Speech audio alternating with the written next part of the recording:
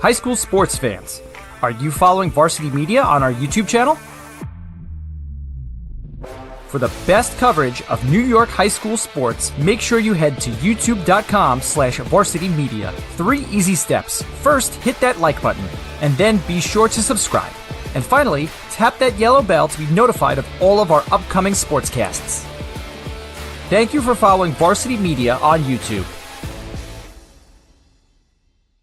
High school sports fans, Varsity Media Pass is the exclusive live stream partner of Nassau County Playoffs. For semifinal and championship coverage of boys and girls lacrosse, flag football, and baseball, head to varsitymediapass.com to order. Varsity Media is the home for New York high school sports.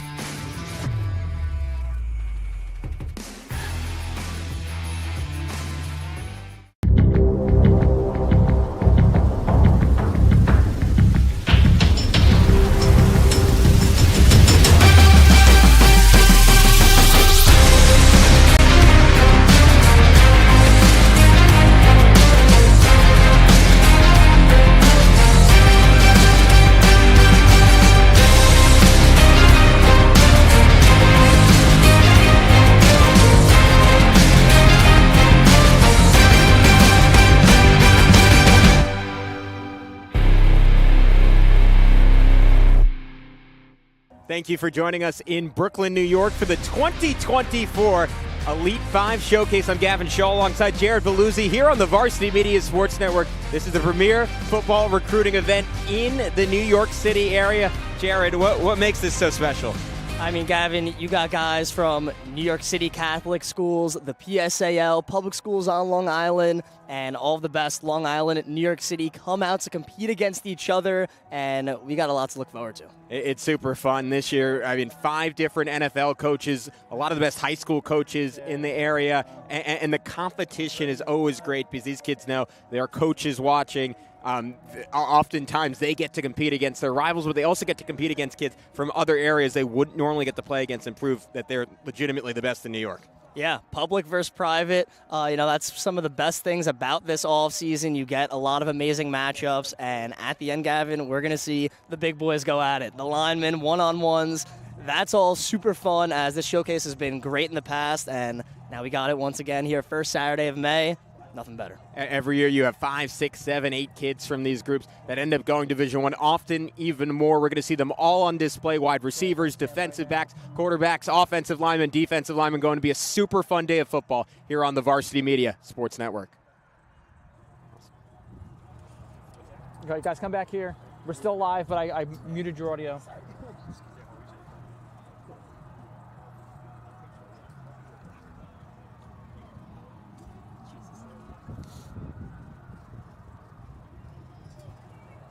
All right, Matt, get if you can get into some of that action too. All right, guys, I'm gonna put your headsets back on because I'm gonna bring you guys up for.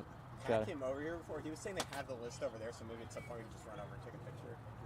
Okay. Yeah. Okay. Gonna bring you guys back. 3, 2. We are back here from Lincoln High School, Brooklyn, New York.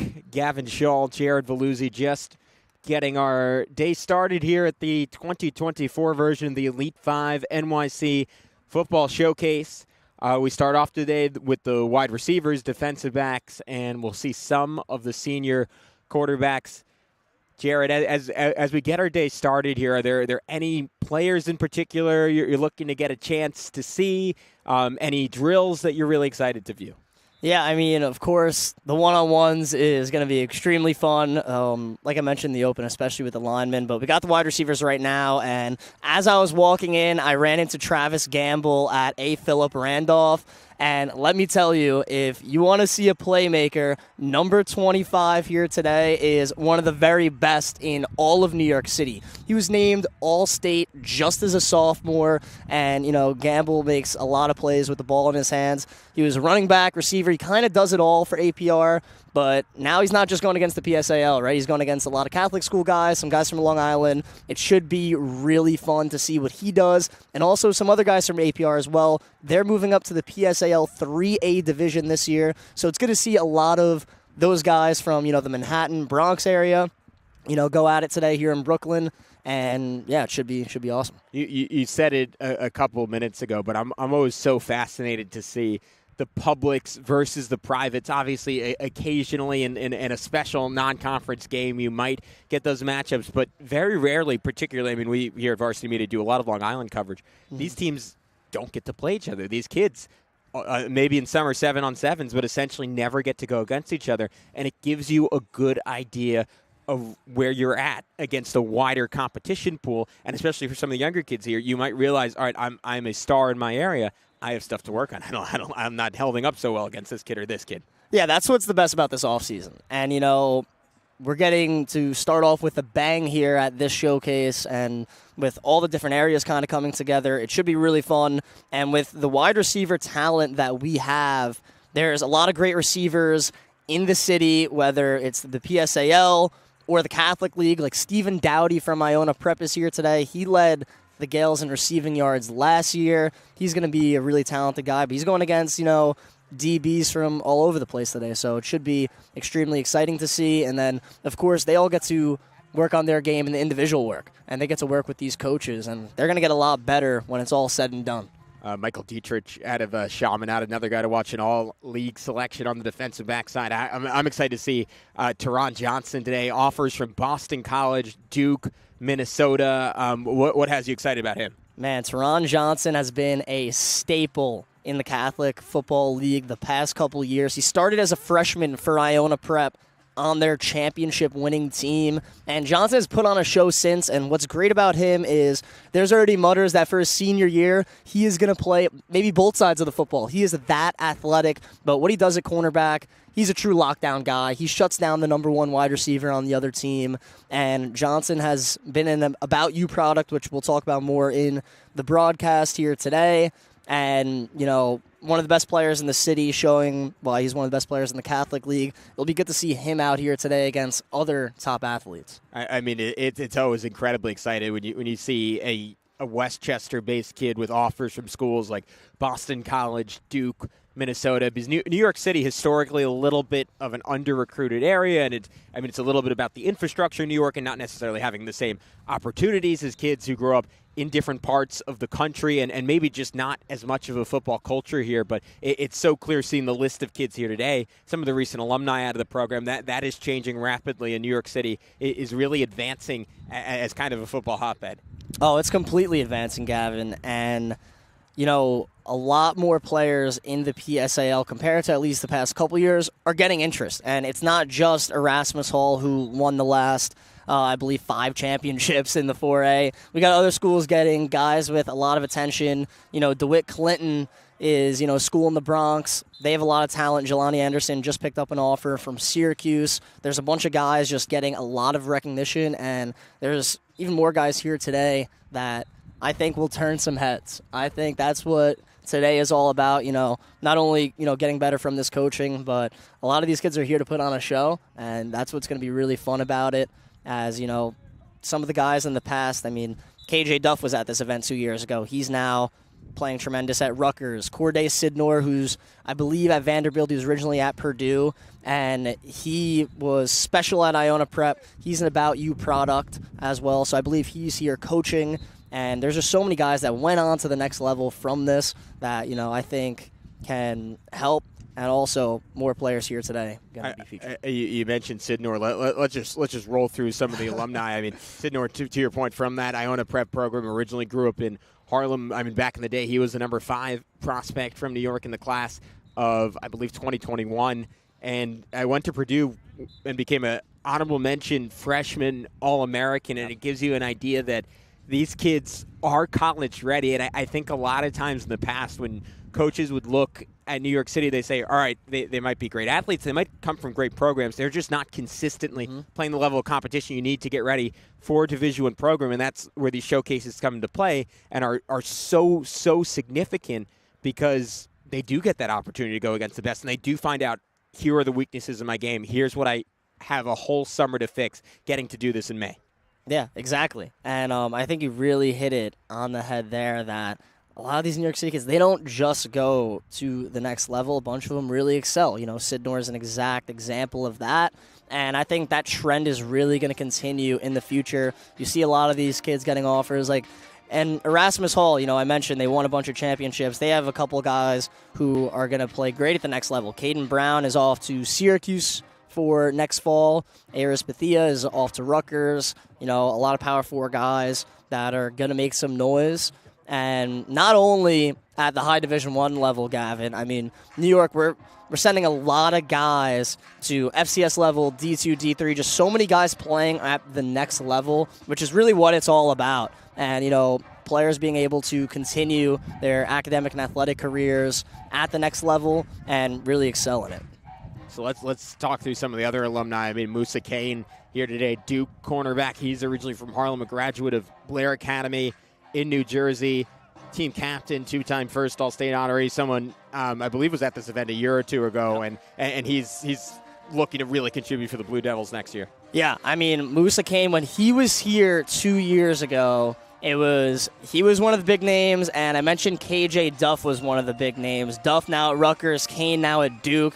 You could see why they are both going to be elite college football players. When they were going back and forth, everyone was on their feet. It was excitement. It was awesome. Two elite players just battling it out, and that was really fun from a couple years back. And Kane, when I saw it 2 years ago, I was like, he just had that mentality of, I'm taking the ball away. I'm going to be a lockdown defender. It was really fun to see. And then he did his thing at the Blair Academy where he really balled out.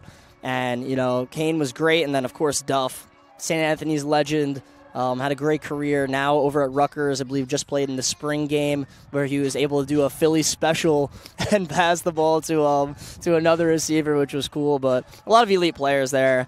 And I just can't wait for, who's going to show up in this event and be the story, because each year it really seems like, someone really pops out of the bunch, and maybe not even a high-profile name going into it. That's the beauty of it, is there's so many kids looking to say, hey, I'm here, and I'm one of the top players in the city. And all these kids are obviously hyper-competitive, but it's what makes this environment so great is that you do get those one-on-ones. And it's not something – it is something that's replicated in a football game, but it's not something that's replicated in a football game in the sense that every eye in the building is on that one-on-one. And it becomes a test of manhood a little bit. Are you going to let the guy across from you get the better of you?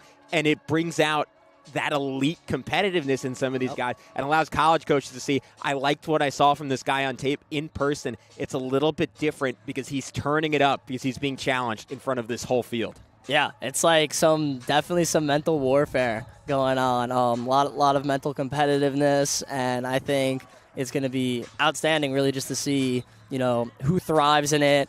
And also, one of my favorite things about this showcase with these one-on-ones is the environment. We got the music playing behind us. Kids go crazy for each other when they make amazing plays. It's really fun to see that, everyone's out there not only competing, but getting pumped for each other when, an amazing catch is made or an amazing interception or, pretty much anything. Great throw by the quarterback. But that's what the offseason's about in football, man. It's a lot of excitement. And it's a cool opportunity. We talk about these kids competing with each other. Also just a fun chance to meet with each other and form relationships that down the line, you always hear about it in basketball, how the Olympics led to the LeBron James Heat team forming together. You might get a smaller scale version of that where some of these kids say, hey, I like that guy. Like, I want to go on a recruiting trip with him. Hey, I want to play college football with him. And you're just kind of watching this, especially between the elite guys of this event, what connections form and maybe even go on to the next level. Yeah, it's really cool. And actually, a quarterback here last year, Nasim Diaz, he was actually on a podcast talking about, at one of, these specific events, he met Jaden Halley, who's another quarterback in New York City, and kind of forming, a brotherhood there. And, New York City quarterbacks getting close, and they're like, all right, how do we all get better?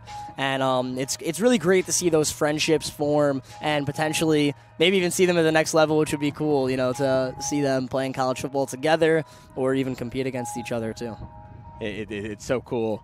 Just watching the wide receivers warm up right now, and you're just seeing how locked in these kids are. 9:49 in the morning on a Saturday. They're used to, maybe not all of them, but a lot of them used to being asleep at this time. Oh, yeah. They're wide awake. They are clicking, and What's so exciting is the coaching for this event, and it's why you get so many top-level kids turning out. I mean, you have the best of the best. You just look at the high schools represented. Of course, Sean O'Connor at Lincoln coming off a 9-3 year. Mike O'Donnell at Stepanak. I mean, they got you talk about impressive wins in the New York City extended area. They beat DePaul Catholic, a team that is loaded with not just Division I talent, but top 300 players in the country. And they were able to beat them. Close loss to Cardinal Hayes to end their season. Of course, you mentioned Erasmus Hall, Danny Landberg in the building as well, helping coach these kids up.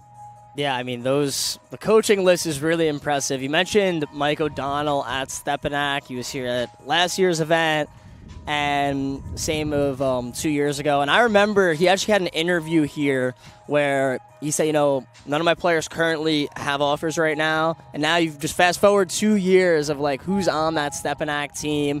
They have a couple guys with high-level Division I offers, and some other guys getting a lot of interest. Zaire Spellman is here today. It seems like he's been at Stepanak forever just because of how much impact he's made throughout his high school career as, special teams guy, wide receiver, DB. Spellman's been great, and a lot of other really up-and-coming Stepanak players that I'm excited to see, like Troy Baker, just because the Crusaders graduated a loaded 2024 class. It really gives a lot of these new guys an opportunity to take the next step for them on the field, and hey man, it all starts with the off season, so it should be fun. It's so exciting. Let's talk a little bit about Coach Landberg and Erasmus Hall. I mean, you mentioned it. They have been the standard in New York City for at least the last half decade, but I even remember growing up and just scrolling through Rivals.com, and I'd be like, all right, I'm just dying to see someone from New York. How come New York never has football players? And you'd always see on those top 300 lists a couple of guys from Erasmus Hall. I mean, how has he built up that program to this standard and just gotten such a consistency right here in Brooklyn to compete, not just with the best in New York City, but I mean, they'll play a Don Bosco, they'll play all the best teams in the Northeast and typically hold their own. I mean, the culture built at Erasmus Hall is second to none. I mean, they have a loaded coaching staff, not only with Coach Landberg, but Coach Stroud, Coach Wheeler. I mean, E-Hall, definitely the standard when it comes to the PSAL, and they've done it for the last 5 years, and in dominant fashion. I mean, outside of, those tough games with Tottenville, E-Hall has been rolling, and it really starts defensively with them. I mean, they have some hard hitters. They play mean defense and a lot of swagger to them as well. But also, one thing that I love that Erasmus Hall does is they have a very competitive non-league schedule. One thing Coach Landberg prides himself on is anyone, anywhere. We're not afraid to go against anybody from out-of-state competition and even internationally. I mean, he really broke barriers when he decided to take E-Hall over to London, and they got to play against the NFL Academy in England. Unfortunately, it didn't go their way, but that's a great experience, getting New York football on the map and just giving these kids a rise of level of competition, going against a ton of future college prospects. They went against Don Bosco out in New Jersey, and they've also were very close to winning a couple non-league games 2 years ago, and they played against the powerhouse from Philly. But I'm still looking forward to see E-Hall's official schedule when it comes out for September, and I'm really thinking they're going to schedule some more incredible non-league games. And also the rest of the PSAL, they're not too far behind. So it's going to be very interesting to see how that all shapes out. And it's great because it gives the rest of the PSAL a standard to chase. And if E-Hall is going to go out and play kids, I mean, NFL Academy, you talk about someone like Daniel Akinkumi, who's now at Oklahoma, and you don't typically get to face kids going to Oklahoma and New York. You play a Bergen Catholic. You have someone like Jordan Thomas going to Georgia, Don Bosco. And it is... I think it just makes everyone better almost by osmosis when E-Hall is playing that game and they come back and Tottenville says, all right, that's the standard. We got to go play those games. Because if not, we're not going to be able to beat them in the PSAL championship. Exactly. And I already know Tottenville, they went to Tennessee last year, and I bet with who all they bring back, I mean, they were super young last year, so they're going to go out and schedule some incredible non-league competition, I'd imagine. So T-Ville, they're right there. I mean, they had an excellent freshman running back within Corey Brown, who has a Rutgers offer. I mean, incredible on the track. He's supposed to be like one of the fastest players in New York City. And, Tottenville's right there. And also right here at Abraham Lincoln. I mean, Lincoln has some real talent. I'm assuming we're going to talk to Coach Sean later. But he's built, a phenomenal program, historic. And, they're going to continue that type of tradition with some of the top talent they have. I mean, one guy to watch today at this event is Elijah Ali. I mean, he just received an offer from Temple. What are you excited to see from him today? The one thing with Ali, and I was actually talking to Coach Sean right before this, is he's a true newcomer in every aspect. He just moved here from California, I believe, not too long ago, I think right before the season. He moved here from California, never worked out before, never played football. And then came to Lincoln, worked with the coaching staff. Now he's tearing it up in the gym. I believe he's at 6'3", 260. Wow. And he is a monster. Just a sophomore right now. And he's got a lot of potential through the roof. Temple already looked at it and said, hey, we want you to come play for our program. Has an offer from the Owls, and I'm assuming there's going to be a lot more on the way. New York City as a whole prides itself on how great the defensive line is. I mean, throughout the years, a lot of D linemen going on to the next level. Ali is the next one up. I can't wait to see what he does against some fantastic O linemen here today as well. Jared, as someone who's 6'3", 160, that's inspiring. I didn't realize it just takes a month or two in the gym, and I can be built like Elijah Ali. Elijah Ali. Yeah, I'm going to ask him what his routine is when we get a break. Another D lineman to look at. We mentioned Erasmus Hall. Feels like they are always churning guys out at that position. Tyler Davis, just offered by West Virginia, getting to play potentially in a revamped Big 12. What has you excited about him and his game? So with Davis, he was a part of that special Erasmus Hall defensive line unit last year. And if you look who they had a year ago, Malik Person, Aris Bethia, Caden Brown, they were special, but they all graduated now. They're on to bigger and better things playing in college. It's Tyler Davis's time to shine, and he is a very special edge rusher. I can't wait to see what he does with the Dutchman for his senior year, but also what he does here today. I mean, because we got some big bruisers on the line. We're talking about Elijah Ali, how big and strong he is. Davis, he's got size, but he also has a lot of speed too. So I'm excited to see how he really showcases his footwork here today in these one-on-ones. It's again beautiful day here at Lincoln High School. We're here with you for the Elite 5 Showcase. Consistently the best in New York City come out, Division I talent year in and year out, and even some NFL guys coming back to share their knowledge this year. Yeah, which I think's one of the best parts. We're going to end up talking to Pat here eventually, I bet, and he really builds like a super team of coaches and, 5 NFL guys. And one thing I love, not only the professional players, we got those alumni of the event who went on to some big things out here coaching. And you look around at all these blue shirts, I mean, we got a lot of coaches, and these kids are learning a ton here. And it's always fun to see throughout the day, like just a couple of college coaches filter in, and it's a good test for these kids because obviously this event is fun, but it is competitive, and especially for the kids who are here and don't already have Division I offers or any kind of college offers at this point. There is a certain pressure to perform, and it's a great test for, all right, how do you take that pressure and use it to push you to your best? Yeah, and what's cool about that is this is like one of the first showcases of the so-called camp season now coming up here in the off season. So, of course, there's, a ton of pressure to perform, pressure to really, do your best against elite competition. But it's good to get that first one out of the way because I know a lot of these kids are going to be going to colleges all over the place in this camp season. And this is a great way to start off with a bang, going against the best in your area. And it really gives you a ton to play for. And it's one of those things where you might initially have some nerves, and it feels like the first time, especially with the lineman, the first time you make contact with another body, all of a sudden you just kind of snap back into football mode. You say, all right, this is what I do. This is who I am. Let's go. Let's get it. And it's one of the great things about all these events where it's kind of natural at the end of the day. Yeah, I mean, especially for the linemen, it's like we're back. Football time, and I can't wait to see it. I believe we're going to have our first interview of the day here in just a sec. Again at Lincoln High School here on a beautiful Saturday morning in New York. Yeah, we got lucky with this weather, Gavin. I mean, 2 years ago, it was pretty good, and then it started pouring at like around 2 o'clock, and it definitely wasn't great here for us here, but it was football weather. It was all right.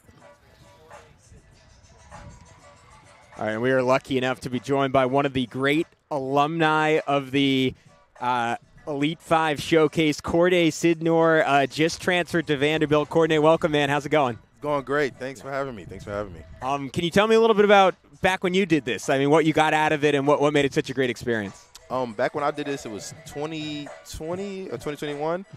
The first actually Elite 5 Showcase, and it was a great time. A bunch of guys competing. Good to see all the young guys that have the energy to just come out here, compete, have fun, show what they can do. It's been great. My experience was great when I did it. And Corday, you had a really special career at Iona Prep, but you're back here today, and there's a lot of gals on this field. A lot of the young guys getting after it. I mean, what's it like seeing the future of Iona Prep and really all of New York City here today? It's awesome. It's just good to see like that. People are building foundations, and people is a standard, and they follow it, and the young guys just want to do what the older guys are doing, man. And so it's good to see all the young guys come out today and compete, man. It's great. Do you have a specific memory from this event? One guy you went against who really challenged you, or one moment of competition that really stands out in your mind? I would say the one-on-ones, the first Elite 5 Showcase at Stepinac. And it was one-on-ones with the O-lineman, D-lineman, and one of my teammates, Taj, he plays at Kobe right now. Last rep of the day, did a great move, and everybody went crazy. It's like one of the best memories of the Elite 5 Showcase that I had. So it's always a great time every time I come out. I mean, how much energy do you get when especially as a lineman? Like at the end of the day, everyone here is watching. I mean, you just have to want to kill the guy across from you at that point. Oh, for sure. I'm a big believer that O&D line runs the team. They run the team. The trenches is where it's at. If you don't got a great O&D lineman, you don't have a good football team. So it was great to just see that. So. And overall, how special was the environment back when you did it at Stepinac for the first Elite 5 Showcase? Oh, it was awesome. I mean, it was.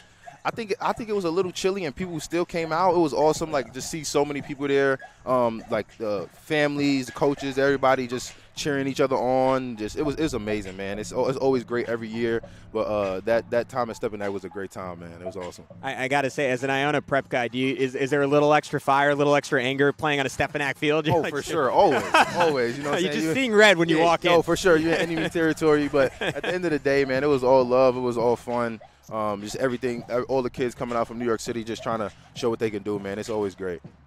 And I also saw we got Wesley Abram, who's supposed to show up here today. And I mentioned the younger guys with Iona Prep, but how cool is it, reuniting with some of the older guys, too, that you played with? Oh, it's awesome, man. I always keep in contact with them guys. Just, we're busy, so sometimes you don't get to talk, but always great to come home and get to see my friends, man. And then we was here doing this all at one point, so it's always good to just come back and give back and see all the guys I've been playing with. So it's always amazing. Corday, I know transferring to Vanderbilt, I believe, this offseason. First of all, congratulations. Obviously, incredible school, but what's the excitement level like to play in the SEC this year? Oh, I'm excited. I mean, the SEC is one of the most competitive conferences in college football. I mean, you got to play the Blue Bloods, Alabama, Texas, LSU. So just to be able to compete against those teams and show what I can do, it's going to be amazing. I'm excited. I'm ready for it. All right, Corday, thank you so much for joining us, man. We really appreciate it. Best of luck this year at Vanderbilt. Thank you so much. Appreciate it. Thank you, guys. That was Corday Sidnor, one of the great players to come out of this event. An honorable mention freshman All-American at Purdue at the time.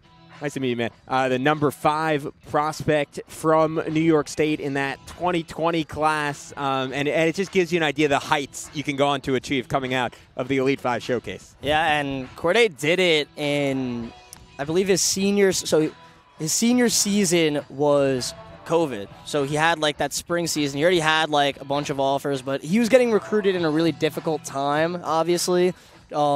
Just because of with everything going on, but he was still really able to showcase his talents when he got on the field, and he had a very special career at Iona Prep. He was a part of a Gales, team that had a crazy 2021 season. It was only 6 games, but they dominated almost everybody.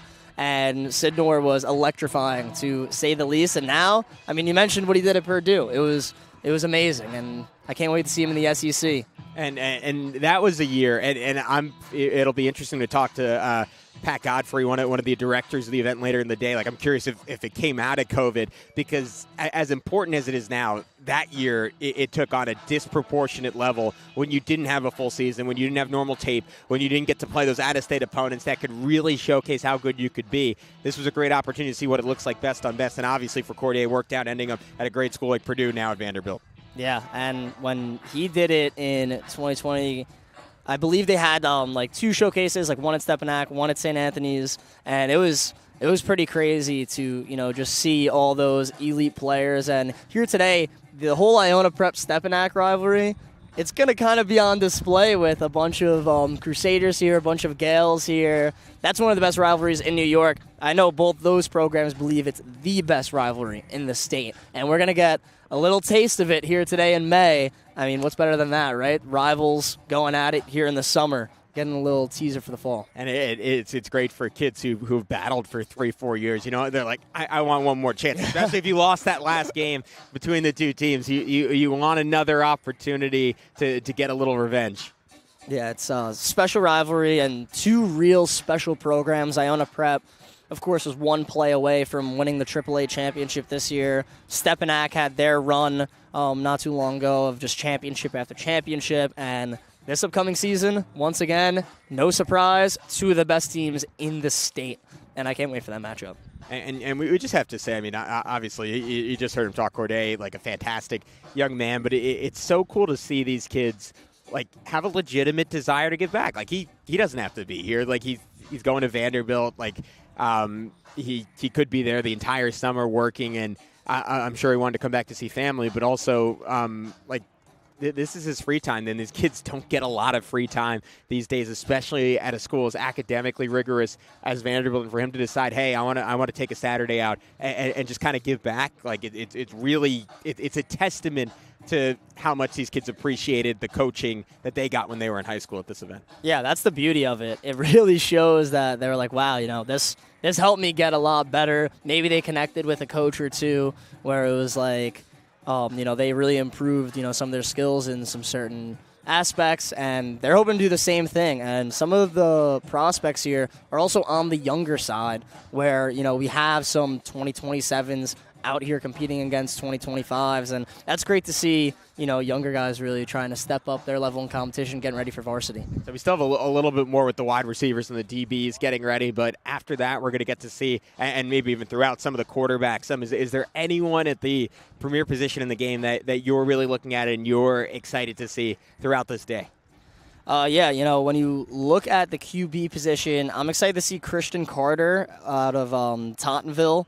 As, Tottenville, I know they have Justin McGuire, who was outstanding, but when he got hurt, Carter is an excellent QB, part of that young Tottenville core that returns. So, I'm very excited to see what he has. And also, out of Long Island, people are really going to get to know the name Nick DeVito out of Smithtown West. So the Bulls were one of the most prolific passing offenses in the state. Braden Stahl, I believe, was second on Long Island in passing yards. He now graduated to Lock Haven, but man, Coach Perino knows how to get Smithtown West throwing the ball. They got in that shootout with Hills West. That was well over 100 points. It was like one of the craziest playoff games ever, and that's because Smithtown West throws the ball all over the field. It's now Nick DeVito's time to take over the reins at the QB position. I've seen him in 7-on-7s, last summer, and DeVito was good. He, of course, younger quarterback, but he made some really good throws. Now it's his team, so I'm really excited to see what he does with the Bulls, but very excited to see what he does here today. A lot of good competition. So we're going to take a quick break. We'll come back with some one-on-ones, what you've all been waiting for, what we've been waiting for here at Lincoln High School. That next on the Varsity Media Sports Network. You're watching the Varsity Media Sports Network, the home for New York high school sports.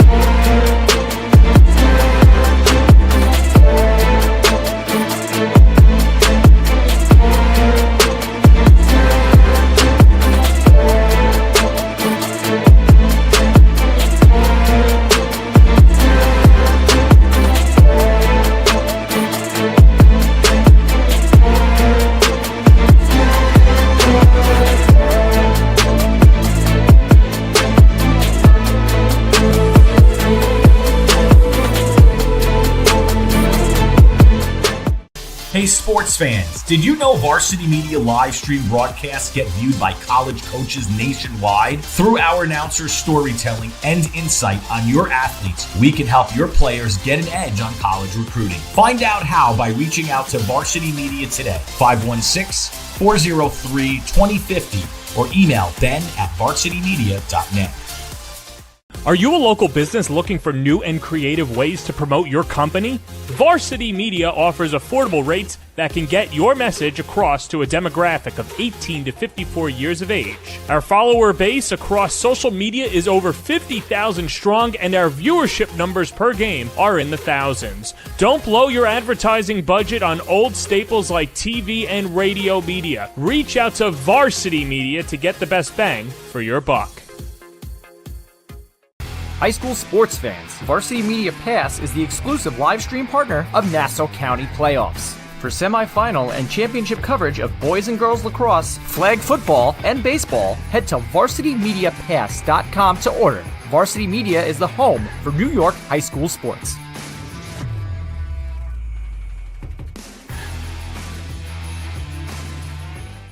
Varsity Media offers live streaming services for any sport. With human beings behind the camera, you can expect the proper coverage angles during each game. We offer customizable options such as live scoreboard, multiple cameras, instant replay, graphics, and even announcers. Find out how you can save $100 off a live stream package with Varsity Media by calling 516-403-2050 or email ben@varsitymedia.net.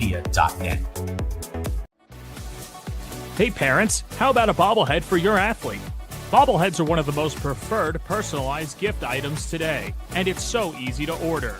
All you need is a photo of your athlete, a model number from our extensive collection of bobbleheads, and the sculpting process begins.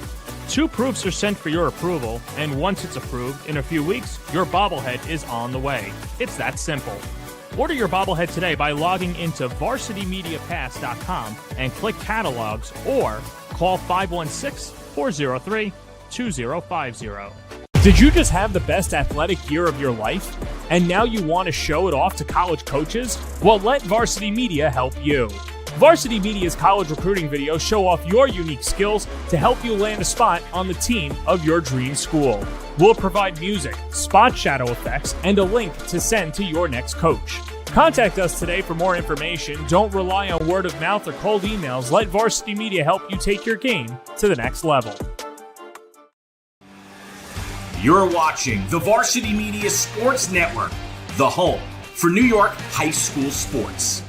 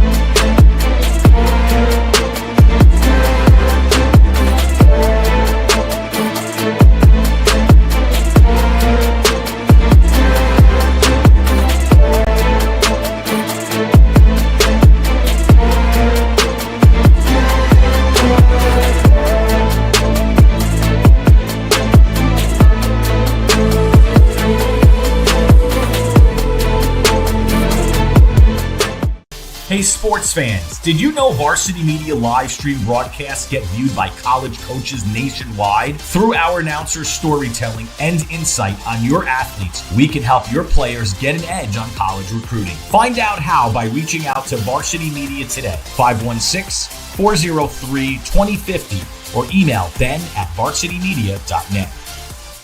Are you a local business looking for new and creative ways to promote your company? Varsity Media offers affordable rates that can get your message across to a demographic of 18 to 54 years of age. Our follower base across social media is over 50,000 strong, and our viewership numbers per game are in the thousands. Don't blow your advertising budget on old staples like TV and radio media. Reach out to Varsity Media to get the best bang for your buck.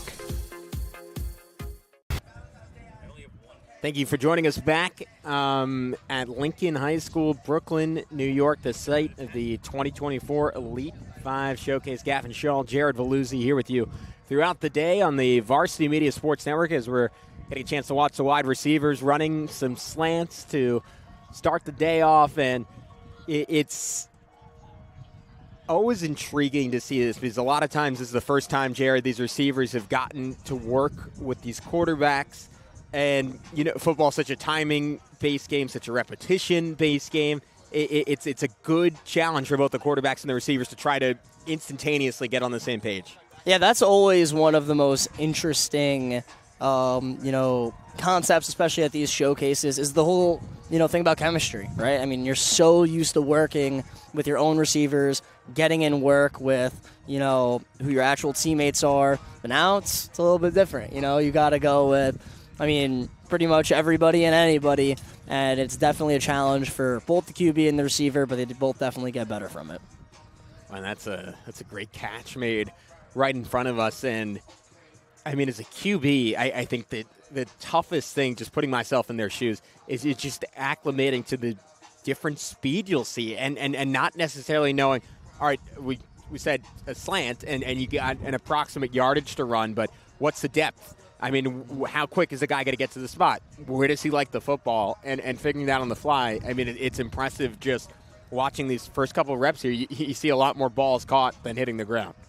Yeah, that just speaks to the talent that, we see in this showcase and also, the great coaching with it. But I think that's going to be a pretty big theme of today is big-time catches. And, we got some really, really good wide receivers and also some good QBs throwing them the ball, so it's going to be pretty exciting. It could be off on this, but I think that's Danny Landberg in front of us directing the receivers and telling them specifically their routes to run, starting off with slants and going to get a little bit more intricate as the day goes throughout. Yeah, and Danny Landberg, he, of course, knows a few things about winning, but he's also got a great receiving core at Erasmus Hall.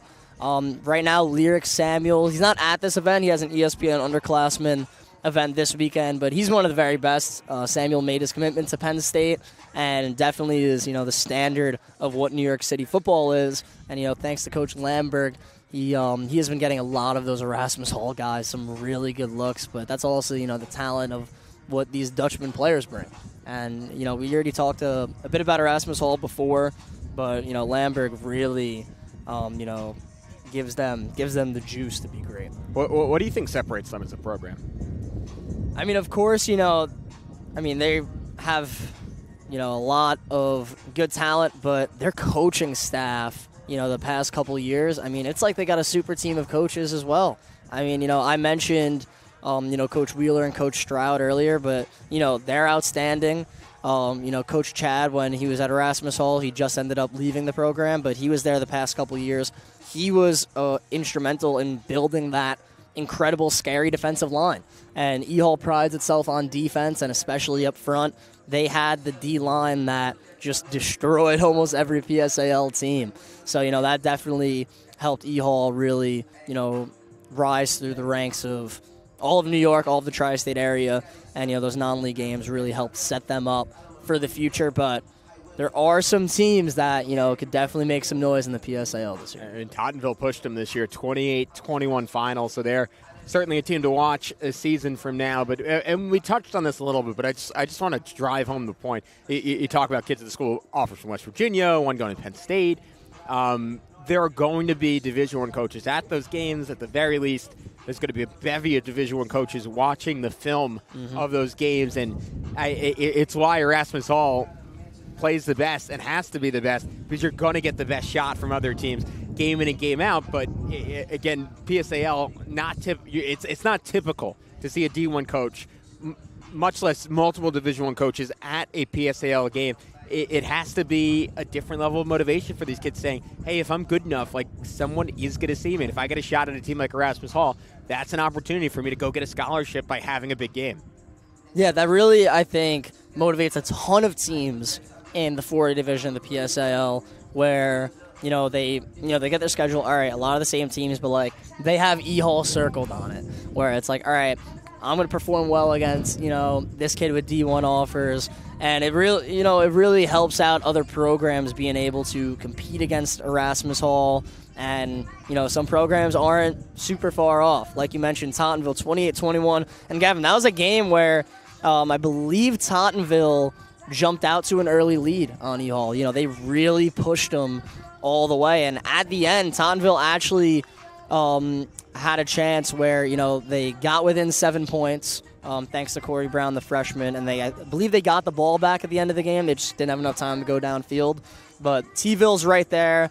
And Curtis as well. We're going to see, I believe, Saquon Lawton, who was a really good linebacker for Curtis last season. We're going to see him later today with the linebackers. And then here right now at Lincoln, it's we're going to see some really good players over there. The running backs, Lincoln has 2 elite running backs that we'll see later. One of them being Cody Gillespie. And Gavin, over 200 pounds. Gillespie's a load, and, those power backs, always so valuable to an offense. And this is always an interesting event for running backs because it's so hard to replicate that environment, obviously, in a showcase. But you do get to see the athleticism. You do get to see the speed. Oftentimes they'll line up with the wide receivers, run some routes. There's a good chance to show off some variety in their games. I'm really interested in watching all these quarterbacks. We talked about a couple of them, but that is a position compared to something like D-line and O-line and maybe even running back. You don't see New York City necessarily produce a ton of guys there. Even New York State produce a ton of guys there. I mean, if we expand it to Long Island, you think of someone like Jack Cohn coming out of Sayville in the last couple of years, maybe being the standard. But that's something, as this event continues to get bigger and grow, and the investment in young kids in New York continues to improve, I'm looking for that next great quarterback to come out of New York. Yeah, I'm excited to see the QBs as well. And one player who I'm pretty sure is here, his name's AJ Virtio out of Sachem East. And he's making the trip all the way out from Suffolk County. But let me tell you, Virtio had a very good junior season with Sachem East. He got him to the playoffs, a couple big wins. But there's high expectations for that team this upcoming season. And the big reason why is Virtio. He's a dual threat guy. He made a ton of crafty plays, making, nothing into something. He's that kind of quarterback. And I'm excited to, see how he slings the ball here today with, new receivers and some tough defensive backs. But Virtio is a guy who's exciting to see. He might not have that, big-time size, but he's a playmaker, and he's an exciting guy to watch. And it's why we're so excited for those one-on-ones, because they're obviously always viewed as a wide receiver versus D-back event, but a great quarterback can be the separator, throwing a guy open, and that's an opportunity for them to show off their competitiveness and for them to go up to the wide receiver and say, hey, it's my job to make you look great today. I don't know you. We've never played together. Let's go get it. And it's why the one-on-ones are so anticipated, as we'll get to that at about 11 a.m. today.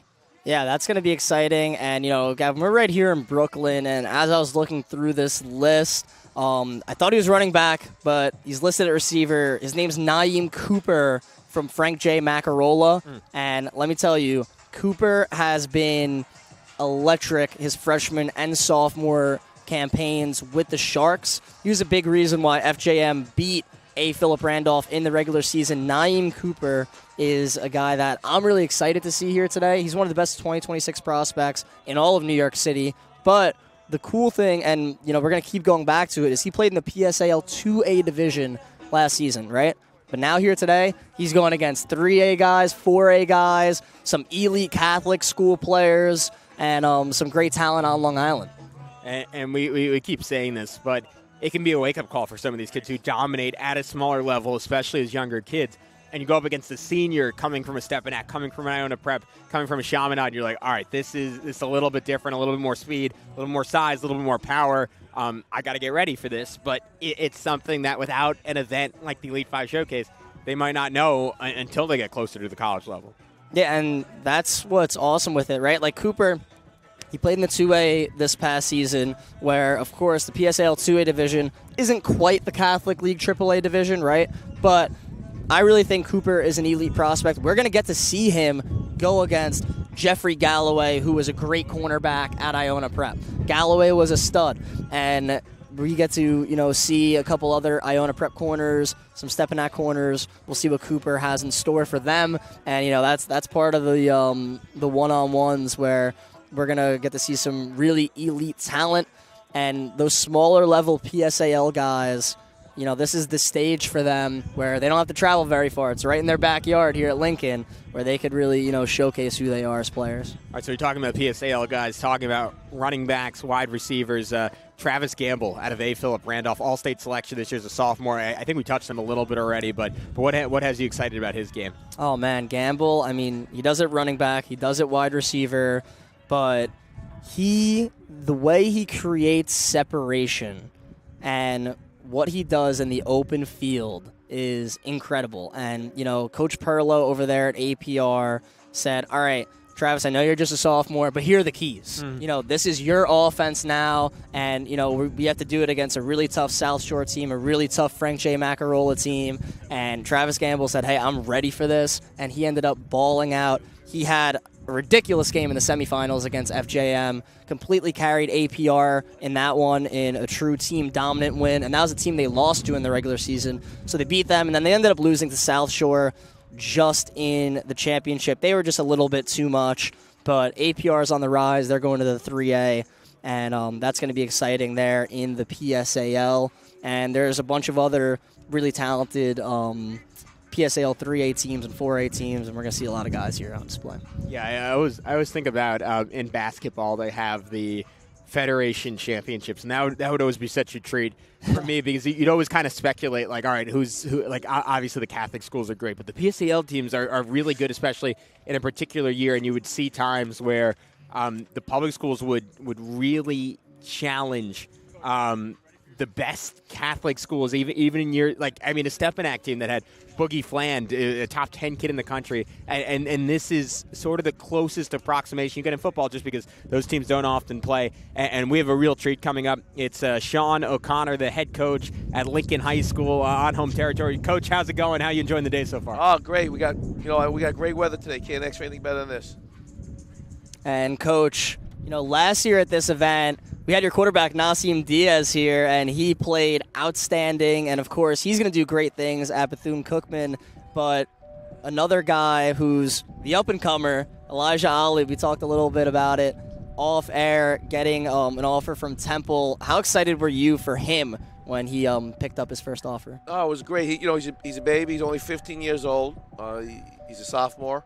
And he's got a high ceiling, big kid who really works hard in the classroom and in the weight room. So guys like that make it easier on us when it comes to recruiting. But he's gonna, not take this as the end result, but something to motivate him moving on. Coach, obviously we're on home territory for you here at Lincoln High School. How did the event come to be here, and what makes it so special for these kids? Well, during the pandemic, we weren't allowed as a New York City to do a lot of things, and you did a great job of starting this showcase for kids, and it was up at Stepinac, and I put a bunch of my kids in the in a bus. We brought them over, and what a great event it was. Great for not only my kids, everybody in the area. So when I spoke to the George and Pat, I said, hey, if this is a city thing, you got to do it in a city field, and don't get better than this in Brooklyn, New York here. And they jumped at the opportunity to do that, and it's been a great event, and the weather's been working out and. Great turnout. I just saw some of those linemen walking in here. I think you guys are going to be impressed with the linemen this afternoon. Yeah, I can't wait to see the linemen. And, one thing here at Lincoln, great facility, great atmosphere, and also you guys play in the 4A, but there's players all over the PSAL here. How great is it to see, all these top players from all the different schools out here competing? Oh, it's great because besides the 4A kids, just like you mentioned, there's a lot of good kids in the 3A, 2A, and 1A. So this is an opportunity for them to come and compete against kids not only from our division but outside of New York as well. We got kids here from Long Island, and it's really a great opportunity. We've been talking about it all day. Tons of kids here with Division I interests and offers. What do you think the trajectory is of football in the PSAL? Because it just seems like every year you look at the list and it just continues to expand in terms of kids with college interests. Yeah, you know what? The kids that in the past have done a great job with that. They've gone on and we've had we had a few guys in the draft this year. You got my guy Izzy who's coming later on, who's with the Jets. And they're doing a great job of selling not only football but what character kids they are, how they can handle, being in that atmosphere. So the kids of the past have done a really good job with that, and I think we're proving that. I mean, I know Lincoln's a great basketball program, but I think right now, let's look at the drafts in the NBA and the NFL. I think New York City got some more football players this year than basketball. It's been a long haul, and I'm glad it's going that direction. And, Coach, a lot of amazing players through your program. Who are some of the guys here today, some rail splitters that we should all look out for on the stream? Yeah, I got a receiver out here. Watch him talk. He's doing great. Ja'Kai Paul. Okay, I'm not sure what number he's wearing, but he's a senior. He's really doing well out there. We got a quarterback. He actually transferred to us in the offseason. Corey Reese, he's going to be a senior. He's from Eagle 2, but he moved to our area, and he's really doing a nice job out there. Solomon Decoy, he's like inside receiver for us. So those are the guys that are going this afternoon. Elijah will be out there. We got a couple good offensive linemen, Caleb Houston and Emmanuel Frosto for us going. And but what the horses of our team are our two running backs, Cody and Kyan Phillip. Cody Gillespie, they'll be going this afternoon. They're two big guys. Coach, you just told us about some of the stars, 9-3 a year ago. What are some fair expectations for you guys next season? What has you excited about your group heading into the summer? What has to be excited is that we're returning 4 or 5 stars on the O-line with 2 big running backs that I just mentioned, with a quarterback that can manage the offense. We lost a lot of guys on the defensive side, but we got a lot of young guys that are hungry. So we started practices 3 days ago, and the team's really gelling and coming together. All right, Coach, thank you so much for the time. We really appreciate it. Sean O'Connor with Lincoln High School hosting this event this year. I mean, such a treat to get to talk to him. And that Lincoln program, we talked a lot about Erasmus Hall, but they're on such a great trajectory here in Brooklyn. Oh, Gavin, he mentioned Emmanuel Frosto, and let me tell you, when you look at him walking in, I believe he's only 5'9", 250 pounds, but he's a beast on the line. And, he is a game changer. And I think that's why Coach Sean was so happy about, these linemen that he has coming back because, some of them, of course, like Ali, have incredible size at 6'3", 260. But guess what? All these guys have the same mentality. That's what makes Lincoln so tough up front. These linemen are vicious. And that just makes me even more excited about these one-on-ones, man. Some really tough kids from Lincoln getting to defend their home turf. And they have a lot to be excited about. Coach O'Connor just also gave us some news with Corey Reese transferring over to Lincoln. That gives them, a good quarterback for this upcoming season because last year they arguably had the best quarterback in the entire PSAL with Nassim Diaz. That was kind of a big question for Lincoln. Like, all right, no more Diaz. What are they going to do? They got a great player in Corey Reese. Lincoln definitely has a lot to be excited about. And it's great when you have one guy like Nassim Diaz, all of a sudden quarterbacks around the city saying, hey, I might want to go play for Sean O'Connor and have an opportunity to be part of that offense, part of that system that produced big numbers and produced college attention. I got to say, I loved him. It was subtle. It was low-key. It was nothing too harsh. Throwing a little shot at basketball. Lincoln, obviously so famous. Lance Stevenson, Stephon Marbury, Sebastian Telfair, over the years, and you have to appreciate it, though. If you're a football coach at one of these programs for 25 years, it's probably a little bit exhausting saying, like, hey, we were putting so much time and effort in this program. Basketball gets all the attention, and finally you go to Lincoln High School now, you're saying, like, hey, you're a great athlete. It's not a guarantee you're going to commit to basketball anymore. You're going to look at both and say, I have an opportunity to get a scholarship playing either sport.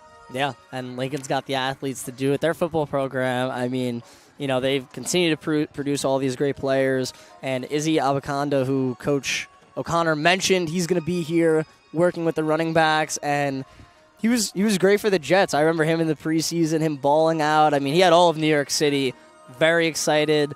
And I'm excited to see, what he does with the Jets. And, he's also one of those players where he was in this landscape not too long ago. He didn't have to take a long time in college. I believe he was playing for Lincoln in 2018 or 2019, not super far away. And he ended up balling out and doing his thing. Went on to have an All-American career at the University of Pittsburgh after being the Gatorade Football Player of the Year in New York State. His final year at Pitt, 1,431 yards, 20 touchdowns now on the Jets. I have a list of about 30 Aaron Rodgers questions I have to ask him, so I'm sure he'll appreciate that. That'll come up later in the day as we are once again at Lincoln High School. You're watching the Elite 5 New York City Football Showcase on the Varsity Media Sports Network. Gavin Shaw Jared Veluzzi with you, watching the receivers, the defensive backs, getting a chance to see some of the QBs throw. I've been super impressed so far, just getting to see some of these kids run routes 40, 50 yards down the field, quarterbacks hitting them on a dime. Again, nothing super specific, but you just see the general talent level in New York and at this event is exceptionally high. Yeah, I mean, we got some really outstanding players here, and another receiver that I'm excited to see is Billy Fuaxis out of Long Island City, and he's a guy only at 5'9", but he's got excellent jump ball ability, really able to come down with it. And Long Island City's Coach Jardina, is here today. Some LIC guys in the house, and I'm excited to see what they got over there. Coming from Queens to Brooklyn should be fun to see how they compete.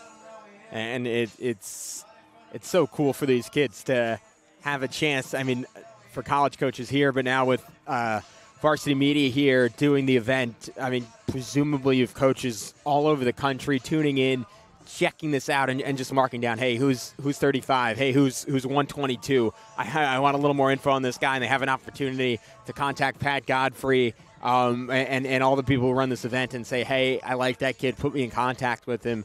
And the one-on-ones are like this part of the day is nice.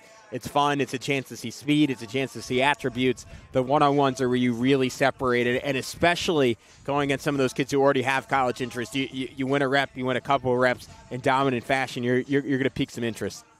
Yeah, I think that's where a lot of kids are going to attempt to make statements, and I think that's why it's so fun. The energy is going to be extremely high, and I mean, Gavin, we're pretty close to that time where, it's going to get intense. It's going to get pretty awesome around here with these one-on-ones, and I'm excited to see all these results. We already mentioned Izzy, but a couple of other NFL guys here. A big Clemson presence here today. Tanner Muse and Balin Spector, both linebackers on the 2018 National Championship teams. Muse was a first-team All-ACC performer, a third-team All-American as a redshirt senior, recording 73 tackles, 6 tackles for loss, 2 sacks, 5 passes broken up, and a Clemson high 4 interceptions, playing under Brent Venables and Dabo Sweeney. Balin Spector was just a monster, all ACC as a senior after leading Clemson with 72 tackles and 4.5 sacks. Spector now on the Bills, Muse now on the Chargers. I'm super excited potentially to get to talk to those two. And you mentioned some of the linebacking talent here. Can you imagine being a linebacker and saying, all right, yeah, here's what Brent Venables told me for 5 years? Yeah, I mean, that you really can't get anything better than that. And, some real exciting linebackers here. Michael Herbert out of Moore Catholic, who we'll see once the linebackers come. He was one of the top 3 tacklers on a very strong Moore Catholic defense. We're going to see a bunch of really good guys from Moore Catholic here. So I'm very excited to see because, that Mavericks program is up and coming. And, they're in the AA1 division. Unfortunately, they've lost 3 straight championship games. But they bring back a lot. They're hoping that, 4th time is the charm over there. But a lot of good Moore Catholic guys. And, the whole Catholic League in general is going to be on display here today. All right, so I think we are gearing up. Maybe one final talk before we get into one-on-one. So we'll take a quick break here on Varsity Media as you're watching the Elite 5 New York City Showcase from Lincoln High School exclusively on the Varsity Media Sports Network. This is Solomon Thomas with the New York Jets, and you're watching Varsity Media.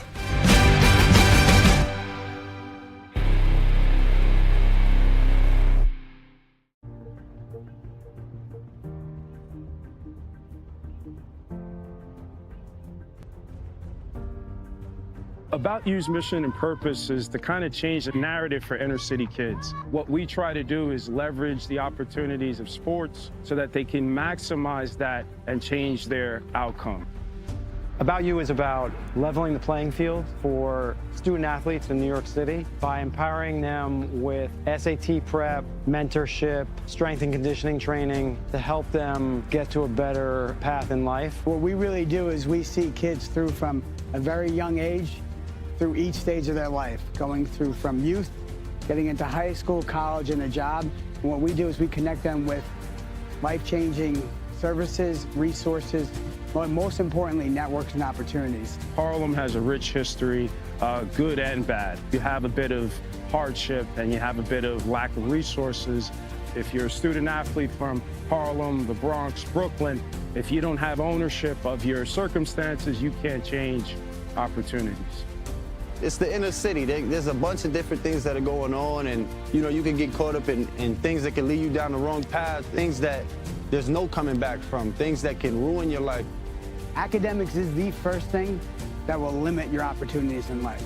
But there's also a huge gap now after COVID. I mean, some kids are now as far as 4 to 5 years behind their counterparts in wealthy communities.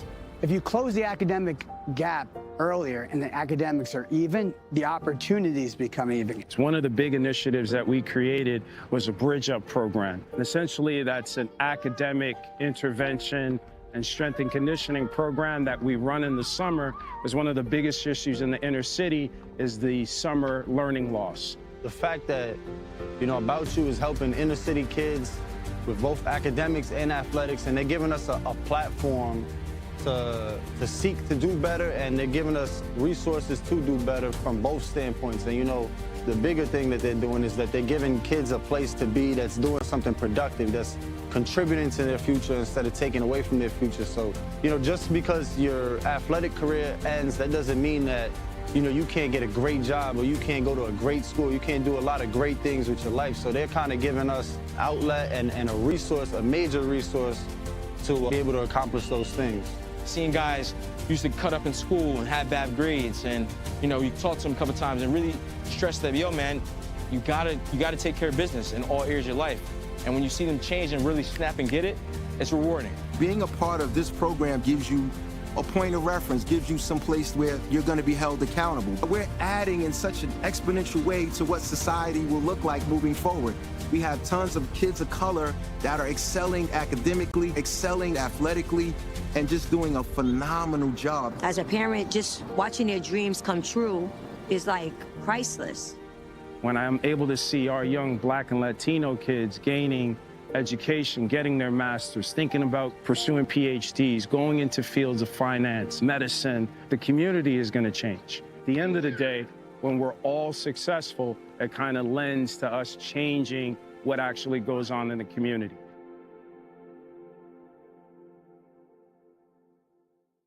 High school sports fans, Varsity Media Pass is the exclusive live stream partner of Nassau County Playoffs. For semifinal and championship coverage of boys and girls lacrosse, flag football, and baseball, head to varsitymediapass.com to order. Varsity Media is the home for New York high school sports.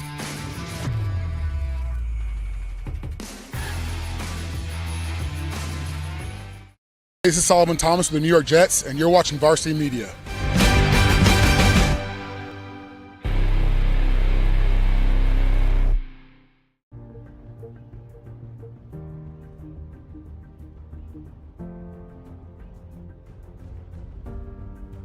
About You's mission and purpose is to kind of change the narrative for inner city kids. What we try to do is leverage the opportunities of sports so that they can maximize that and change their outcome.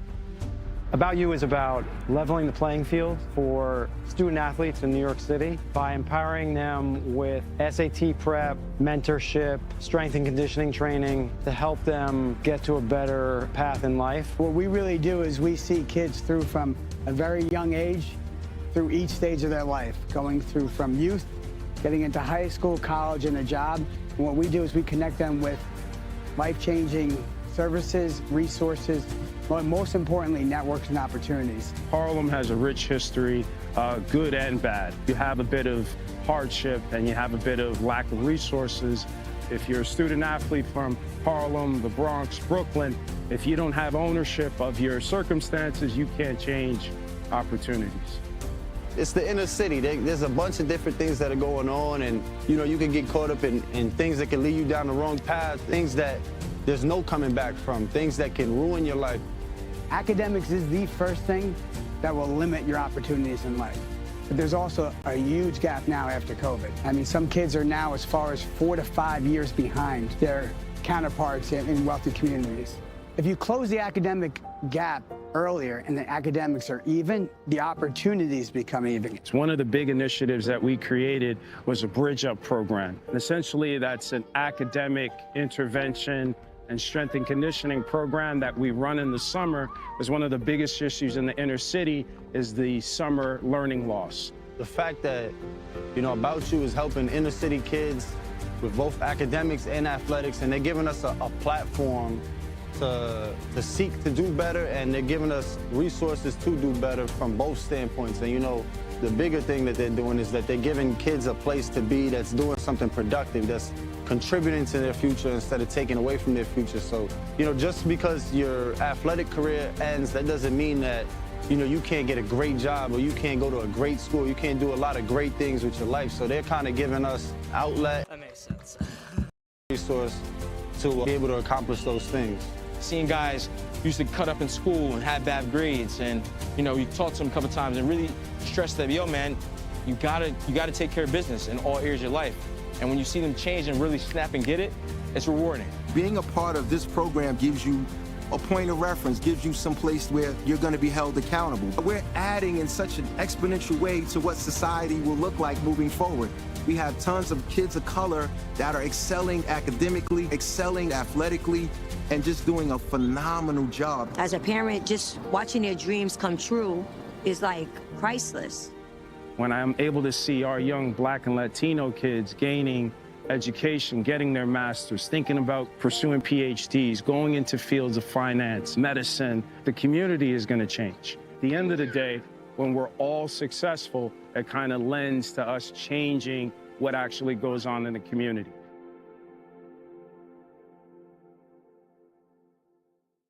High school sports fans, Varsity Media Pass is the exclusive live stream partner of Nassau County Playoffs. For semifinal and championship coverage of boys and girls lacrosse, flag football, and baseball, head to varsitymediapass.com to order. Varsity Media is the home for New York high school sports.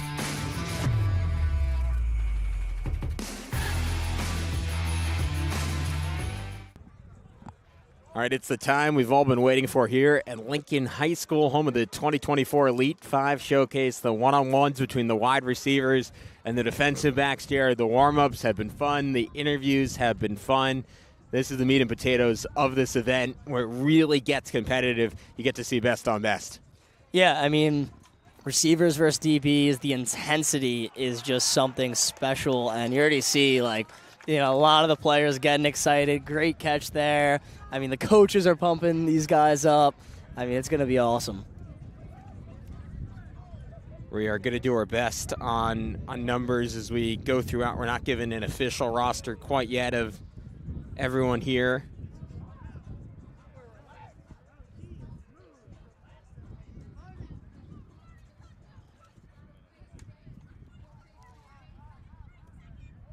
So I had a defensive back this time, trying to hold up there. I believe that was Jordan Brito.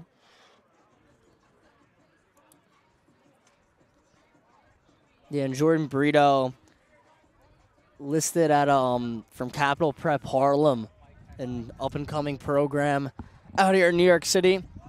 And Capital Prep Harlem, they really had a national schedule, which is pretty cool of what they're trying to build over there. Burrito, just one of the parts that they're trying to help elevate that program, and it's gonna be exciting to see what they do. Oh, it's a short throw this time, and unable to quite squeeze it through. The intended receiver on that look is number 143 here. I believe that's Jonathan Jean.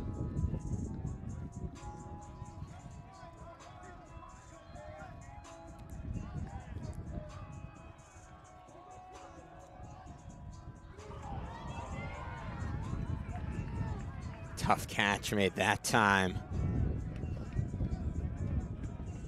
Going up to get it was Alex Ferrero Sanchez. We take another look. Man, that was acrobatic.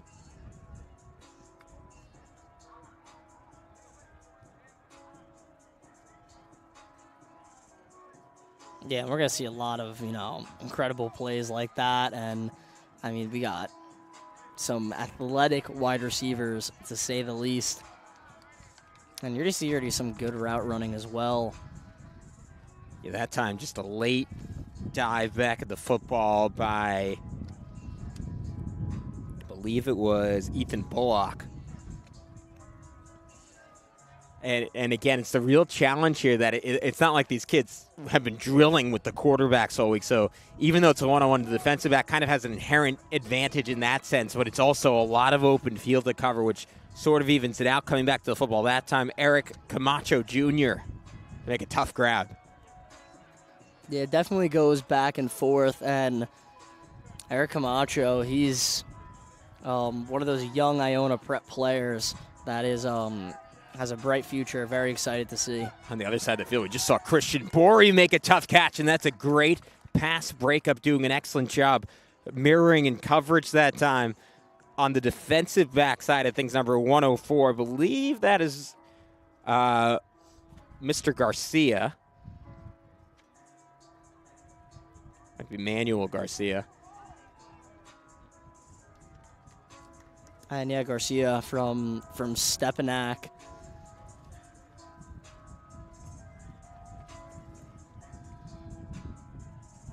Now another opportunity for number 22 at wide receiver.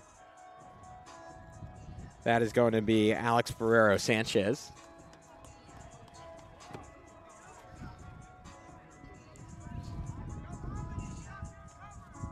And he's 2 for 2 in terms of catches as we take another look. Easy separation that time. Great ball. Yeah, it's a great route ran, and good job just being able to track it, haul it in.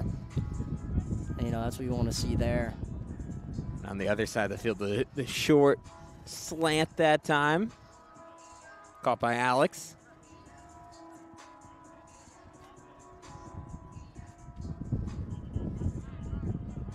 So near side of the field, that ball just got caught in the wind. And then again, that's the tough thing. If you're wide receiver in this event, you are only as good as your quarterback. You're only as good as the conditions sometimes. And of course, the college coaches, knowing that it's part of the equation. But as a receiver, all you can do is run the best route you can and hope the football gets there, as it nearly did that time. But a great play to break it up at the last possible second.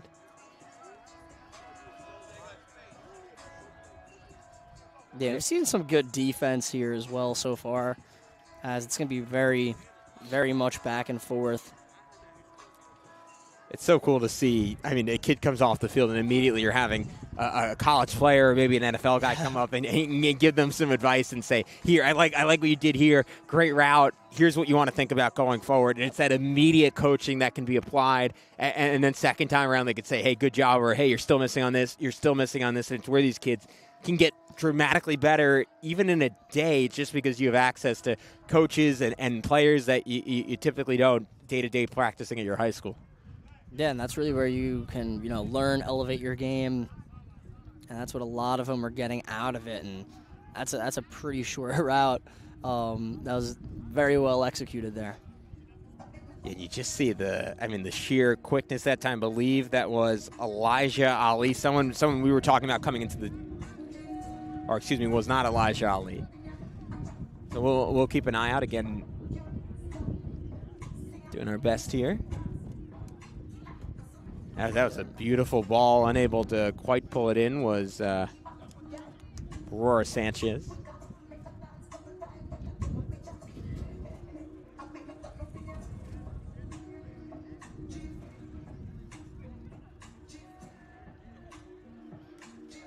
Some good defense off the line of scrimmage originally, but got a little separation. Ooh. Man, and that is one of the cool parts about the one-on-ones, man. It does get pretty physical at times. Billy Siaxis making the diving catch that time.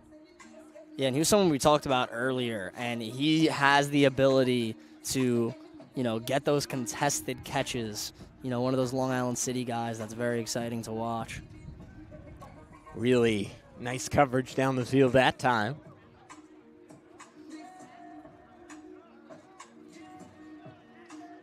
Again, this is a unique situation for defensive back, not something that necessarily replicates a game in that you know the football's going to your guy no matter what, right? And it's on you to stop him.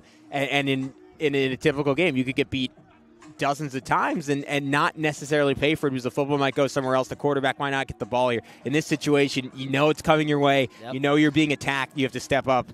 And this time, I mean, just an exceptional route and finish by the wide receiver. Yeah, it was a great hesitation move. Good job being able to hole in a pass, maybe just a little bit over his head, but that was a great play.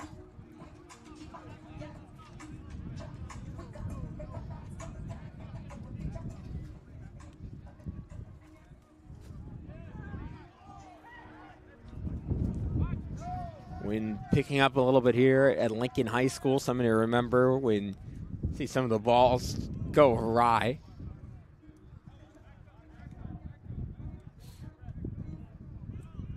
Yeah, some of them sailing a little bit here, but that is to be expected.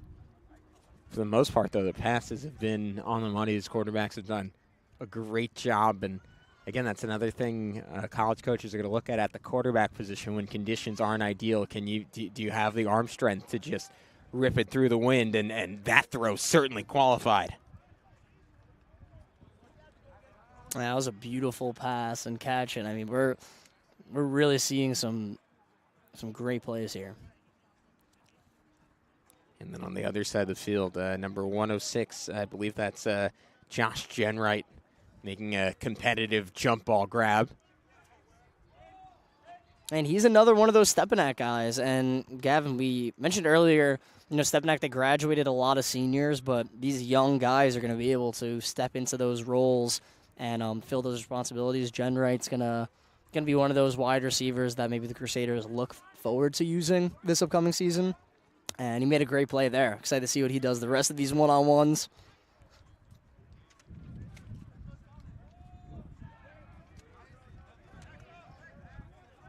It's a really nice job sticking on that route. And then, I mean, as a defensive back, you always hear about how do you finish a play? How do you close on the ball? And some of these DBs also playing wide receiver for their high school opportunity to show their hands, show their ability to knock the ball out of the air.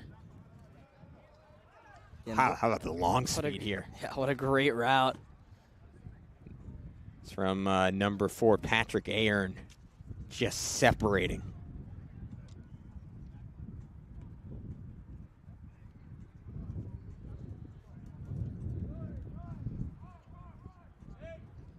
Another deep ball. Oh, that's a great adjustment on the football. Couldn't quite haul it in, though. I believe that was Justin Bishop. And then on the other side of the field, turning around to make the catch. That ball going to fall a little short as we take another look at that adjustment. That was a great snag.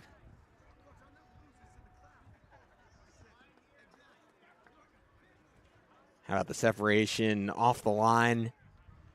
Great route football, a little behind, but Josh Bernard able to come back and get it.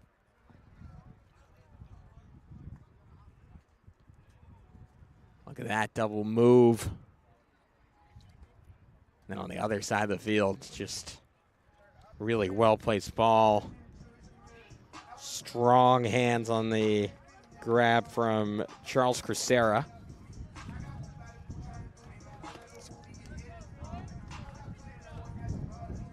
And I think that might have been Michael Dietrich there on the snag. And Dietrich, one of those Chaminade products that, everyone's really excited about. I mean, Chaminade's got a plethora of amazing receivers, and Dietrich, some of the best hands and some of the best separation you'll see on all of Long Island in the class of 2025. Very excited to see what he does in this offseason and the rest of the event. It's a testament to these quarterbacks. It feels like every time a receiver's getting clean separation, the ball's there and on time, and it's such a skill as a quarterback to be able to adapt on the fly and say, I've never played with this kid before, but just an intuitive sense of speed and timing still able to get the football there. Yeah, we're seeing some really good throws, including that one right on the money.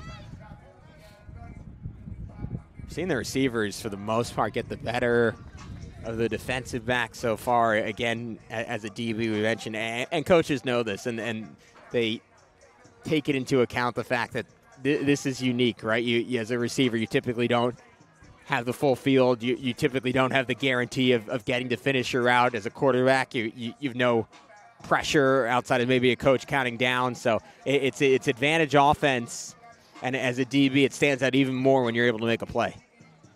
Yeah, and these drills specifically, I mean, for defensive backs, you're truly on an island, and it's a lot of pressure's on you. It really shows, the footwork some of these kids have and really able to make a play on the ball and whatnot. And you'll see it. I mean, we talk about someone here coaching like a Musa Kane, who was here a couple of years ago. It brings out the most competitive kids and the best corners. They love this, right? They say, hey, I want to be on an island. I want an opportunity to go one-on-one. I'm going to give you every advantage possible, and I'm still going to beat you to that football. Yeah, no, it really shows, some of the defensive backs, the mentality, like I mentioned, and, how bad some of them really want it. And, I mean, that's why these one-on-ones get so intense.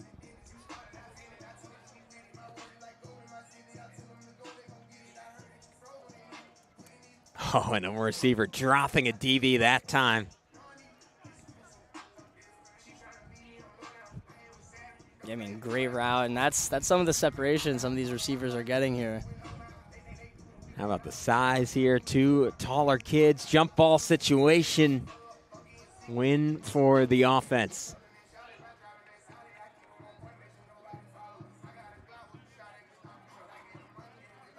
So one more look. I mean, this is, when you're a high-level college coach, you're looking for the height, the speed, and ability to finish off a play.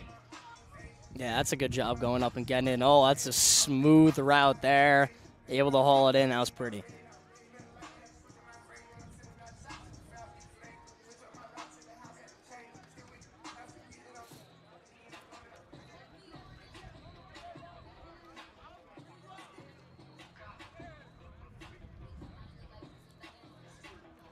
We'll come back, and ball's a little high that time.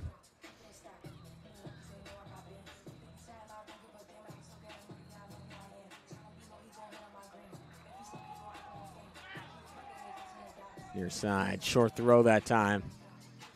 And it was a great route on the far side, too. Able to beat his man deep. And, I mean, we've been seeing some of these receivers liking to show off, their deep threat ability, and it's been fun. I mean, it's just the first thing you look for in today's game. That obviously route running, precision, but you always hear the phrase speed kills, and you think about Tyreek Hill, the premier wide receiver in the NFL right now, and that is the separator. Someone like Xavier Worthy going in the first round after running a 4.2 140, and for all these kids, I mean, as much as you look at the wide receiver specific stuff, that long speed, so essential. I mean, always has been, but I think even more so today with modern offenses. Yeah, and we see some real burners here with some of these wide receivers. As you're able to see it on video on some of these routes, but also just, I mean, the names on this list we're talking about before, like Naeem Cooper, Travis Gamble, like all these guys. I mean, extremely fast, extremely entertaining, and that's why we've gotten some highlight reel catches so far.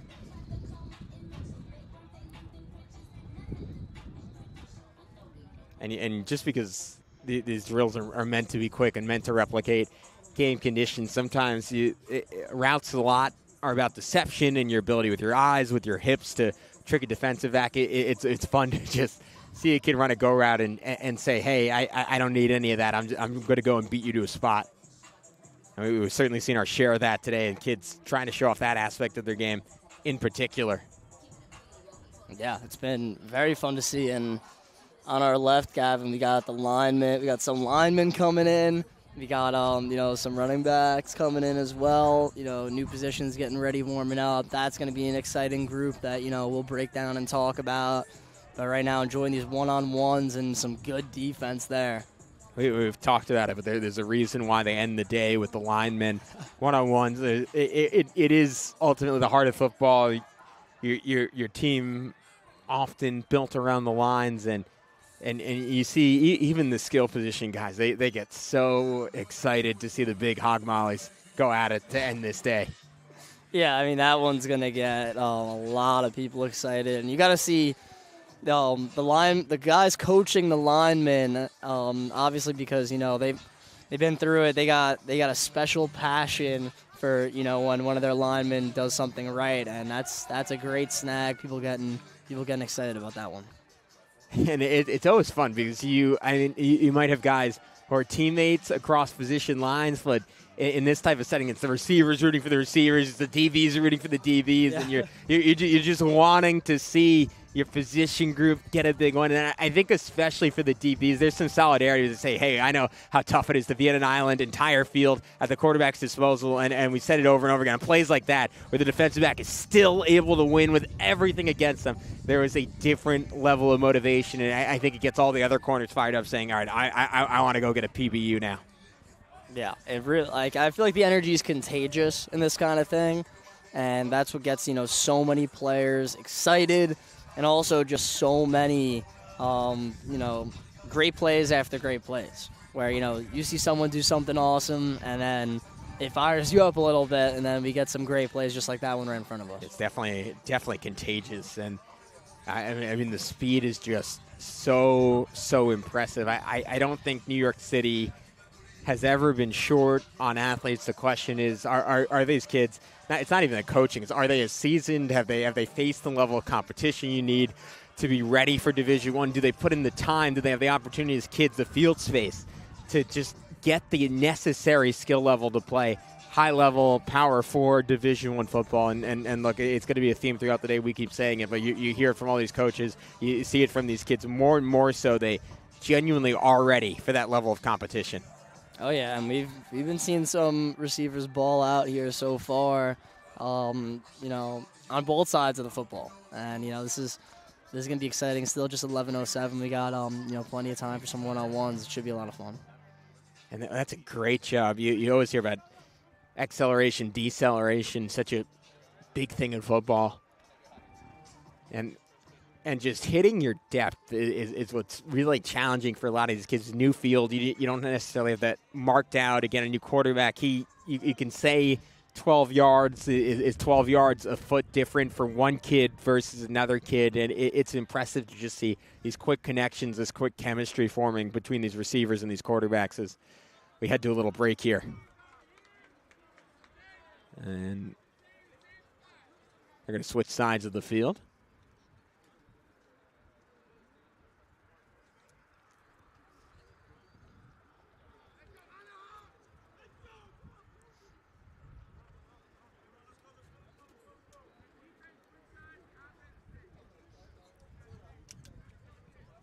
Go throughout the day. A lot of fun interviews coming up. We're going to hopefully get to talk to some of the NFL guys in the building. We mentioned Tanner Muse, Valen Sprector, Nick Muse, Izzy Abinkanda, David Nagugu out of DeWitt Clinton High School. Should be a lot of fun. We already got to talk to Sean O'Connor, Mike O'Donnell with Stepanak here, Danny Landberg with Erasmus Hall here.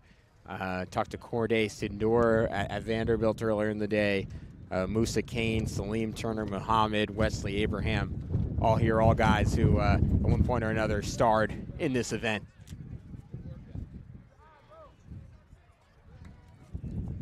Yeah, and I really hope we get to talk to Nagugu, who's working with the linemen. He was a product of DeWitt Clinton, and Clinton, they're on the rise. They had a great season, almost winning a 3A championship. I'm interested to see his thoughts on that. Of course, I feel like everyone still kind of keeps in touch with their high school and sees how they're doing, so that'll be exciting. Now we got the music back playing here, some more one-on-ones, and this is getting good. Yeah, this is a deep ball, just a little too far in front of its intended target.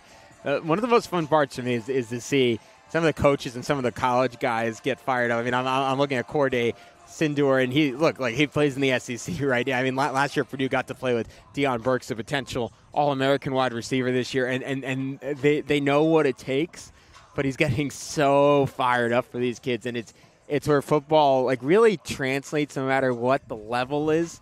You just get excited about the competition and seeing kids going at it full throttle, and there's something about that energy that is just so contagious. And even as a D1 guy, you could see some kids come in here and be a little bit above it. Someone like Corday Sindor, I mean, he's super hyped for each and every one of these kids. Yeah, and I think he gets hyped because of plays like this one that you're about to see on your screen. Go up and get it. And, I mean, that's what we've seen from some of these receivers. And obviously the kids aren't in pads today, right? You're not seeing guys getting shoved at the end of routes. But the D-backs, they're competitive. They're trying to get a little push in, like whatever they can to try to disrupt the route. And these wide receivers are saying, hey, if I know I'm not going to get smacked at the end of this, I'm going up. I'm showing off my athleticism. And it's just another area where, again, this is disproportionately in favor of the offensive guys, which makes it all the more impressive when a defender is able to go make a play on the ball. Oh, that was ridiculous. Maybe the catch of the day so far, one-handed, tipped it to himself. Not bad coverage, but just a better play by the offense. Yeah, I mean, that one had some people surprised. We're going to get another chance to look at it.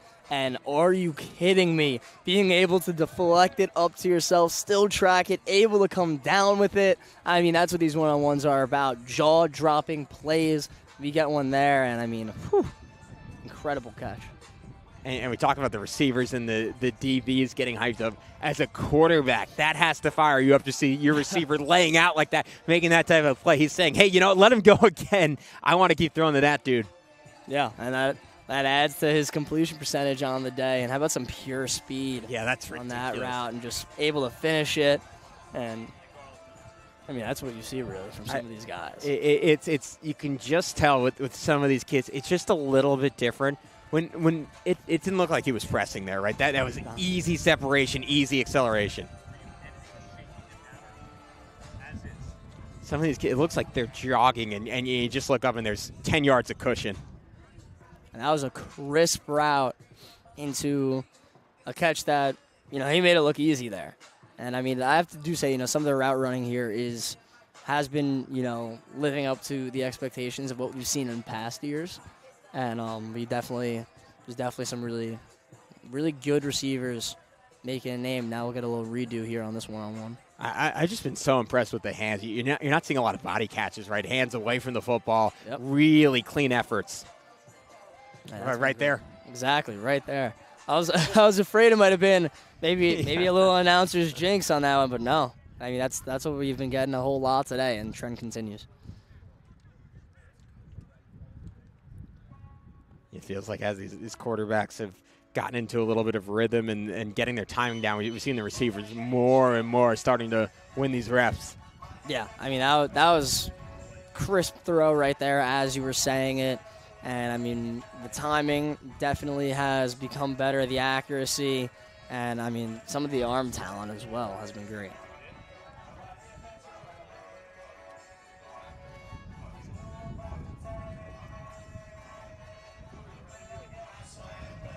Here we go, route, far side of the field and near side simultaneously. Nice physical play by the DB that time, getting the wide receiver to fall down. And look, that gamesmanship is inherent to the defensive back position. Of course, you don't want to get a PI, but I think as a coach, looking at a defensive back, you'd rather a guy generally, tell me if I'm wrong on this, but trends maybe a little bit more aggressive, a little bit more physical, because that hand fighting, the ability to get close to a PI without towing the line, especially at the college level. Receivers are so good these days, so fast, so good on their routes. You need to mix that in to get wins as a defensive back if you're heading to play high-level Division I college football. Yeah, I mean, having a physical corner is so important. I mean, I know at the high school level, a lot of physical corners really excel and really dominate a lot of their matchups, and, of course, it's going to translate well at the next level, too. And, there is a line, of course, when it comes to PI, and this camp, of course, no pads. But, I mean, being go with your hands is definitely very important. Quick separation on the route, and then Really nice job coming back to the football. We talk long speed, but just as important is the ability to counter offense, saying, all right, I beat you deep. This time I'm going to come back, and that footwork to transition and find the football.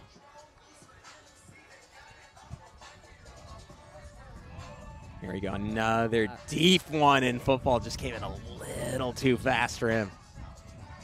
Yeah, that was just a go route. Just see you later, but unable to haul it in. Talk about speed. How about quickness, that ability to stop, start, and separate.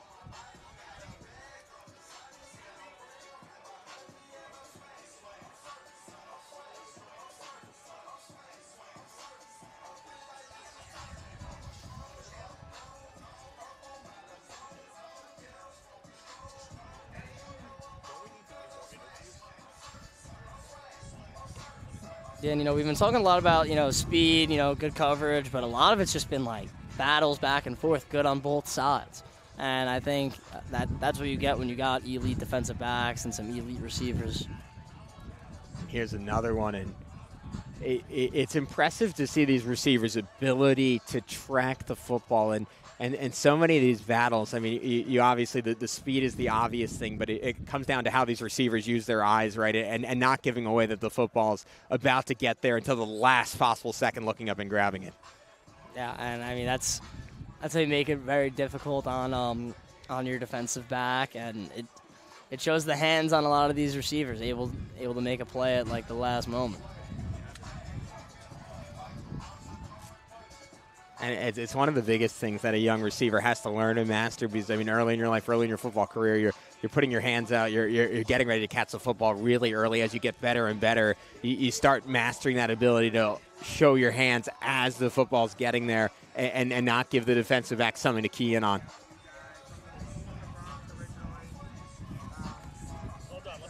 Yeah, and here when we get into the later-ish stages of this of these one-on-ones, I mean, it really shows, the stamina of these receivers and DBs, and, I mean, how about some pure speed just out of the reach? Yeah, hard to overthrow him. So. Those two receivers, but, man, I mean, there goes that speed again.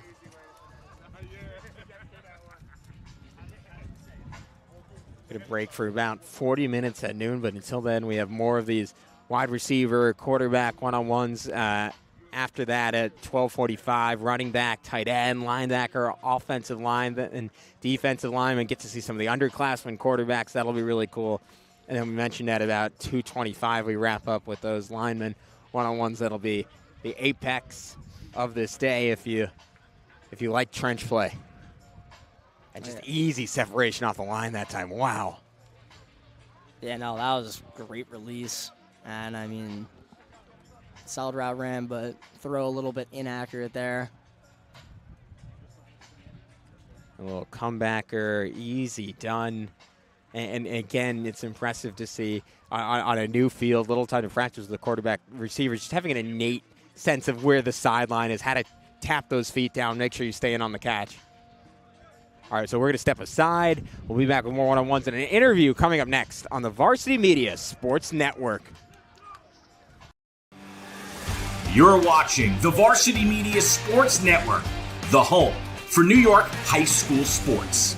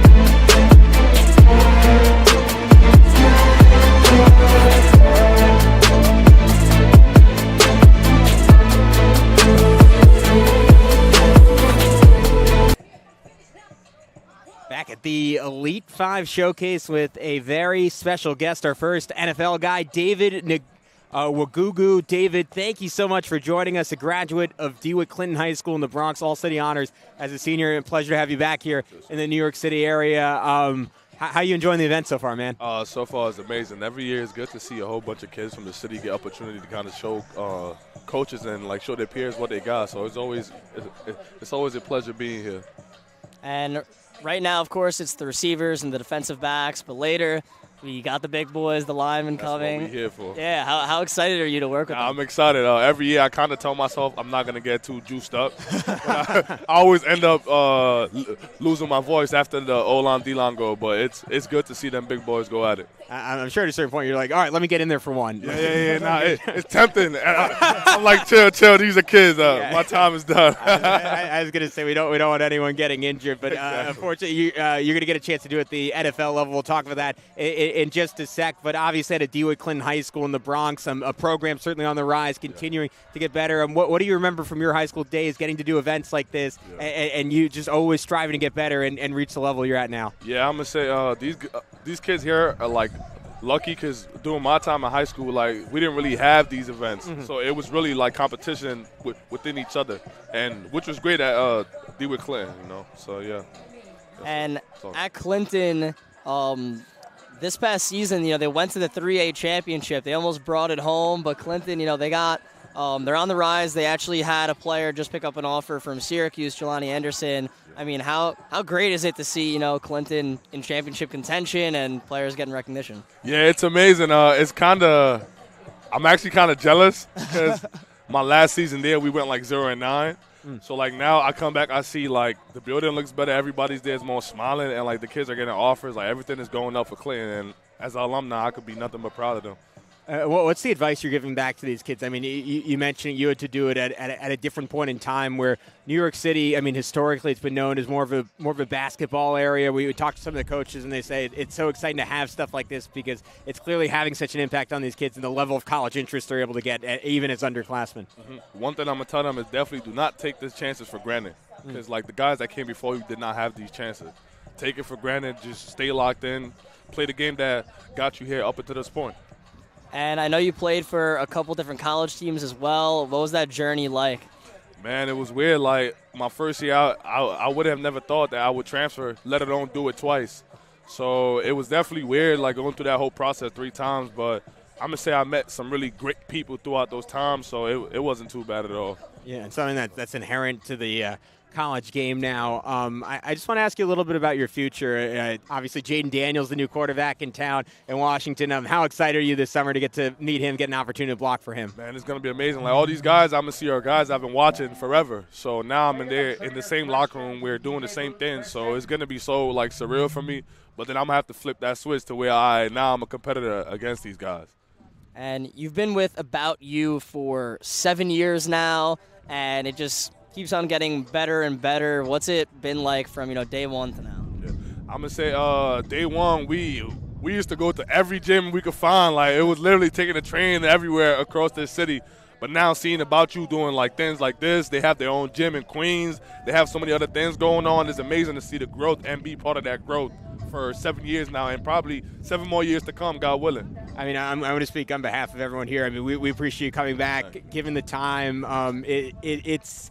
I think it's a little different for these kids. Obviously, great to have the college kids come back, but if someone like you is in the NFL now saying, like, hey, it is possible you can get here, because I mean, I'll let you say it yourself. Did you have a role model to look to, someone who made it to the NFL from DeWitt Clinton? Or because I just think it's different when they say they see someone who's been through the process and say you can get to the highest level. Yeah, so I didn't really have a role model coming out of Clinton that was at this level, but I'm going to say, like, training with About You, I saw a whole bunch of college guys there every day in the gym, so they kind of gave me what to look at. And then my job was just to take it one step further. So now these kids could see that this is very much possible, and I came from the same public schools, the same About You program. Nothing is different. Like, you just got to go get it. All right, David, we just wanted to thank you for the time, man. We really appreciate you joining. We'll let you get back to coaching. Yes, and I want to see how excited you get during some of those live visits. We're really hyped for it. We want to see some hits. Yes, sir. Yes, sir. Thank you guys so much. All right, thanks, David. We'll talk to you later. That, again, was David Wagugu, a offensive tackle for the Washington Commanders. Going to get a chance to block for Heisman Trophy winner Jaden Daniels this year. And I look, man, we've been talking about it all day long, but it is just a little bit different for these kids to say, hey, the guy giving me advice, like, he's one of the best 100 people in the world at this skill. Like, my ears are perked. And these kids listen to their coaches. You listen to an NFL guy just a little bit more intently. Yeah, it's the best. And especially with Wagugu, like, he went through it where, he went to a public school in New York City. And you heard him mention in the interview, his team really wasn't that good his senior year. 0-9, a program that I'm sure wasn't drawing the likes of, all these college coaches. Didn't have a lot of people being like, oh, I need to see that Clinton game. I mean, they didn't win a game that season, but he went through that grind and can really give advice to, all these kids maybe at smaller public schools attempting to get noticed. I think it's such a great point because it is easy to be motivated when you say, hey, is that Mike Elko with Duke on the sideline a year ago, obviously now at Texas A&M, but to see like a Division I college coach there, you're going to be fired up, you're going to be going hard. It's a different thing to be going hard when you're 0-9, when you don't know if anyone's watching, when you don't know if it's going to pay off. And for Wagugu, I mean, that was his path, right, where there wasn't any guarantee he could be as good as he wanted. You weren't sure if you were going to be seeing the beauty of About You, the beauty of the Elite 5 NYC showcases. These kids have a guarantee saying, hey, if you're good enough, you are going to be recognized. You're not going to be missed. Yeah, and that's the beautiful thing about today's age, and big credit to About You for helping so many of these kids get noticed and get those eyes on you. Because if you're a baller, there's a much better opportunity to get noticed now than back then. And that's what Wagugu really harped on, was don't take it for granted, because you guys have something in front of you that a lot of people didn't, and a lot of people would have loved to have that chance. And we've been seeing great plays. It really looks like these kids aren't taking it for granted. Yeah, look at that catch. I mean, that throw, that was a Matrix-esque throw. I think it might have gone behind the head of the defensive back, and great job by the wide receiver slowing up to make sure he got to that football. And another thing Wagugu can pass down is just, obviously, for so many of these kids, I mean, they're not thinking NFL, right? They're thinking, all right, first step is just to get a scholarship. But he's kind of an example of why you don't start working typically that trajectory, starting off at a school like Temple, which is certainly, I mean, you think of someone like Hassan Reddick produced some high-level NFL talent. P.J. Walker, of course, is a quarterback. But most kids that go to Temple aren't thinking NFL. But it is it's an example of, like, hey, once you get to the college level, like, anything is possible, and just to keep putting that work in, keep putting that time in, and don't put any limit on yourself, because you might just end up playing at the highest level possible. Yeah, I mean, especially with the transfer portal nowadays, of course, that's a topic people have a lot of different opinions on, but it definitely works out for a lot of people in the sense of, like, look at Wagugu, 3 different college teams. That was definitely unexpected, but you met a lot of great people, and he's about to be blocking for Jaden Daniels, so that's going to be very, very fun.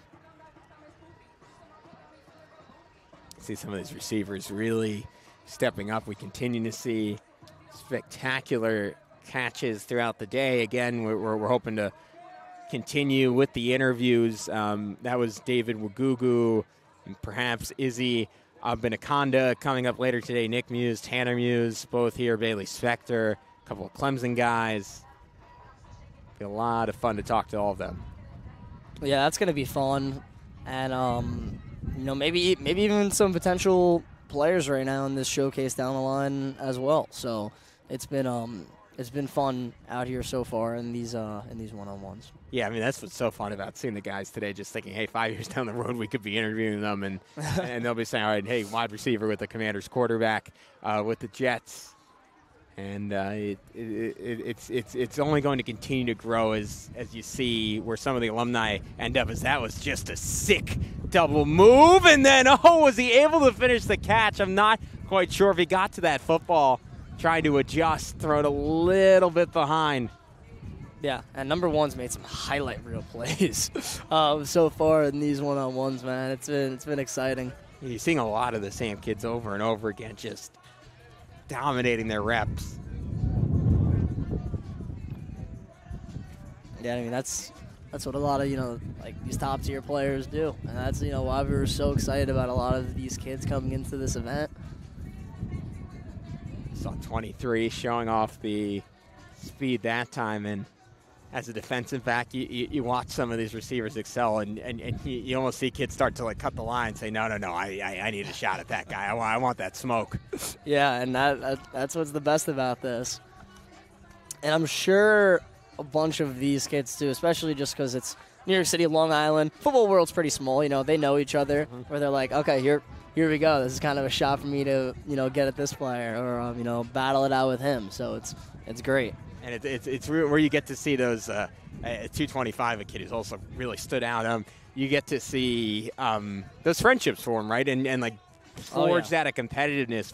But you heard it when we had our first conversation of the day with Corday Sindor, and just talking about some of the bonds and how they've lasted, even against kids from rival schools, like beyond just this event.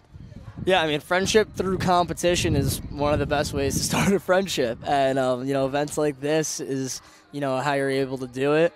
And we're really seeing some great plays. And look at the competitiveness. I mean, you can't tackle, but you see kids at the end of these routes. I mean, just still going for the football, all smiles, like dapping it up after. But and as long as the ball is tactically alive, and they're going to be talking to each other the whole way down the field.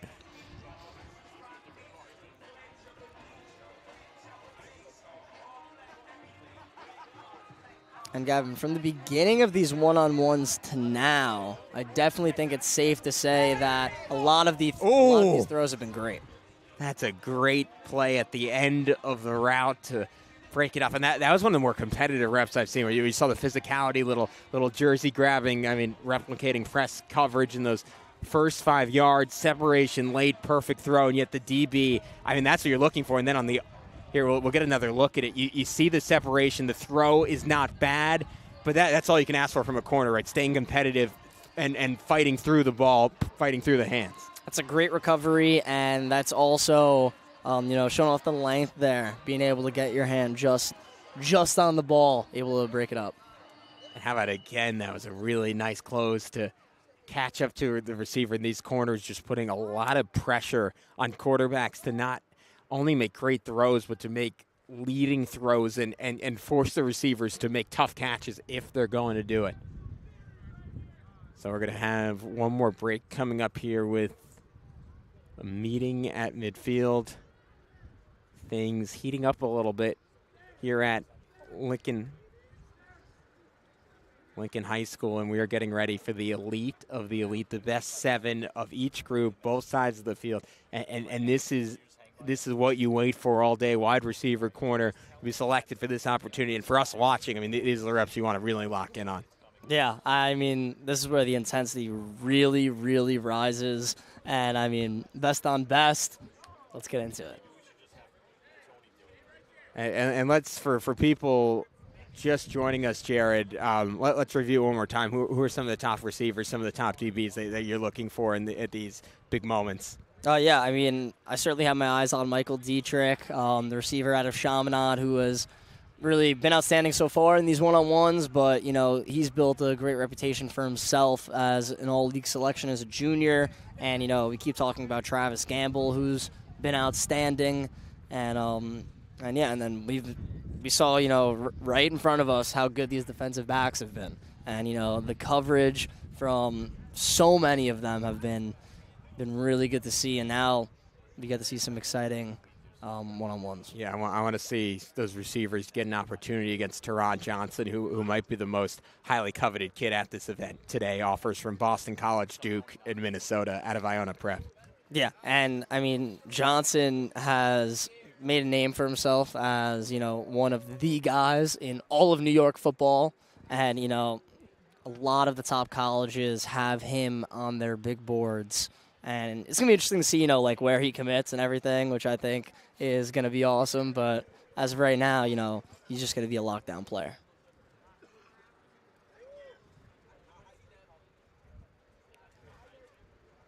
We wanted to remind you here on Varsity Media, if you want an opportunity to book a sportscast, you can contact Varsity Media today and have us produce a sportscast for your team. Includes announcers, graphics, instant replay, and multiple camera angles. A memory your team will enjoy for a lifetime. 516-403-2050 is the number to call, or email ben@varsitymedia.com. sportscast.net. And it is so fun to do these showcases. It is also a lot of fun. I mean, Jared, I know you probably have a giant calendar up like a doomsday clock in your house, just counting down the days until football's back on Long Island and throughout New York State. Yeah, I mean, I love the off season just because, like once May, June, July hits, it's all just building up for September, and that's really what everyone's waiting for. But so many fun events leading up to it, so much hype around, great players, seeing everyone go against each other, and that's what makes the summer special. That's what makes these events special, and we're going to get a lot of, examples of that here. And you talk to these coaches, they're certainly thinking about the fall already. I mean, we got it from Sean O'Connor, super excited about his transfer at quarterback and the talent he is coming back at the skill positions. And at this point, a couple months removed from those final championships, Cardinal Hayes winning the Triple A's and the Catholic. We mentioned Erasmus Hall winning the highest level in the PSAL. These coaches are already looking ahead, already kind of scheming things up for next year. Yeah, and I mean, a lot of these coaches have a ton to be excited about. I was happy that we were able to talk to Coach O'Connor about what he's got brewing in Lincoln, and if we do get to talk to the Stepinac coaches, I'm sure they're both very excited just because of who they got either coming in or coming up from the JV, and that's always what's great about high school football. You have truly a new set of guys every single year. Those seniors are gone. Like, now we get to see what these sophomores have from the JV. And it's, new team, and we get to see a lot of great playmakers. And so we are about to get rolling here. It's the top 7 receivers, top 7 corners. I think it might be, we'll get confirmation on that, 14 total, these best from each side of the field, and going to get an opportunity to go at each other. And This is where the excitement really comes in. All eyes on you. There's a little bit more intensity because if you're a college coach, either here in person or watching our varsity media stream, this is where you're really locked in. You're putting your coffee down and you're watching just every second of these types of reps to see how a guy does against a similar talent. Yeah, best on best right here. And once we do get the official roster, we'll really see who came out on top. And that's what's so great about having this broadcast, being able to watch back the film and watch back the intensity. And for these kids, man, this is a wonderful opportunity. So very excited to see what they got going on here early. And as much as it's fun for these kids, you see some of them like high-fiving, shaking hands after. This is, we were noting it, but this is where the competitiveness turns up just a bit. Little double move and not quite able to get there. Really nice coverage. Yeah, that's how you sit on a route right there. Patience, and then being able to accelerate and close in on the receiver and the ball.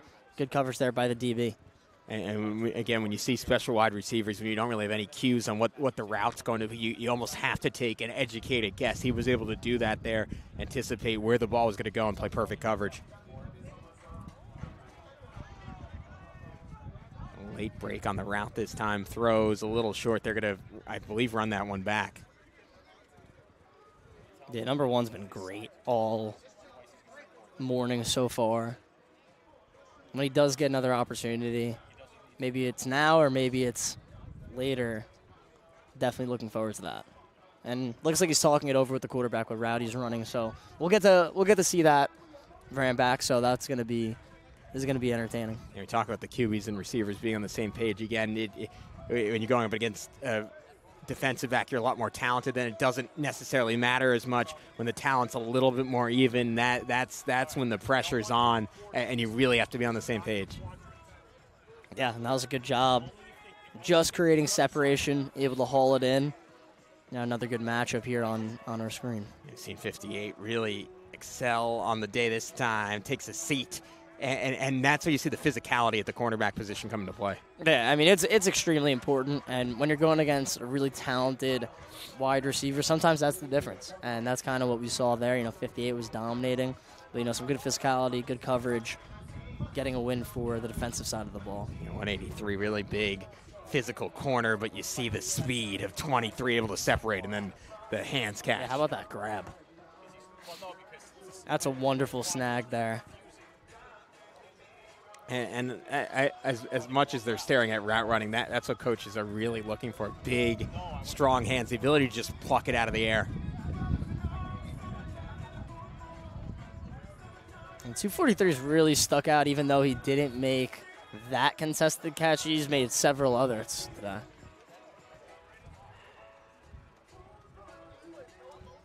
And you know these receivers are just telling their quarterbacks, hey, if anything, throw it a little far, throw it a little high, just give me a chance. I'm going to find a way to go get it.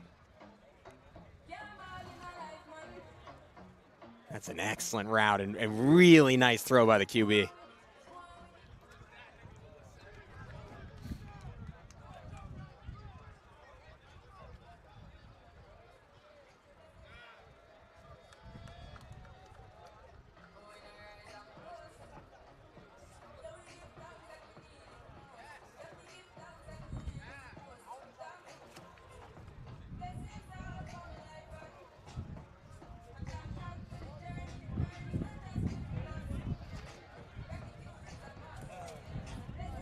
Go around here, and ball's just a little far.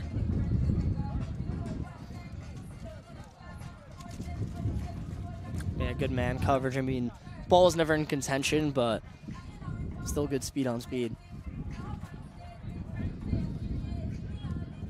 See a little hand fight at the beginning of the route, and then if he's able to finish, what a throw, what a grab. Yeah, that's a big-time snag. Great route ran, too. One more look at it, and just look at the separation. Yeah, I mean, the acceleration out of him planting his foot was big time, and some more defense there, some love afterwards. Really nice effort by 68 closing, and that'll do it for that session of one-on-ones. Pretty good balance between the DBs winning, the wide receivers winning, good fights each and every time out.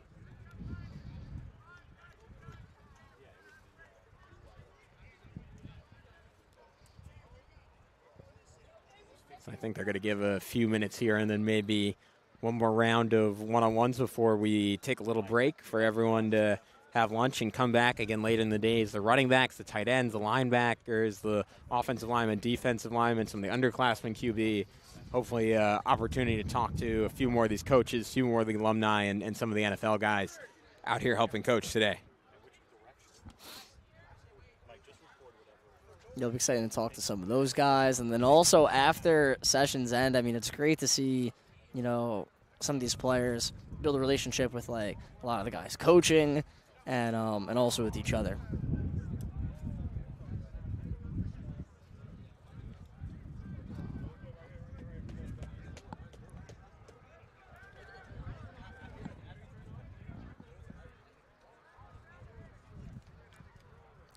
All right, so we are going to keep it right here. Again, we appreciate everyone tuning in. Lincoln High School, you're watching the Elite 5 New York City Showcase.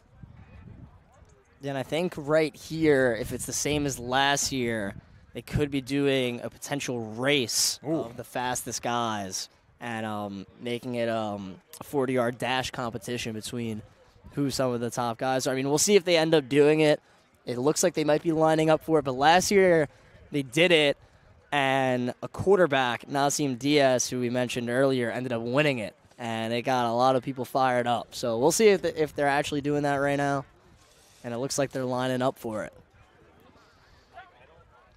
I think it'd be fun if they got some of the NFL guys out there to run with them. I mean, I want to see Big Dave out there racing these kids, see how he can do.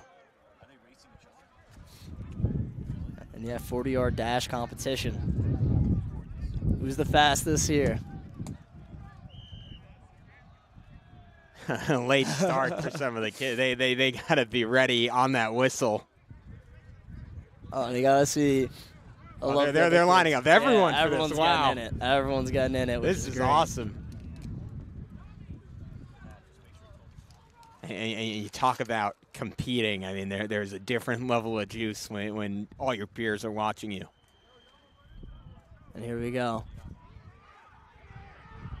Oh, man, it's tight. It is. We got to get a ribbon or something. I don't know how you could tell who won that. I'm not sure who the clear winner was. I mean, it was close.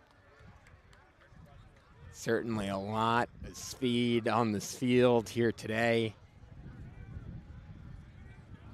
I mean, in New York City, more and more has been producing kids that have that 4.5, 4.6 type speed you look for at the skill positions at the college level. I think of someone like Josiah Brown on Long Island this past year, where we really are starting to find special speed in New York State. Yeah, I mean, Brown, his speed was incredible, and I mean there's a couple of guys like that, definitely some guys like that in the city, and the athleticism just keeps increasing every year. All right, guys, so we are going to take a quick break. Again, you are watching the Elite 5 New York City Football Showcase. We should be back around 12:45 after everyone gets a chance to rehydrate, have some lunch, and again, it's the big boys, the offensive linemen, the defensive linemen, the running backs, tight ends, linebackers. Super excited to bring it all to you right here from Lincoln High School in Brooklyn on the Varsity Media Sports Network. This is Solomon Thomas with the New York Jets, and you're watching Varsity Media.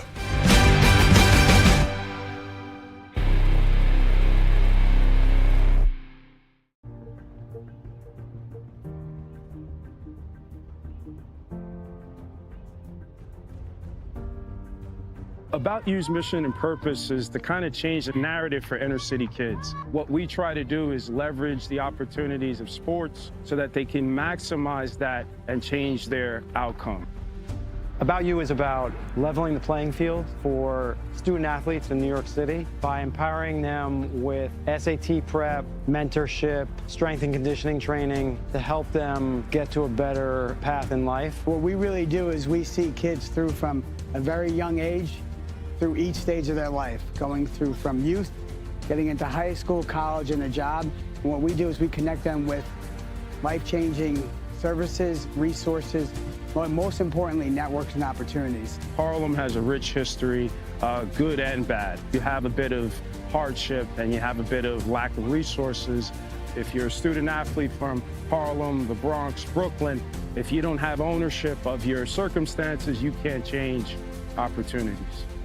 It's the inner city. There's a bunch of different things that are going on, and you can get caught up in things that can lead you down the wrong path, things that there's no coming back from, things that can ruin your life.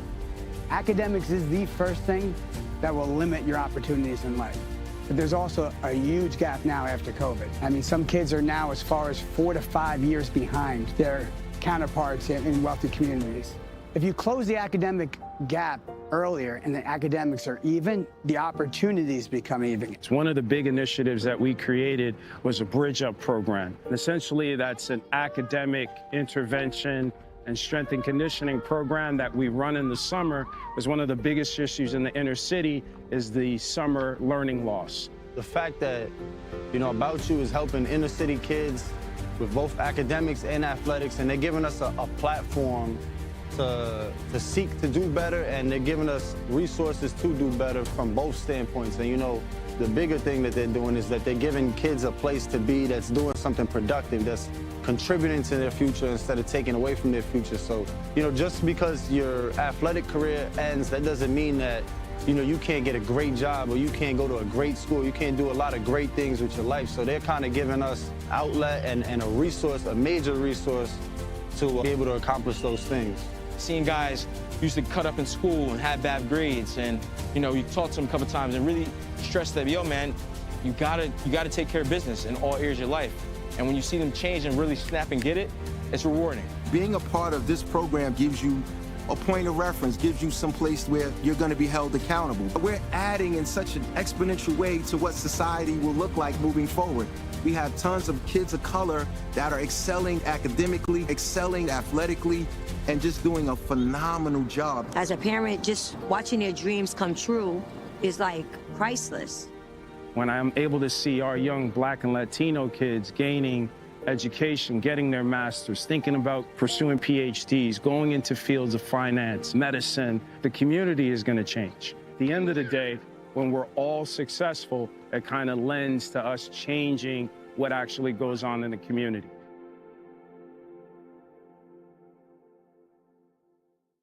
Hey sports fans, did you know Varsity Media live stream broadcasts get viewed by college coaches nationwide? Through our announcers' storytelling and insight on your athletes, we can help your players get an edge on college recruiting. Find out how by reaching out to Varsity Media today, 516-403-2050, or email ben@varsitymedia.net. You're watching the Varsity Media Sports Network, the home for New York high school sports. Are you a local business looking for new and creative ways to promote your company? Varsity Media offers affordable rates that can get your message across to a demographic of 18 to 54 years of age. Our follower base across social media is over 50,000 strong, and our viewership numbers per game are in the thousands. Don't blow your advertising budget on old staples like TV and radio media. Reach out to Varsity Media to get the best bang for your buck. You're watching the Varsity Media Sports Network, the home for New York high school sports.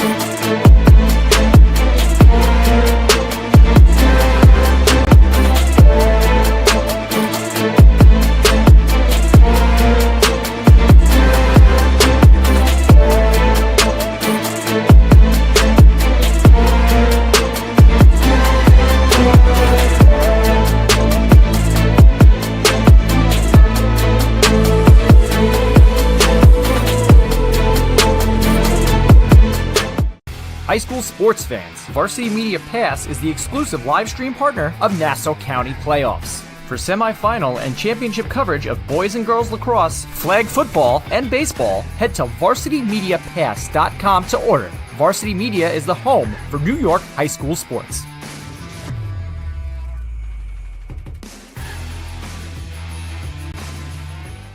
Varsity Media offers live streaming services for any sport. With human beings behind the camera, you can expect the proper coverage angles during each game. We offer customizable options such as live scoreboard, multiple cameras, instant replay, graphics, and even announcers. Find out how you can save $100 off a live stream package with Varsity Media by calling 516-403-2050 or email ben@varsitymedia.net. Hey parents, how about a bobblehead for your athlete? Bobbleheads are one of the most preferred personalized gift items today, and it's so easy to order. All you need is a photo of your athlete, a model number from our extensive collection of bobbleheads, and the sculpting process begins. 2 proofs are sent for your approval, and once it's approved, in a few weeks, your bobblehead is on the way. It's that simple. Order your bobblehead today by logging into varsitymediapass.com and click catalogs, or call 516-403-2050. Did you just have the best athletic year of your life, and now you want to show it off to college coaches? Well, let Varsity Media help you. Varsity Media's college recruiting videos show off your unique skills to help you land a spot on the team of your dream school.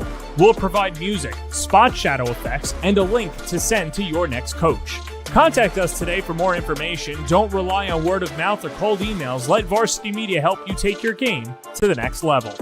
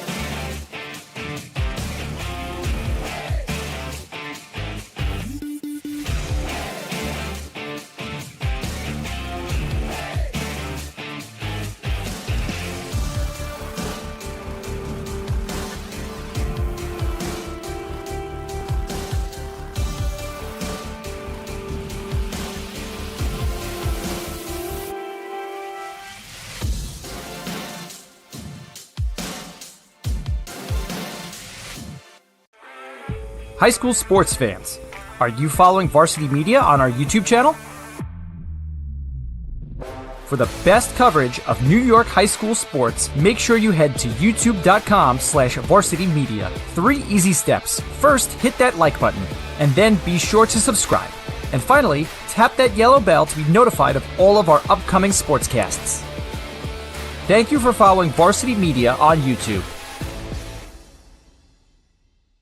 High school sports fans, Varsity Media Pass is the exclusive live stream partner of Nassau County Playoffs. For semifinal and championship coverage of boys and girls lacrosse, flag football, and baseball, head to varsitymediapass.com to order. Varsity Media is the home for New York high school sports.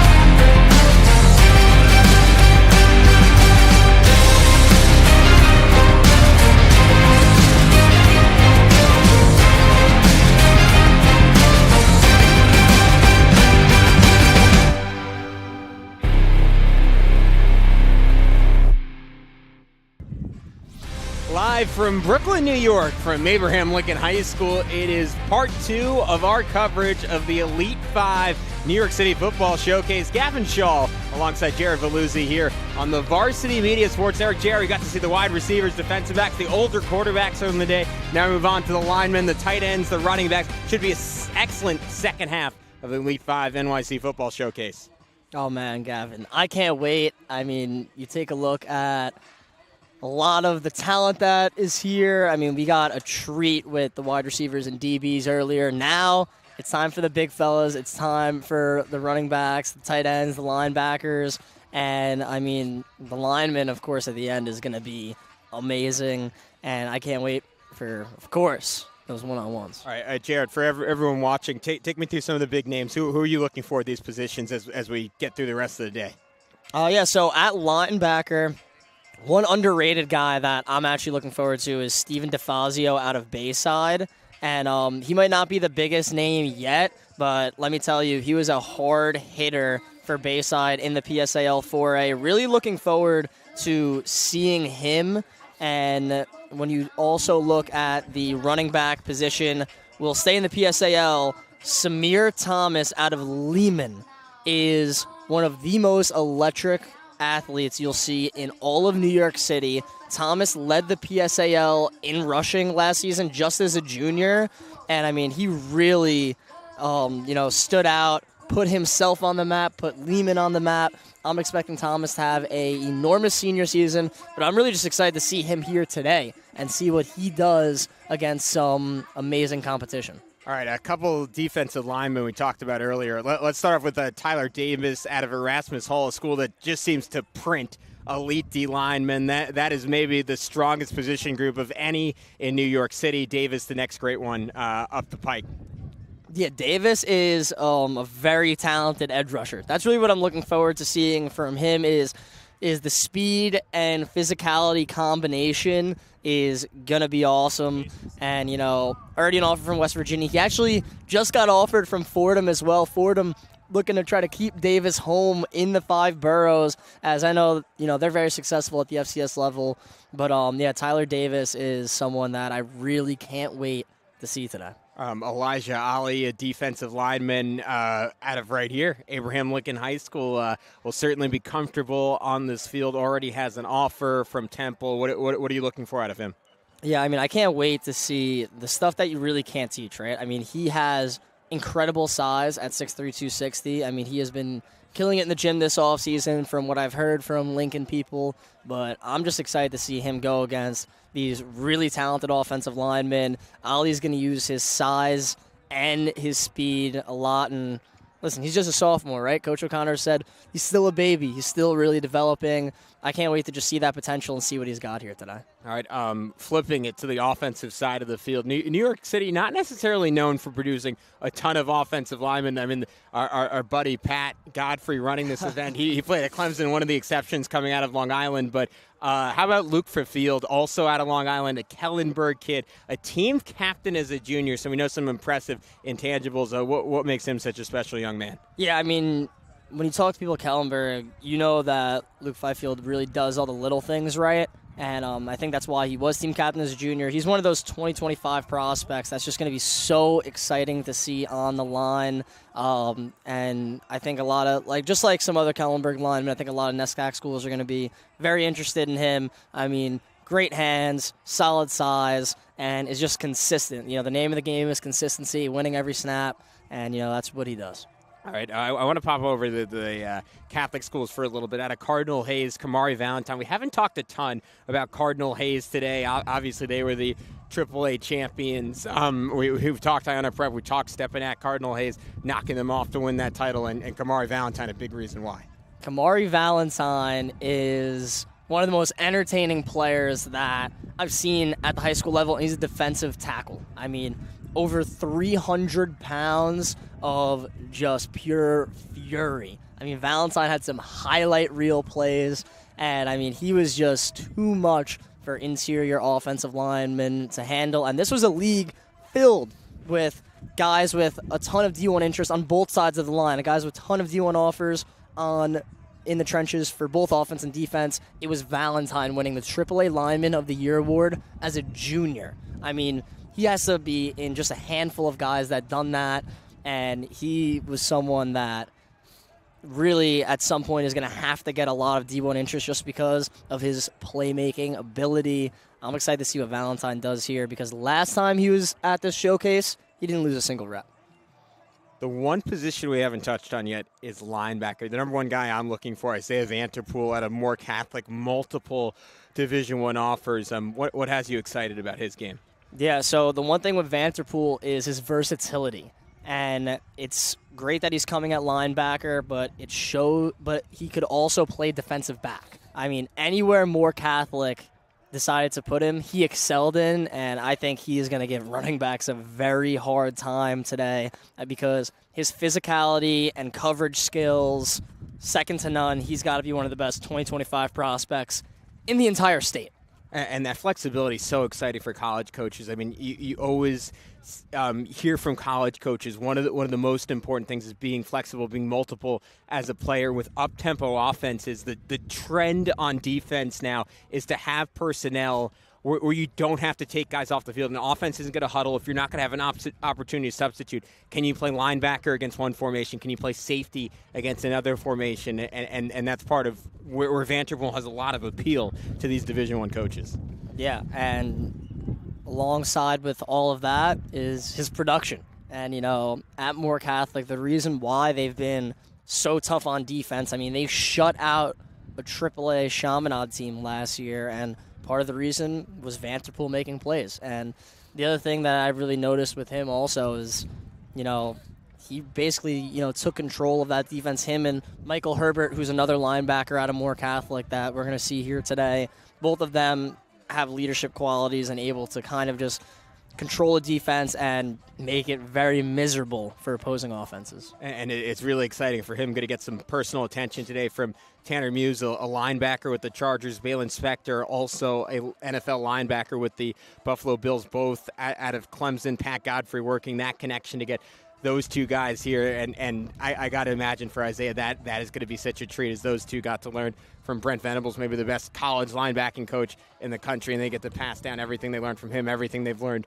in the NFL to the next generation here in New York City. And it's something when we had the break, we heard a lot of the NFL guys talking to these kids about, hey, like coming from New York City, you're going to get a little bit underestimated, right? Even when you get to college, you play with kids from California, from Florida, from Texas. Pat Godfrey saying, "Look, I played with those guys. I'd put you guys up there with any of them." And it's I'm sure empowering for these kids to hear that, and the ultimate challenge, getting coached by players who've seen that level, seen what it takes, and can be honest with them and say, hey, you're really good, you're dominant at this level, but here's what it takes to exceed at that next level against the best from those football-rich states. Yeah, and I mean, that's what's so valuable about today is, all that experience. And that's what's really cool about this event. And what Pat does so well is getting guys from Clemson to come down because, a few of them, they're not traditional New York guys, and that's okay, but they're coming out to help. They're coming out to support and help develop these kids, and, that's what makes About You so special. You get so many different types of perspectives. It's not just the same, coaches that you get from, high school or just local trainers. I mean, think about someone like Tanner Hughes is with the Chargers. I mean, coming cross-country maybe is another reason to visit New York, but to do this event, I mean, it's a testament to Pat Godfrey and what the organizers of this event have built up, and it's not just that. I mean, it's people who are in this event. Years ago, an alumni of this event, we got a chance to talk to Corday Sindor earlier. I mean, what a nice young guy over from Vanderbilt. Hopefully, as the day goes along, Musa Kane, Salim Turner Muhammad, Wesley Abraham, guys you got to see go through high school as amazing talents and coming back and being generous enough to give their time and pass it down to the next generation. Yeah, and I mean, when we talked to Corday before, I mean, it was awesome. He was so juiced up to be here, and that was just the wide receivers and DBs. Look at right now, this is going to be his actual position, and I can't wait to see, how excited he is, and then also how excited Nwogu is. He was already not trying to get too invested, but he's already trying to hold himself back because of how much he wants it. So I'm really looking forward to seeing how this all goes. Yeah, talking to David Nwogu, he was. Jared, I think if you had gotten up and lined up next to him, he might have tried to take you down. He was fired up. He was raring to go. We were joking with him about going at some of the high school kids. You know what? Him and Sindor, they both had a lot of energy. They could go against each other, get some pads, get some helmets. Let's make this happen. But they were here for the beginning of the day. They were helping out with the wide receivers, watching. But this is their time to shine with the offensive linemen and the defensive linemen. Opportunity to just give a ton of personal attention to those kids. And again, as great as all the New York City high school coaches are, it's a little extra special just because, especially on the lines, it's such a niche, such a specific skill set, and to get coached up by guys who have been in the NFL for a year or two at this point is ultra exciting because they're just going to be tips, tricks, and also just a message about the type of commitment it takes in the weight room to get your body to a point where you are ready to join a Division I program. Because you can be an incredible New York City high school player, but you have to get to a certain size to play at that level as a lineman. Yeah, of course. And you see some kids here that, definitely fit the size requirements already. And, it's going to be exciting to see what, they do with their futures. All right, so we are super excited. We're about to be joined by George Lanise, the About You co-founder, the director of academics. Going to be super fun to get to talk to him. George, can you hear us okay? I can hear you guys. All right, George, thank you so much for taking the time, man. First, can you tell us a little bit about you and not about you and how it came to be? About You started when I met Coach Alex at Cardinal Hayes. I coached there for 5 years, and we saw that if you combine athletics, academics, and training, you can help kids reach their fullest potential, and that's what we did. We started About You after we left Cardinal Hayes. And George, one of the alumni that I saw was Wesley Abraham, who was great at Iona Prep, and he right now is at a NESCAC school. How great is when you send players to high academic schools? Wesley represents everything we want from About You. Wesley not only went to Wesleyan with no senior year at Iona Prep because it was during COVID. He killed it here at the Elite 5, but he has a 3.5 at Wesleyan, and he already got an internship with RBC and Citigroup, and he represents the highest you can get at that level, being an All-American.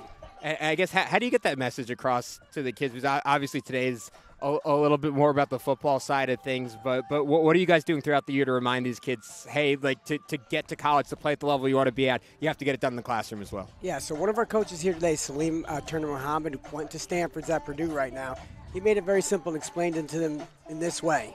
If you don't have discipline off the field, it will seep into the stuff that you enjoy on the field. So you need to do, the way you do anything is the way you've got to do everything. So we always tell kids academics are first. And George, one thing that I've noticed with About You is how much pride throughout the years that you guys had when it came to test taking with the SATs. Could you talk about that a little bit? Yeah, actually, one of the guys here, Izzy Akabana, he was in my SAT class.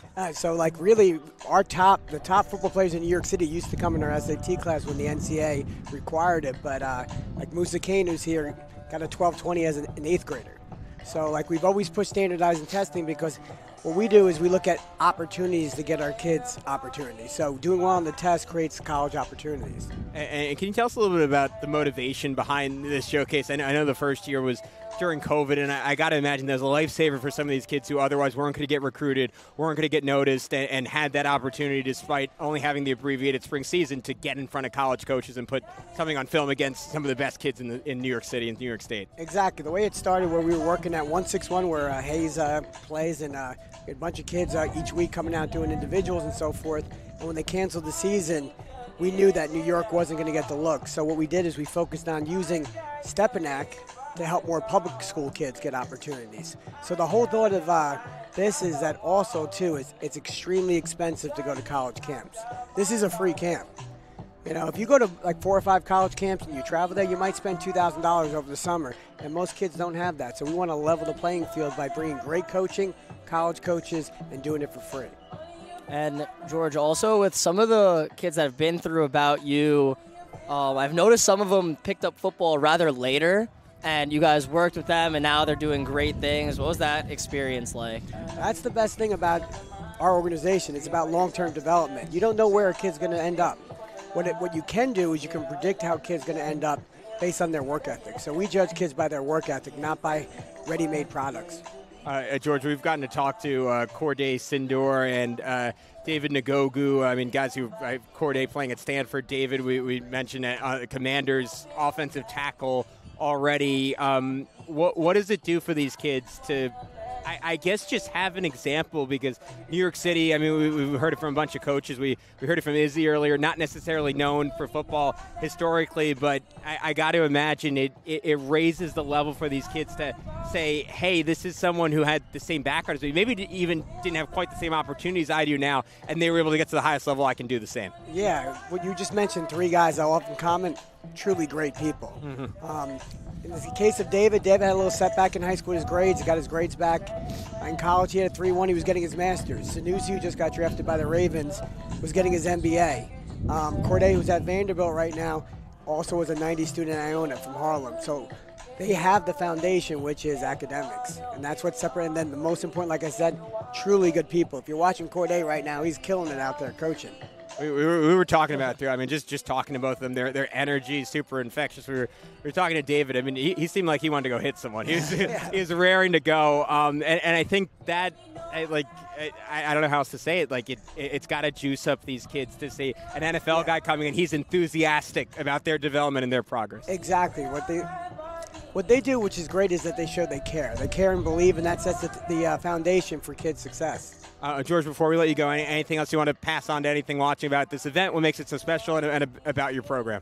What I just want to pass on is that don't overlook New York City student athletes. If you give them the resources and the level playing field, they'll outperform the rest of the country. All right, George Lanise, again, thank you so much for joining us, George. We really appreciate you taking the time. Appreciate the time. All right, guys, as we continue here on Varsity Media, so cool to get to talk to George. Fantastic guy with a fantastic mission, and it's fun for me, Jared. We both of us, me a little bit before you, but I came through the New York City high school system. You came through the Long Island high school system. For me, it was 10 years ago at this point, and the commitment to football just was not there in the way it is now. And there have always been the athletes, there's always been the talent, but with that focus on academics, George is really providing the infrastructure for these kids to hit their fullest potential. Yeah, and I think he really does a great job doing it through academics at some point. And it's excellent. You know, he really, puts an emphasis on how important the classroom is, and it really just opens doors for a lot of these kids. Like he talked about Wesley Abram, right? Like you take a look at Wesley's career path. He was a great defensive back at Iona Prep, of course, but he also had amazing grades where he was able to continue his academic and athletic career at Wesleyan, which is a great school. And then, of course, George mentioning now he's got a great internship, 3.5, and he's at Wesleyan. destroying people on the football field as well. All-American in 2023 and a whopping 5 interceptions. It's a crazy number. I was looking up yesterday. I had to double-check 27 tackles last year, and he said that was the reason he went to Wesleyan, was that academic opportunity. And I was impressed reading through the alumni coming back. We mentioned Corday at Vanderbilt. You just heard George mention it. Salim Turner Muhammad started off his college career at Stanford before transferring to Purdue. Just missing Corday there by a year, real bummer. Musa Kane at Duke. I mean, you're just talking about like some of the best schools in the country. And I mean, first of all, it's a testament to those kids and their commitment, but it's a testament to about you saying like, hey, this isn't just an opportunity to potentially get into the NFL, which obviously when you're as good as someone like Salim and Musa and Corday, you certainly have an outside shot at. But even if you don't get that far, you're getting a free education at one of the best schools in the country. Yeah, it's fantastic. And we talked about Musa Kane a good amount here today, and he's at Duke right now. He's doing his thing, and he's also with another New York City player. I believe Henry Beelan is still at Duke. He got in a couple times at quarterback due to injuries, and he's from the Bronx, Cardinal Hayes. And, of course, his little brother, Rich Beelan, was too busy winning the New York Catholic Football AAA Championship on the Varsity Media Sports Network this fall. And the Beelan family is something else. And Henry at Duke with Musa and New York City football really making its way into the college ranks. And it's so fun because, I mean, Jared, you were a lacrosse guy growing up in St. Anthony's. And what you hear from all those programs on Long Island when you're saying, like, hey, how are you so special year after year, especially on the public school side, you say, hey, because these kids' heroes were not necessarily like in the NBA and the NFL. They were kids walking through the building who were All-American lacrosse players. And it's someone like David Nagugu was kind of the first from a school like DeWitt Clinton, but it's hard to be the first. But when you have that pathway, when you've seen guys do it before, I think you have a role model, but you also have that belief that it actually is possible to get there. And it motivates kids at a young age to really invest in football. Yeah, it's huge. And an example of that right now, I'd say, is Joseph Filardi at Half Hollow Hills West. And with him, he playing both sports growing up. Of course, lacrosse, Long Island, makes sense. Gets committed to Syracuse for lacrosse almost instantly. But he's a pure football player, and he just kept going with football, and now he's playing both sports at Syracuse. He just committed, currently still just a junior, so he has a senior season to go, but it's truly incredible that he's going to be a two-sport athlete at Syracuse. And if this was a long time ago, I'm not quite sure Syracuse is going to give Filardi that chance to also play football. So, it just keeps on showing that, all these guys, Long Island, New York City, they're, making their way in the football world. Well, think about, the ultimate example of that, Syracuse. I think of someone like Greg Paulus, who's one of the top football and basketball guys in the country. And he went and just played basketball initially. And now coaches maybe a little bit more open to that. Obviously a complicated schedule, a little different with lacrosse just because it's not quite as intense of a commitment as doing football and basketball, but it's still an extreme challenge, especially at a school like Syracuse, where the better program of those two is the lacrosse program. So big time shout out to Joseph Filardi and what part of that great Half Hollow Hills team. And we've seen some kids from Long Island here, and that's what's so cool about this Elite 5 NYC football showcase is that it's not just New York City. It is Long Island. You see kids from the Westchester area and an opportunity for all those guys to come out and show what they got again with a bigger audience than they might typically have. Yeah, and speaking of Long Island out in Suffolk County, we're going to get treated to a show when you see Aiden Winter out of Babylon here today.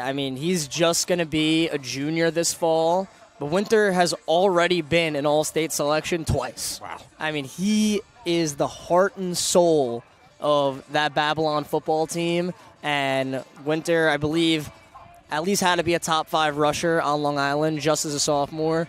But Gavin, get this.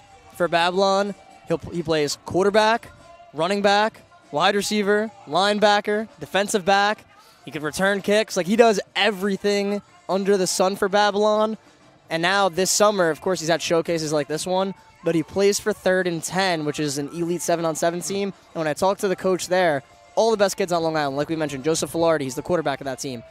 Aiden Winter's still playing all these different positions because he could just do a little bit of everything. So here today, I mean, I wouldn't be surprised if he's covering people. I wouldn't be surprised if he's making plays as a running back and catching the ball. So it's going to be fun to see what Winter has in store. Yeah, it's super exciting to see that type of versatility. And if you're a college coach, you love to hear that, because you might see an athlete you love, and it could just be a situation where, oh, shoot, we already have someone committed to that position. He says, Coach, I can play other side of the ball. I can play DB. You want a part-time quarterback, I can do that. And it's what every single coach in the country is looking for. That ability to, I mean, even just get a kid on campus and say, you know what, we just like him as an athlete. This is just someone we want on our team regardless of position, and then see how it sorts out, see where you have injuries, see where you have a depth issue, and plug and play. And Aiden Winter represents that at the high school level here in New York. Yeah, and he's one of those guys, too, that decided to stay at his public school, decided to stay at Babylon, which is one of the smallest schools on Long Island. They're in Conference 4, and trust me, you don't have to be a rocket scientist to know that he had other opportunities to play at higher-level high schools, but he's doing his thing in his hometown, and he's still one of the best prospects in the state without a question.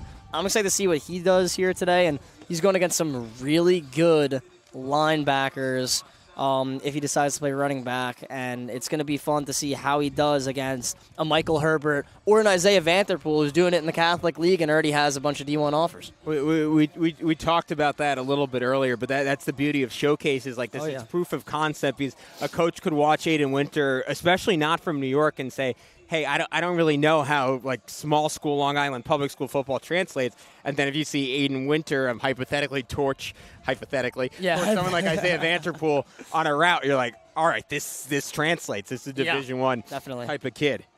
Yeah, that's the beauty of the offseason. And then same goes for, the linemen. You got Kamari Valentine here, who has already proven to everybody who he is as a player. But now you got some other public school kids, other schools from maybe smaller Catholic institutions that have a shot to go against them. So it's going to be really, really fun there. And talking about the running backs for maybe smaller schools also, I want to highlight Cinque Thomas from Staten Island Tech / McKee. And Thomas had a great sophomore year for SMIT, and he's got real good speed. He runs a 4.6, and he is pretty interesting running back, but also plays defensive end. So I'm very intrigued to see how he does in this showcase. Yeah, certainly going to be interesting as we gear up towards the pinnacle event of the day here. That is the one-on-ones between the defensive linemen and the offensive linemen. We'll have some stuff with the linebackers and the running backs. It's going to be full fun afternoon of action here on Varsity Media. Hopefully some more fun interviews coming up. We mentioned all the NFL talent here, hoping to get a chance to talk to all those guys throughout the evening or throughout the afternoon. And we're going to take a quick break here on Varsity Media. When we come back, so much more as you're watching the Elite 5 NYC Football Showcase exclusively on Varsity Media. This is Solomon Thomas with the New York Jets, and you're watching Varsity Media.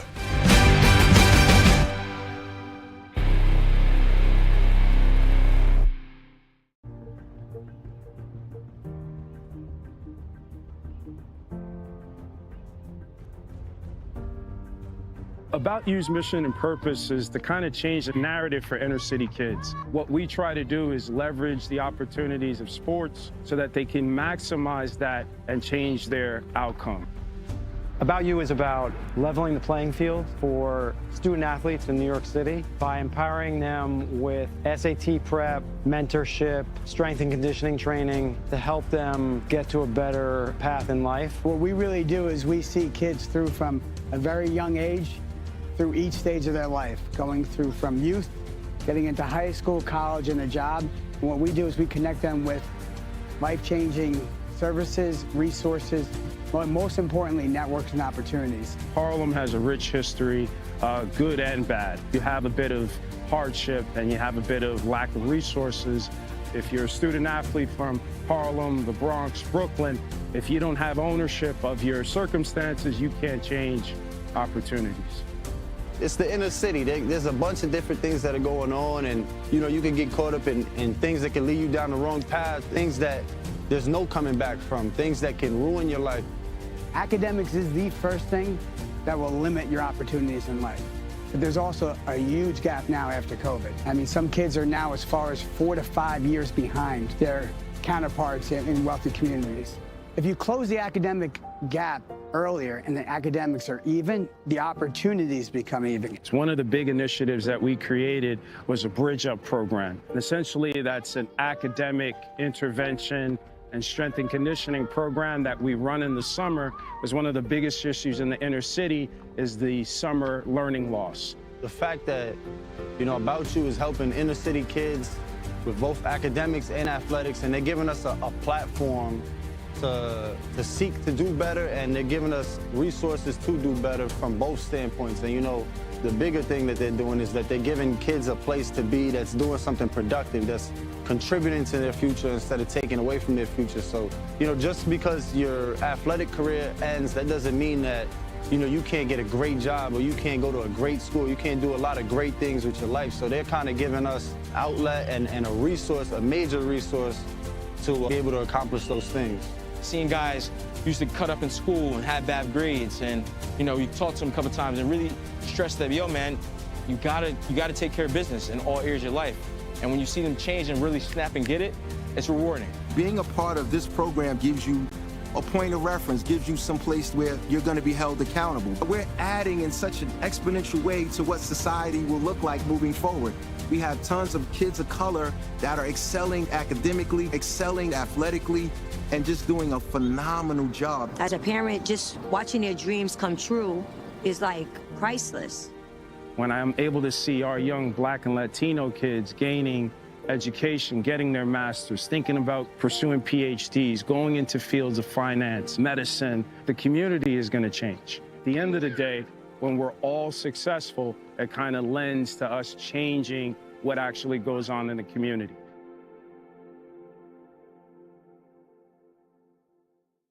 High school sports fans, Varsity Media Pass is the exclusive live stream partner of Nassau County Playoffs. For semifinal and championship coverage of boys and girls lacrosse, flag football, and baseball, head to varsitymediapass.com to order. Varsity Media is the home for New York high school sports.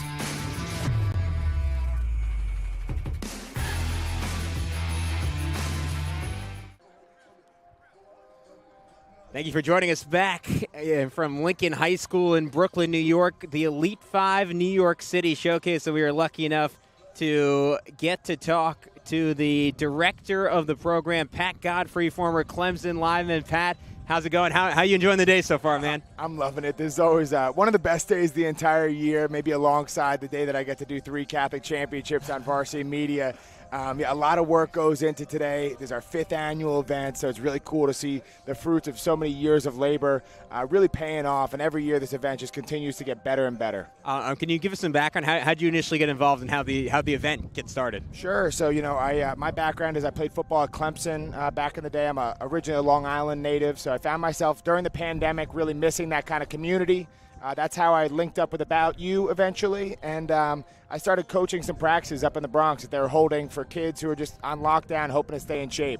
That year, the football season got canceled by the mayor. We watched as kind of hope disappeared from a lot of our guys' eyes, and we wanted to do something to fill in that opportunity that was lost. So that was the advent of the first Elite 5 back in 2020 to make sure that kids who didn't have a football season that year could still get evaluated. And to this day, we're still trying to build opportunities for those kids in New York who are so often overlooked.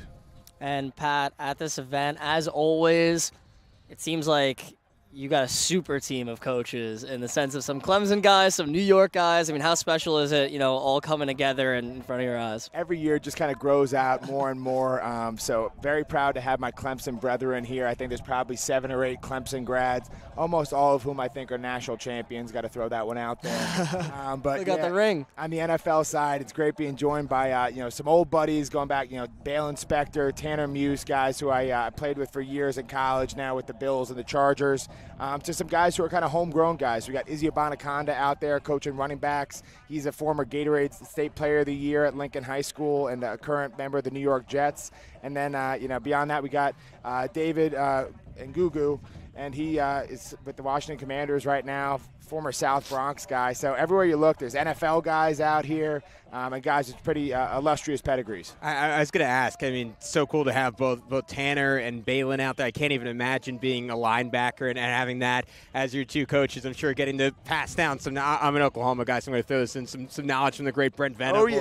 Those dudes. I'm sure you have some good stories about him. But what was the process like getting those two involved, and what do they bring to the table teaching some of the linebackers here? One thing I love about those guys, you're not going to find more selfless guys out there. So when we made the call last year saying, hey, we got this great event and we think it would really move the needle and be a game changer for us if you guys are flying to town, they just said, hey, when and where kind of deal. So those guys were probably the easiest to get to recommit to come back this year. We have a great time and all the kind of stuff this weekend outside of the Elite Five. But it's amazing because the intensity that they bring as guys who are professional football players is kind of unparalleled. I think these kids are getting held to account every single rep out there, and I think that's a big reason why the Elite Five has become such a special event. And Pat, later in this event, I mean, actually coming up soon, it's the linemen. And as a former lineman yourself, I mean, how much are you looking forward to it? The linemen, that's the real fun part of the entire event. And listen, no hate towards my skill guys out there. They balled out this morning, and I'm sure the running backs, tight ends, and linebackers are going to have some great reps and one-on-ones later. But to me, football is all about physicality, and these guys bring it every single year. The linemen go absolutely crazy. There's a screaming, there's hooting and hollering. If you see me on camera, you're probably going to think that I'm a psychopath, but that's exactly how I want it when offensive linemen are out there in one-on-ones. A lot of fun. Wait, look, we've joked about it 3 times. We're going to say it one more time. We were talking to David Ngugu. He's ready to go out there. He wanted to hit someone today. Oh, yeah. Before it was all, Pat, you might have to line up again. So I know you've lost some weight since your lineman days, but we might have to put some pads on you and get it going. But I wanted to wrap up on this. It was a theme when you had some of the former players talk to the current kids about how there's, I don't want to call it a stigma, but maybe not the requisite level of respect for New York City kids. I'm sure you felt it coming out of high school where maybe initially you probably felt a little under-recruited. One, what does this event do for kids to ensure that that doesn't happen anymore? And what do you think the trajectory of New York football is? As we're going through it, talking about some of the recent alumni of the program, talking about some of the kids here and the offers they have. And I just see it even from when I was in high school. I'm amazed at how much Division I interest there is in these types of kids. It's amazing. I think today, right now, we got about 5 Division I schools on hand recruiting these guys, as well as probably over about 20 virtually recruiting that will get all this film and break it down later this week. So I think we're really seeing the process pay off. It's kind of a trusted process type scenario. Early on when we started this event, it was very difficult for guys in New York City to get Division I looks, and obviously that's never going to become an easy thing, but I'm really proud to say the class of 2023 coming through the Elite Five, 33 of those guys went on to play Division I football. And that's over 20% of the guys that we had coming through that class. I'm really excited to see how the final numbers shake out for the class of 24 and eventually the class of 25. But I think we can continue building on this trajectory right now, and I don't see why New York City in 4, 5, 6 years can't be exactly what people think about when they think about the big north in Jersey. There's about 10 miles probably separating a school like St. Peter's Prep from Monsignor Farrell, right, across the water, but they get looked at in completely different lights. I think that this event is starting to break down some of that stigma and giving these 5 borough kids the real opportunity they deserve.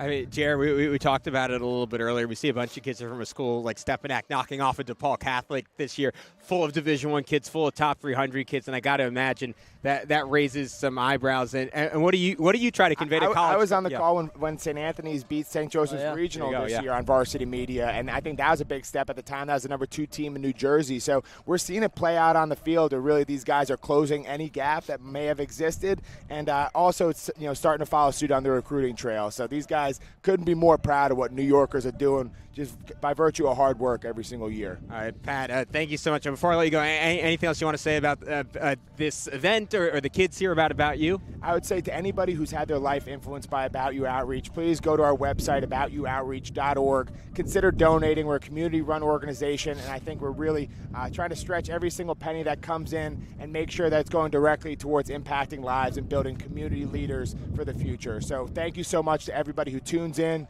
Thanks to you guys for being a part of it again this year, and really just excited to see what the next 5, 10, 15 years have in store for the Elite 5 Showcase. All right, thank you so much, Pat. It's an incredible event. We've been talking about it all morning, but it's shocking to me, again, someone who was around New York City football like 12 years ago, just the leap in talent, the leap in skill level. And I don't think Jared, you could back this up as someone who follows it super closely. I don't think the athleticism or talent has ever been in question, but it's clear the skill level, the coaching, and the academic side of it are all kind of matching that now. Yeah, absolutely. Takes that full-scale buy-in. That's what we're trying to build it About You. Well-rounded individuals. So. Yeah, and that was clearly an emphasis talking to George earlier today, and you see these kids out there, and again, it's no question that from a talent perspective, they're there, and you take care of everything else. I mean, sky's the limit. And Jerry, we've gotten into some of the alumni throughout the day, kids going to Duke, going to Vanderbilt, going to Purdue, going to Wesleyan, and now we're looking at the next generation. We've talked about some of the defensive linemen. Two more you're looking at, Zaire Caldwell, Jair Edwards from Mount St. Michael's, defending AA state champs. What are you excited to see from that duo? Yeah, and when you take a look at like the Mount and what they accomplished last season was something special in Coach Mario's final year. And, they ended out winning a AA2 title. But, man, 2 D linemen that are here right now, who you just mentioned, with Jair Edwards and Zaire Caldwell, both special talents.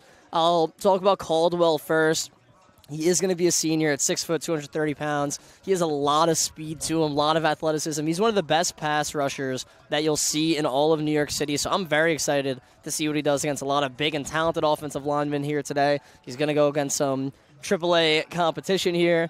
Very excited there. And then Jair Edwards, 6'2", 285 pounds, and he's a freshman right now. Jair Edwards has so much potential. I can't wait to see what he does against older competition here today. He was good on varsity as just a freshman, so he'll be very exciting to watch here today. Super excited to see those two, and we'll see if the offensive linemen can hold up. We mentioned Luke. Anyone else on the offensive line that you're looking at here today? It's certainly a position group that is growing and getting better. I mean, Pat Godfrey, you think about him going to Clemson, that is such a rare thing coming from Long Island, and even now following Long Island high school football, like they're just not a lot of high-level Division I linemen, but more and more you're seeing guys start to rise to that level and have an opportunity potentially to play high-level Division I football in events like this, just to give them an opportunity to show it against some of the best D linemen in the state that they're up for the task. Yeah, and, some of the O-linemen, I'm really looking forward to Emmanuel Frustado from Lincoln. Mentioned him super early in the broadcast, but it's going to be his time to shine, just at 5'9", but he is a fighter. I am really looking forward to see what he does, and I know he could play both sides of the line, but hopefully get to see him on the offensive side of it. That's going to be really, really exciting when it comes to the offensive line. And also Adrian Palta from Long Island City. So many LIC guys that I can't wait to see.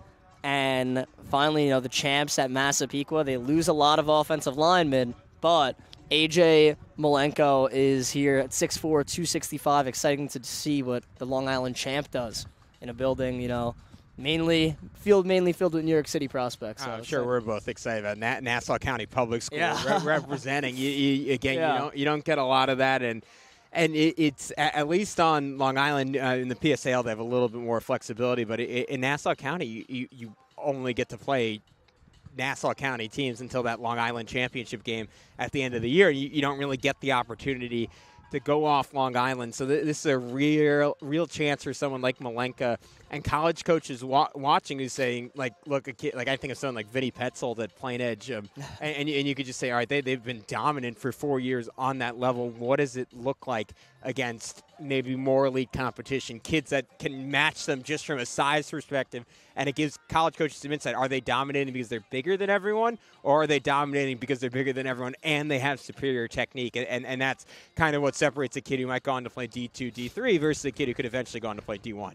Yeah, absolutely. And speaking of some more Long Island public school offensive linemen like Chase Cresira from Bayport, another Long Island champ in the building. And, it's great to see a lot of public school kids. And also out of Long Island Catholic School, earlier in the wide receivers and DBs, Enoch Thomas out of Holy Trinity had a really good day. He's going to be a really talented player for the Titans this upcoming season in the Catholic League. He had a solid day. And a receiver in that group that also played well was Elijah White from FJM. A bunch of guys kind of just, separating themselves from the pack here, especially in that earlier session, which was really fun to see. But now we get to see it in this session here with a lot of, the linebackers, the running backs. And one running back I want to talk about real quick is Derek Betances out of Kennedy.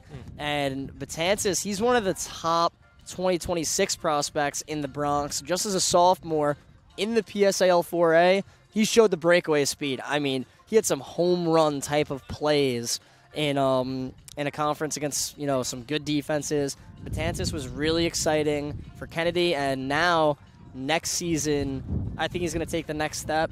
And for the Long Island fans watching this, Kennedy runs like a North Babylon type of offense where, it's like misdirection runs, super run heavy, get the running backs into space, and that's where, Betances is going to thrive through that. He's going to run through tackles, and he's going to make plays. I'm excited to see what he does today in open space in these one-on-ones, going against really good linebackers. Should be very fun to see. Yeah, it's going to be thrilling, and that running back group, we're going to see some real athleticism. We got the 40-yard dash with the wide receivers. I'm hoping they wrap up this period with the running backs getting to do something similar and getting to see how fast those kids are, and then we will culminate with those one-on-ones, the best offensive linemen against the best defensive linemen, and that is something that just gets everyone here super fired up, and it's what you're working towards all day as we get a look at some of the drills going on in front of us. Running backs getting to run some routes. Obviously, that's we talk about being multifaceted, multi-talented, the ability to receive out of the backfield. You see it continually over the last 10 years become more and more of an emphasis in the NFL, and especially, Jared, as a position that from a contractual standpoint, a money standpoint, is being devalued a little bit. I mean, that even becomes a thing on the college level when you talk about NIL that kids are going to get. It pays to be a running back that can split out and run wide receiver type routes, because that is where you establish yourself as having value that is beyond the traditional aspects of a running back position. Yeah, it's so important, and I think that's what we're seeing a lot with these high school running backs, being able to showcase their ability, catching the football, making plays after the catch. And running back that I'm really interested to see how he does in this event is Troy Baker out of Stepinac. So with Archbishop Stepinac last year, very senior heavy, like I mentioned, Lorenzo Robinson, now going to play Division II football, Jordan Osborne, D1 commit to Monmouth. They're both gone. Now it's Baker's time to shine. He was at a camp last weekend ran by Jerry Flora where Baker got first team all offense, and he's been fantastic so far when given opportunities. I'm excited to see how he does here today as being able to catch the ball in open space, make some plays. A lot of really good running backs that I'm looking forward to. Presumably we'll get to see the running backs blocking tested as well, and that is also such a big thing. When I mean, running back's a position that there are a million kids who want to be a college running back, right? Like so much talent, so much athleticism throughout the high school level, not just in New York City but around the country, and how you block, how you catch, those are elements that can be separators in terms of a college coach deciding between 5, 6, 7, 8 guys and saying, all right, who am I ultimately going to recruit? And, yeah, Gavin, you make a great point talking about, being a complete running back. Mm-hmm. And here at Lincoln, on their home turf, they have 2 complete running backs. That's a 1-2 punch, where we'll start off with Cody Gillespie first. We kind of touched on him a little bit earlier in the sense of, all right, he's a big bruising back, but Gillespie really does a little bit of everything. I'm very excited to see what the 5'10", 200-pounder does on his own home turf. He's going to be really, really good, but also another bruiser who had a good season as a junior in the PSAL was Cyan Filbert, the other half of that 1-2 punch at Lincoln, as he was one of the top backs, especially in the first half of the season, but he's listed at 210 pounds, just ready to run downhill and run you over. But now it's good to see them in this kind of environment. Hey, how are they going to be in the open field? How are they going to be as receivers? Like, that's going to be very, very fun to watch, and I think they're going to answer the bell very, very well. Yeah, certainly going to be interesting to see. Yeah, and to go along with that, too, is he plays running back sometimes, but he's going to play linebacker. His name is Brennan Presley out of Iona Prep, and he's been on Iona Prep varsity since freshman year, and he's going to be a junior now. That's kind of just a cool, Iona Prep Lincoln matchup that, we could see. And Presley is going to play linebacker. He had a great sophomore year, just like so many of those Iona Prep sophomores had on varsity. And, that's gonna be pretty awesome to see, a Presley versus Filbert matchup or anything like that, kind of like what we've been talking about. Now with more positions here with, of course, both linemen, linebackers, and running backs, we're going to get some real good matchups. And again, we wanted to remind you, we're coming to you live from Abraham Lincoln High School, Brooklyn, New York. It's the Elite 5 NYC football showcase. I mean, great opportunity just now to talk to Pat Godfrey. As we want to remind you, if you want to book a sportscast, you can contact Varsity Media today and have us produce a sportscast for your team. It includes announcers, graphics, instant replay, and multiple camera angles. A member of your team will enjoy for a lifetime. If you're interested, you can give us a call at 516-403-2050 or email ben@varsitymedia.net, and you might get a chance to hear more from Pat Godfrey, who did all those Catholic League games from us. What a get for Varsity Media. I mean, a Clemson offensive lineman, that's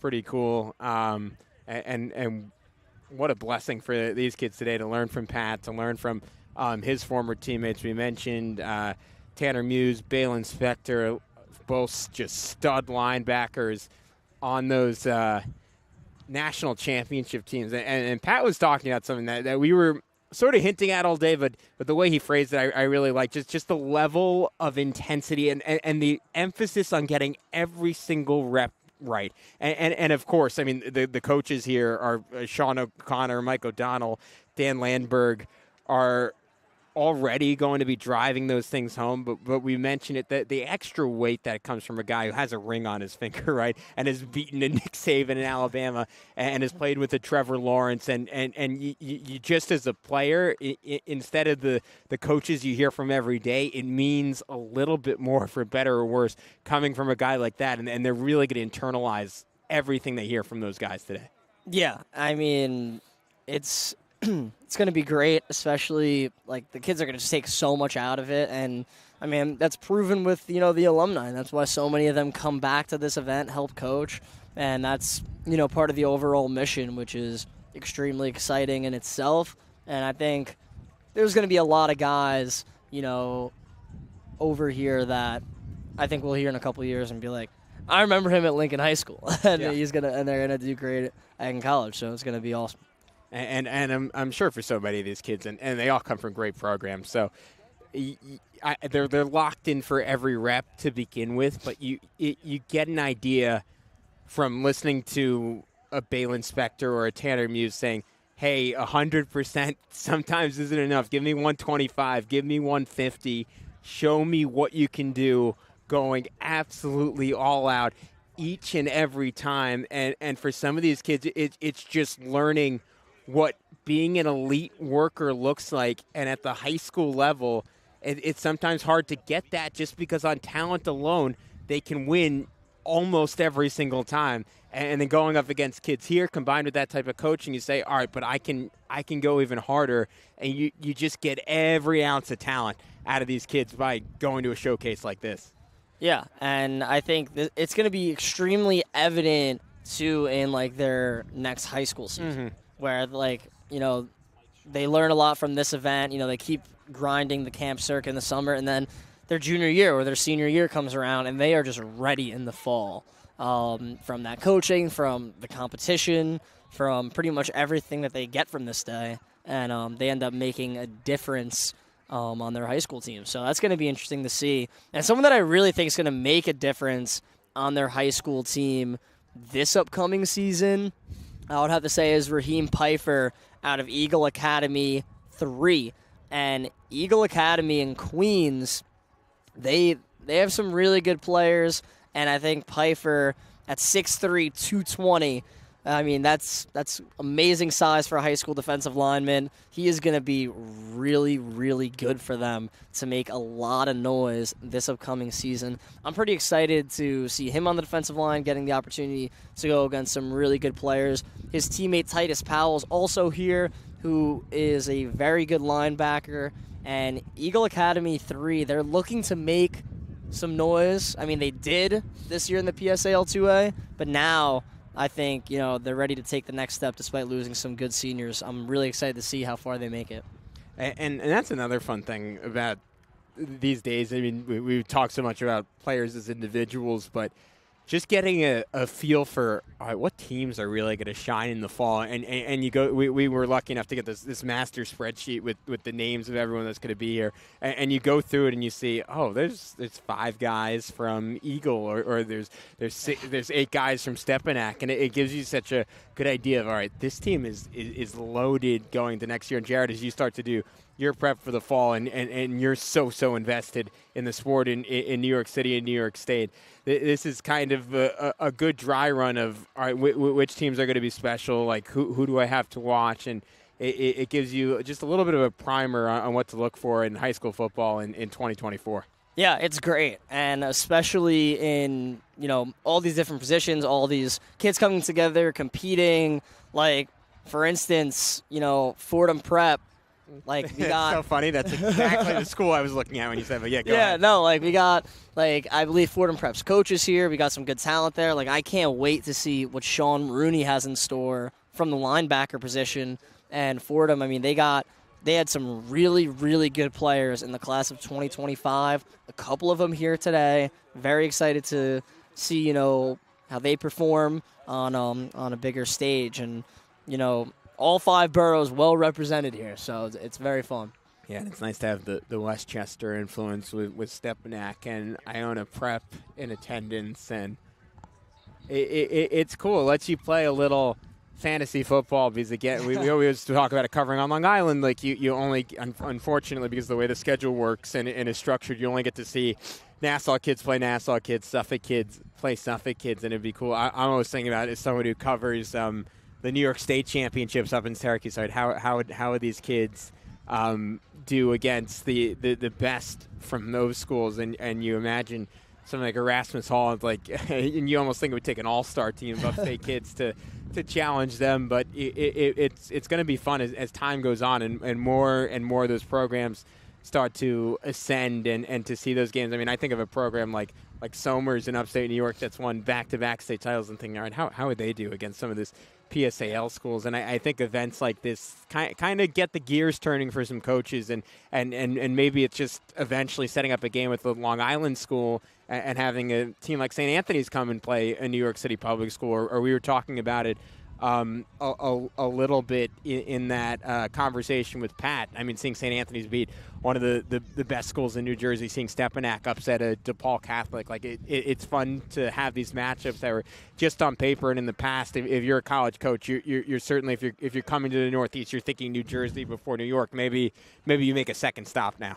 Yeah, it makes it very, very fun. And One thing, I mean, you kind of mentioned it earlier. It obviously gets us very, very excited for the fall, but also for programs, say, hey, maybe they didn't have a great season, but they bring back a lot of guys and they're really looking forward to what's happening next season. That's a perfect example for kind of what's happening here. And two guys I really want to highlight. We'll start off with Capital Prep. And Capital Prep in Harlem, they play a nationally based schedule, which is very cool. They're an independent school. They struggled last fall, but they bring back some really good talent. Defensive lineman River Mack is someone I can't wait to see. I mean, I'm very excited to see his bag as a D lineman, see how he performs against some good competition from New York City. River Mack, really good talent. And on the offensive side of things, Declan Miller out of Chaminade, one of the rare sophomore starters for the Flyers, and he was a starter up front for a good Chaminade offensive line. He comes back with his partner in crime, Lucas Catogio, for this upcoming fall with that great receiver core we mentioned. I'm excited to see that Chaminade offense, and Declan Miller has the tools to be a great O-lineman in the season and, of course, someone very effective here today. Yeah, it's so exciting to see some of these class of 2026. I mean, you even have a couple of kids looking at this sheet, class of 2027. So freshmen coming out here making a statement today. Zaire Jones out of A. Philip Randolph, a wide receiver we got to see earlier in the day. He's someone everyone is really excited about. Karan Casey out of John Bartram High School. Lake Jesse out of Fordham Prep. It's amazing what some of these freshmen can do and how ahead of the curve they are already participating and competing at a high level in an event like this. Yeah, and it's going to be exciting to see that, especially here in the later end of things and when we get these one-on-ones coming. All right, so we'll step aside. We'll gear up a few more drills, and then it's a capper. The linemen one-on-ones. We're going to have a lot more fun here. Don't go anywhere as you're watching the Elite 5 NYC Football Showcase exclusively on the Varsity Media Sports Network. This is Solomon Thomas with the New York Jets, and you're watching Varsity Media.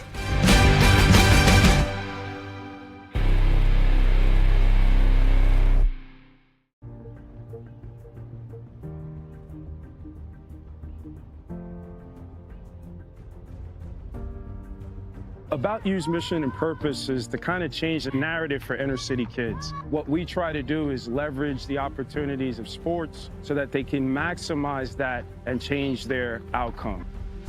About You is about leveling the playing field for student athletes in New York City by empowering them with SAT prep, mentorship, strength and conditioning training to help them get to a better path in life. What we really do is we see kids through from a very young age through each stage of their life, going through from youth, getting into high school, college, and a job. And what we do is we connect them with life-changing services, resources, but most importantly, networks and opportunities. Harlem has a rich history, good and bad. You have a bit of hardship and you have a bit of lack of resources. If you're a student athlete from Harlem, the Bronx, Brooklyn, if you don't have ownership of your circumstances, you can't change opportunities. It's the inner city. There's a bunch of different things that are going on, and you can get caught up in things that can lead you down the wrong path, things that there's no coming back from, things that can ruin your life. Academics is the first thing that will limit your opportunities in life. But there's also a huge gap now after COVID. I mean, some kids are now as far as 4 to 5 years behind their counterparts in wealthy communities. If you close the academic gap earlier and the academics are even, the opportunities become even. It's one of the big initiatives that we created was a Bridge Up program. And essentially, that's an academic intervention and strength and conditioning program that we run in the summer. Is one of the biggest issues in the inner city is the summer learning loss. The fact that, About You is helping inner city kids with both academics and athletics, and they're giving us a platform to seek to do better, and they're giving us resources to do better from both standpoints. And the bigger thing that they're doing is that they're giving kids a place to be that's doing something productive, that's contributing to their future instead of taking away from their future. So, just because your athletic career ends, that doesn't mean that you can't get a great job or you can't go to a great school. You can't do a lot of great things with your life. So they're kind of giving us outlet and a resource, a major resource to be able to accomplish those things. Seeing guys used to cut up in school and have bad grades, and you talk to them a couple times and really stress them, yo man, you gotta take care of business in all areas of your life. And when you see them change and really snap and get it, it's rewarding. Being a part of this program gives you a point of reference, gives you some place where you're going to be held accountable. We're adding in such an exponential way to what society will look like moving forward. We have tons of kids of color that are excelling academically, excelling athletically, and just doing a phenomenal job. As a parent, just watching their dreams come true is like priceless. When I'm able to see our young Black and Latino kids gaining education, getting their masters, thinking about pursuing PhDs, going into fields of finance, medicine, the community is going to change. At the end of the day, when we're all successful, it kind of lends to us changing what actually goes on in the community.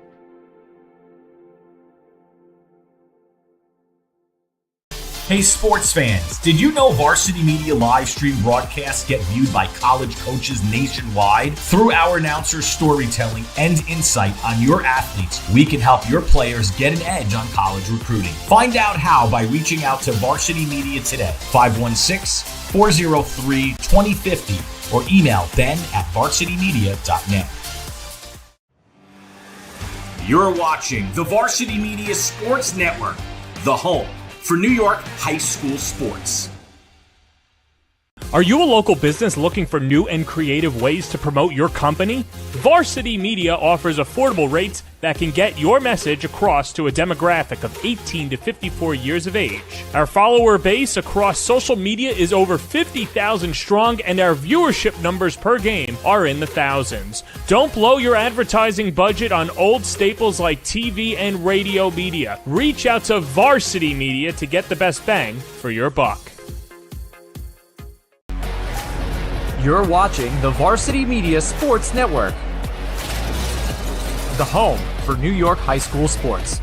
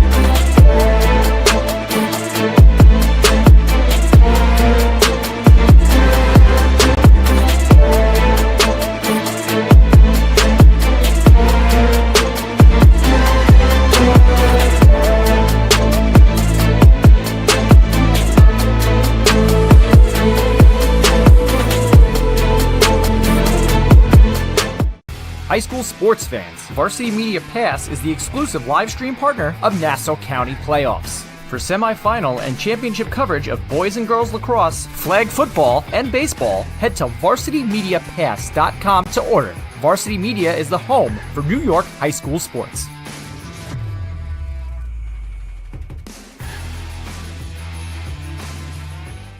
Varsity Media offers live streaming services for any sport. With human beings behind the camera, you can expect the proper coverage angles during each game. We offer customizable options such as live scoreboard, multiple cameras, instant replay, graphics, and even announcers. Find out how you can save $100 off a live stream package with Varsity Media by calling 516-403-2050 or email ben@varsitymedia.net. Hey parents, how about a bobblehead for your athlete? Bobbleheads are one of the most preferred personalized gift items today, and it's so easy to order. All you need is a photo of your athlete, a model number from our extensive collection of bobbleheads, and the sculpting process begins. 2 proofs are sent for your approval, and once it's approved, in a few weeks, your bobblehead is on the way. It's that simple. Order your bobblehead today by logging into varsitymediapass.com and click catalogs, or call 516-403-2050. Did you just have the best athletic year of your life? And now you want to show it off to college coaches? Well, let Varsity Media help you. Varsity Media's college recruiting videos show off your unique skills to help you land a spot on the team of your dream school. We'll provide music, spot shadow effects, and a link to send to your next coach. Contact us today for more information. Don't rely on word of mouth or cold emails. Let Varsity Media help you take your game to the next level.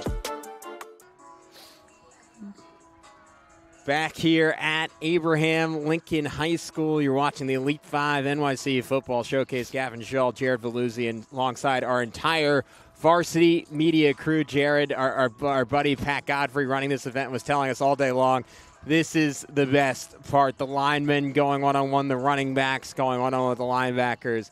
Super exciting. This is where the wheat separates from the chaff. You see best on best, and you see who actually is the best of the best. Yeah, we're talking prime time here when it comes to the big fellas getting after it. I'm really excited to to see all these good linemen. I mean, we were highlighting a bunch of them earlier. They're going to get to go head-to-head. Can't wait for that. And then, of course, the running backs and linebackers, what we see on the screen right now. Look at that explosion, man. We're going to see the shiftiness here, no doubt.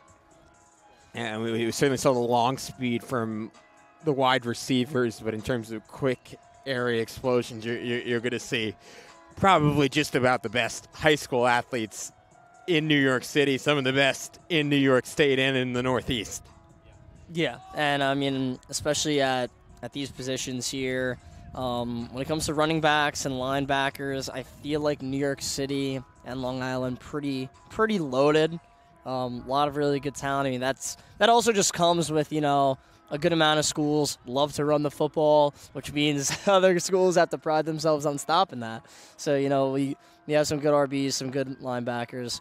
It's going to result in a lot of fun matchups here, and we're gonna see some highlight reel one-on-ones, and we're going to see some linebackers that say, hey, I can defend the pass extremely well, not only stop the run on film. And you see the route running is at a really high level from these running backs. We talked about it a little bit earlier, but it's such an important part of the game today. And if you want to be a college-level running back, you think back to the early 2000s. I remember Adrian Peterson's recruitment, and not that he couldn't run routes and not that he couldn't catch the football, but it just was not as important back then. Now, just an essential skill set. And there's a reason why running backs are coming out here and immediately being put to the test, running routes. And on the flip side, with linebackers, important to be able to cover in space, and a necessity in today's game. Yeah, covering in the open field is so important, especially with just how much, passing has really taken off, not only at the higher levels, but especially on Long Island. I mean, 20 years ago, it was mainly teams running the football. There was I think only a couple teams had the spread offense at that point. Like, everyone was just heavy run.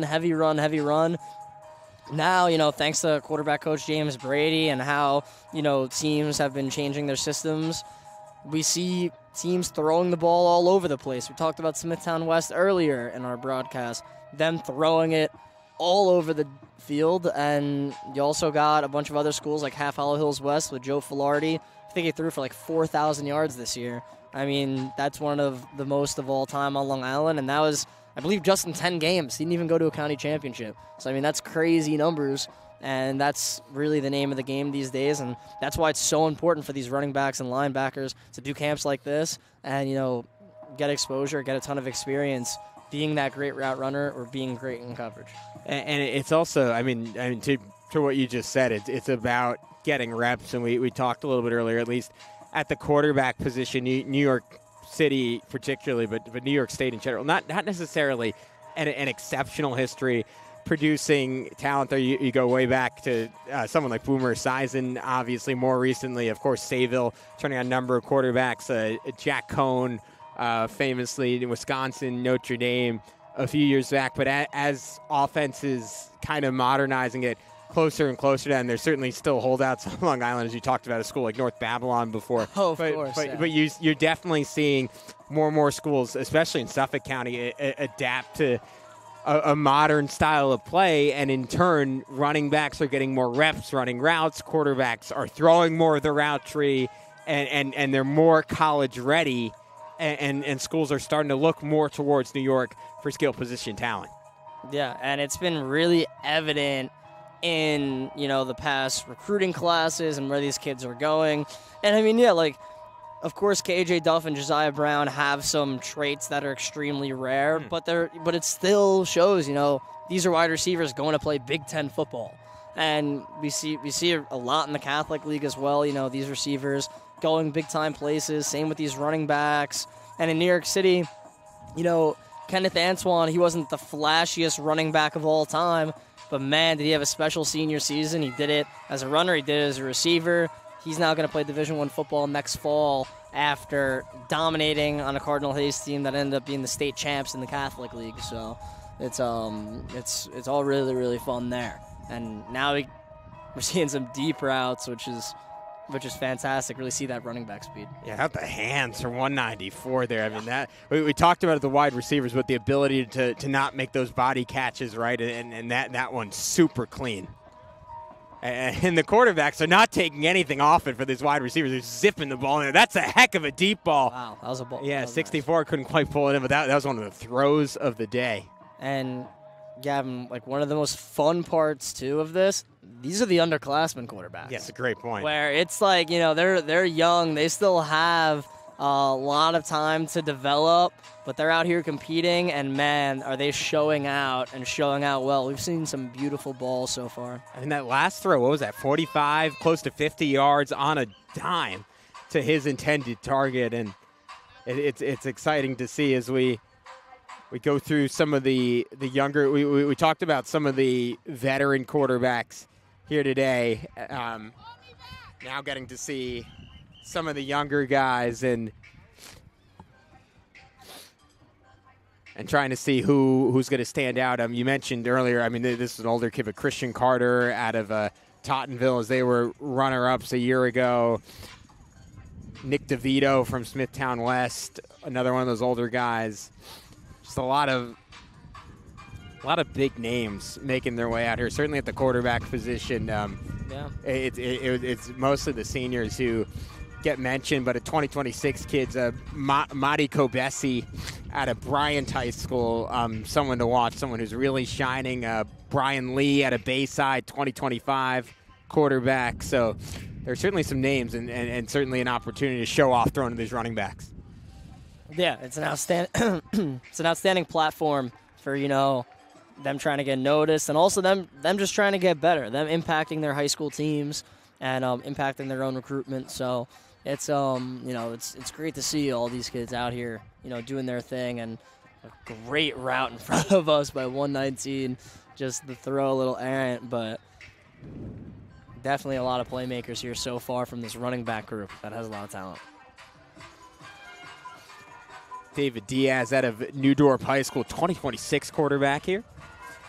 And here's 43. Look at the separation there. Not going to be able to catch with that one. I mean, these underclassmen at some point, you got to rein in the arm occasionally. They're so good already. Yeah, man. Don't sleep on New Dorp quite yet. They're in the PSAL 4A last year, and they had a good senior class. Unfortunately, those guys have graduated, but New Dorp, they made the PSAL playoffs before losing to Tottenville. They're going to look to go back to the playoffs this year, and it's good to see David Diaz out here as he's competing for that starting quarterback job in New Dorp after the graduation of Jack Hay. So it'll be good to see him throw a ton today, and interested to see how those couple New Dorp guys do here against some other competition from Long Island, New York City, and Westchester. We've talked a lot about Isaiah Vanterpool earlier today. Got to see his teammate in John Varapara, another talented quarterback out here with the upperclassmen. Yeah, that's going to be interesting. More Catholic has a couple young quarterbacks that are really exciting. I don't think he's here, but Tommy Zay, who was just a freshman, made an impact last season for Moore Catholic on varsity. One of the top 2027 prospects in the city.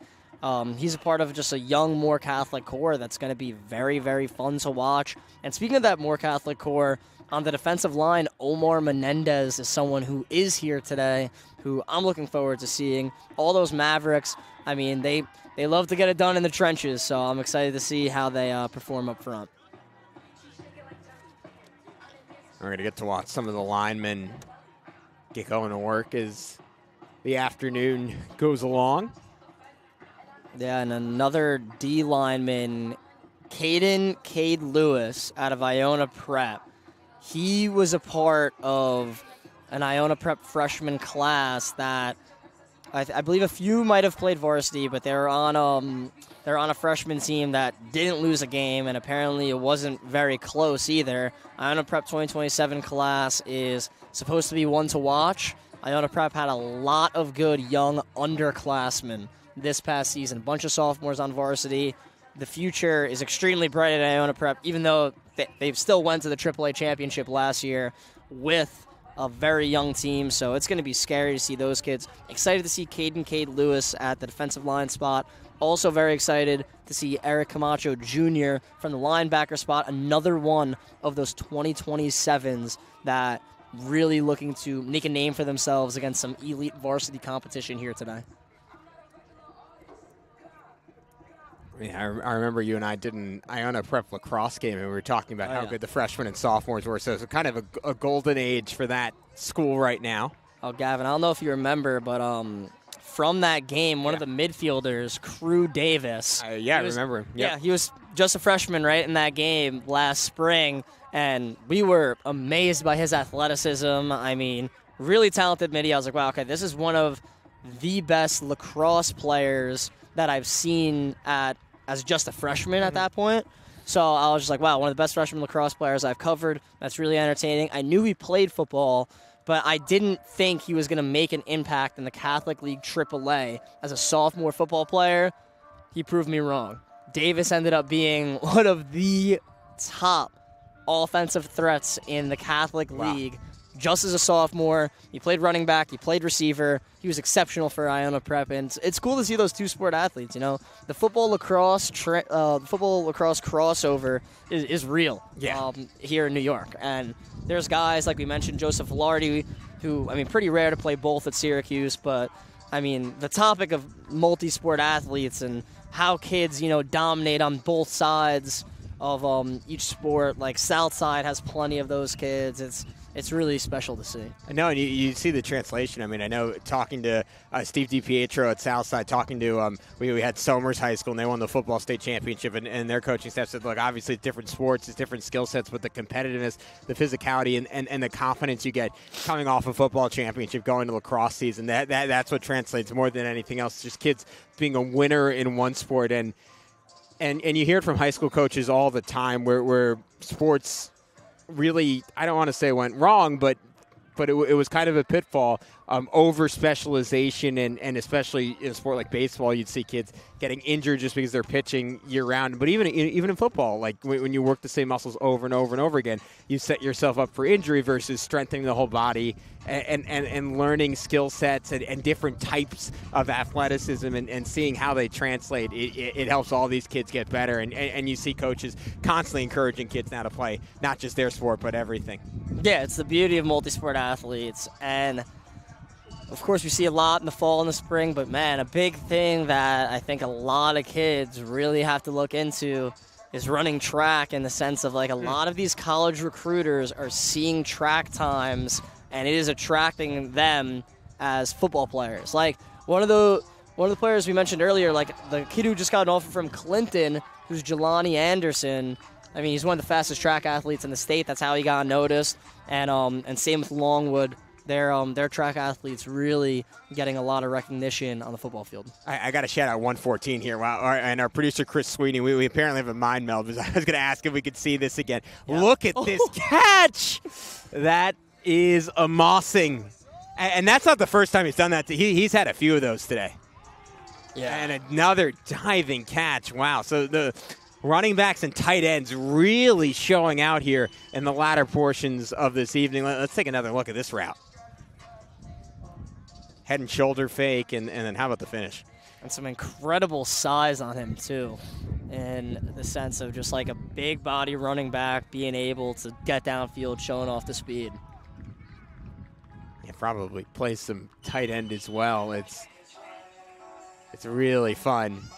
to see the types of athletes that are coming out of New York State. And you're a college coach and watching this, you're immediately calling Pat Godfrey and you're saying, all right, who's that kid? I need his name.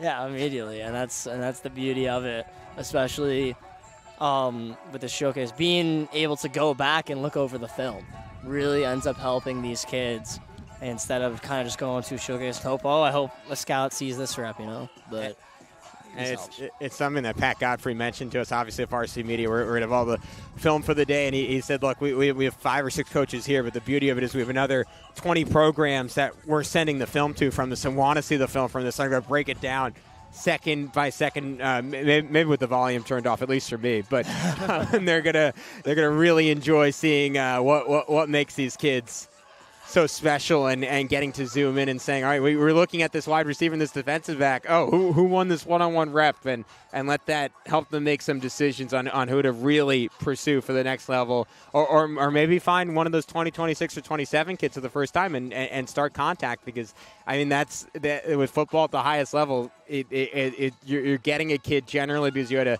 2, 3, 4-year relationship with him.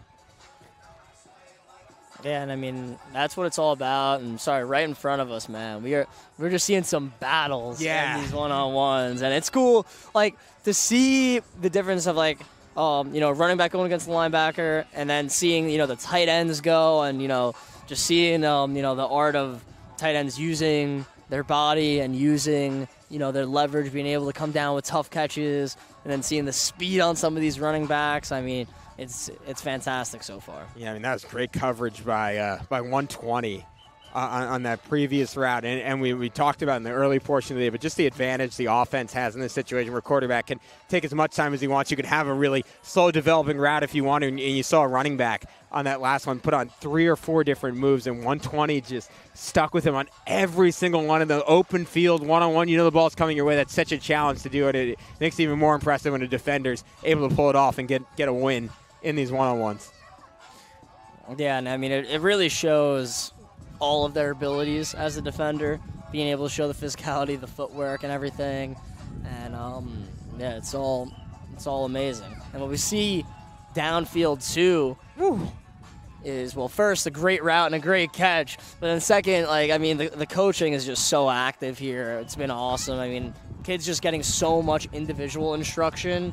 I mean, that's so important and so much better than just talking to groups as a whole. It stood out to me when Pat had all the coaches introduce themselves, and that was like a 10-minute process. There were 20, 25 coaches. So many. You always hear about, in an academic sense, like a student-to-teacher ratio, and in a sporting sense, you think of, all right, what's the coach-to-player ratio? And that's what makes this showcase so awesome. It's that, there's going to be someone on you every single rep. And to Pat's point, it's someone who is maybe in the NFL right now, like a Tanner Muse or a Balin Spector. I mean, if you're a running back and you have Izzy Abinaconda talking to you after a play, you take that seriously, not only because he's a New York Gatorade Player of the Year, but he was an All-American, and now he's playing with Aaron Rodgers. He's backing up Breece Hall and Dalvin Cook a year ago. That is the dude you want to learn from. Yeah, and I mean, you said it best right there. I mean, he's out here scoring touchdowns in a Jet uniform, and especially it was awesome to see him ball out in his first preseason game. I remember that. That was a really good feel-good moment for a lot of New York City people that knew him. Of course, I mean, he was also in this landscape just 5 years ago. I think that's what's also so special, where in 2019 he was on this field and he was going to battle. So it's great to see that, and now it's another good route. Unable to haul it in, but I like 164's game so far. Yeah, just the early route physicality, and I think it was something you mentioned earlier, but you saw with the DBs, and you see even more with the linebackers. I mean, they know that they're at a disadvantage, right? You just have to be a freak of nature to stick with these running backs, given how open the field is, how much room they have to run. If you're a linebacker, part of the way you do that is by being super physical at the start of the route. And 164 said, you want to get physical? Bet. And just took him down. But it's fun to see on both sides. And And again, college coaches watching, they're looking for the skill level, they're looking for athletic traits, they're also looking for competitiveness, and that's really where you get to see it. Yeah, I mean, especially in these one-on-ones, it's just a complete, different type of intensity, tenacity that these kids bring, and it's just been so much fun. And when the linemen get to the middle of the field later, everyone's going to go crazy. I mean, I can't wait for it. But right here in front of us, looking like they're changing it up a little bit. And, we're getting out into open space now. This is where it's some of the most fun when it comes to running backs. Show off the open field moves. Show what you could do with the ball in your hands. We're going to see some entertaining plays here and also get to see these linebackers break down and try to make some plays. We talked about the advent of spread offenses, and, I mean, what that means as a defender is you are on an island a little bit. It's not necessary. Obviously, some plays it's going to be that, but it's not the days of gang tackling where you're 3-4 defenders on a guy. You're going to be put in situations because the offensive coaching and spacing is so good where you're isolated. And it's are you quick enough? Are you athletic enough to make a play in space? And in the past, where you could have a 240-pound linebacker, maybe like Joe Flority's dad out there, and today you have to just have that elite athletic ability, and we're seeing it from these kids out here. Yeah, and especially, in these drills upcoming, I mean, putting the athleticism to the test, about to see some great moves, and I'm definitely excited for it. 114 just super smooth out there. We saw what kind of wide receiver or tight end he is, just a couple of big-time catches. Oh, that's getting up quick. How about that one from 191? Yeah, no, that's where these linebackers are really going to show their ability to come and make some plays, and that was one of them right there. That was outstanding. Yeah, and you love a linebacker. I mean, sometimes you see him sitting back and waiting for the offensive guy to come to them. I mean, very similar to that time from 179, just being hyper-aggressive and dictating the action.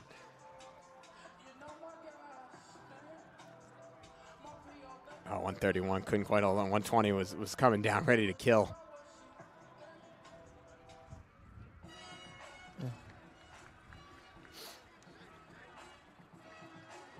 And look, we saw the running backs get the better on the routes. Linebackers have dominated this drill. Obviously one that favors them just a little bit more, but running backs haven't really been able to shake free yet.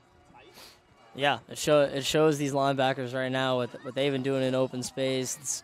It's definitely good, and of course this translates really well to actual football too. On some dumps and stuff. So it's good. It's good to see these running backs going against these linebackers in this capacity. It's a lot of fun. This might be a sacrilegious name to say at a New York City showcase, but do you remember that Saquon Barkley clip from Penn State where they had the drill where they had both teams lined up on the side and he shoots like 4 guys out of his? I want to see something like that. I want to just see a running back just make 3-4 guys miss on one run. It's a lot to ask for in two-hand touch, but we'll see what these guys can do.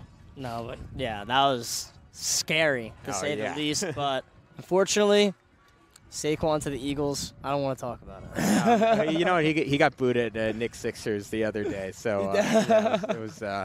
That's good. That's good. Yeah. Well, and he was defending himself on Twitter, and he was like, how can I be a traitor if I didn't get an offer to stay? Wouldn't that make them the traitors? And it was a fair point, but you can't really rationalize with New York City fans like that.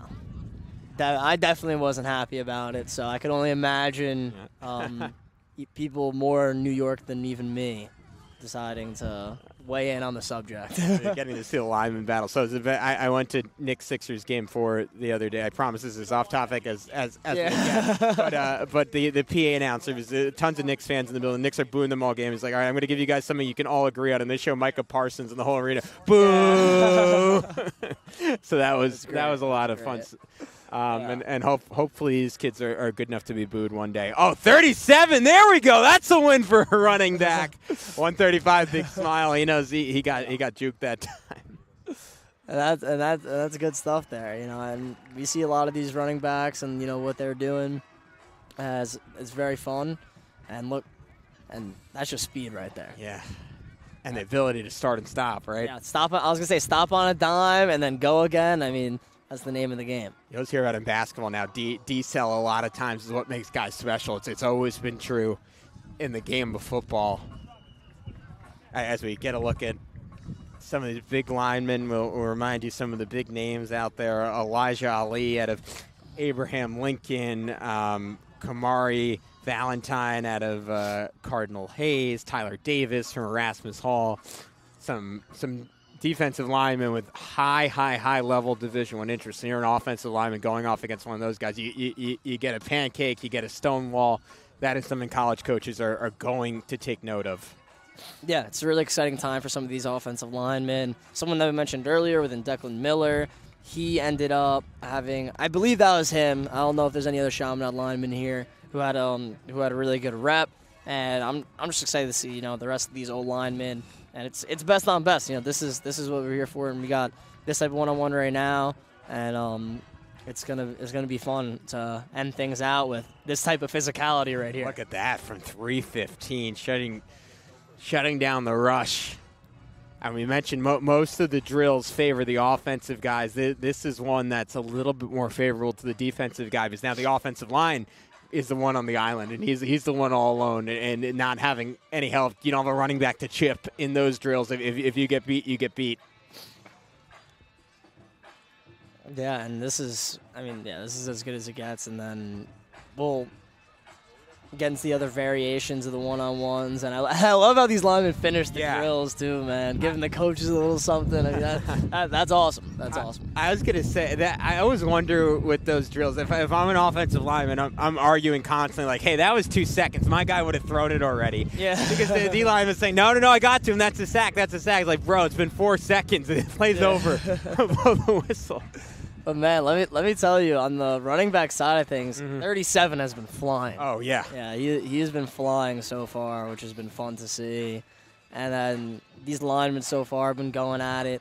This part of the day has definitely been as advertised, and honestly, the whole showcase has been. But getting both additions between the linemen and then the running backs, it's been pretty cool.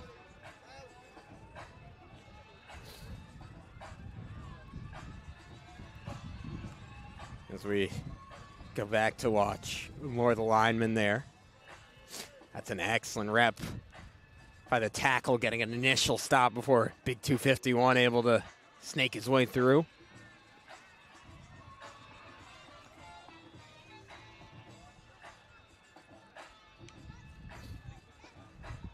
.37 again in space. So there's my guy, 114, slowing him up.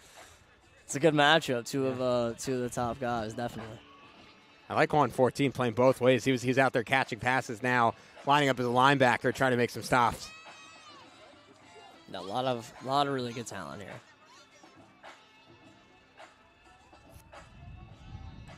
Quarterback's doing a nice job getting it out quick.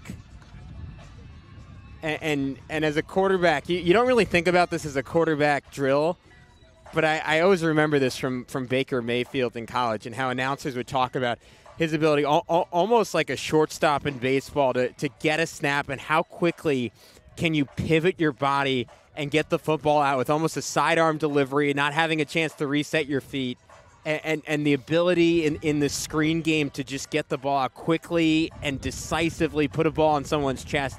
It's a half second that can make a big difference once you get to D1 in terms of play being successful or not successful.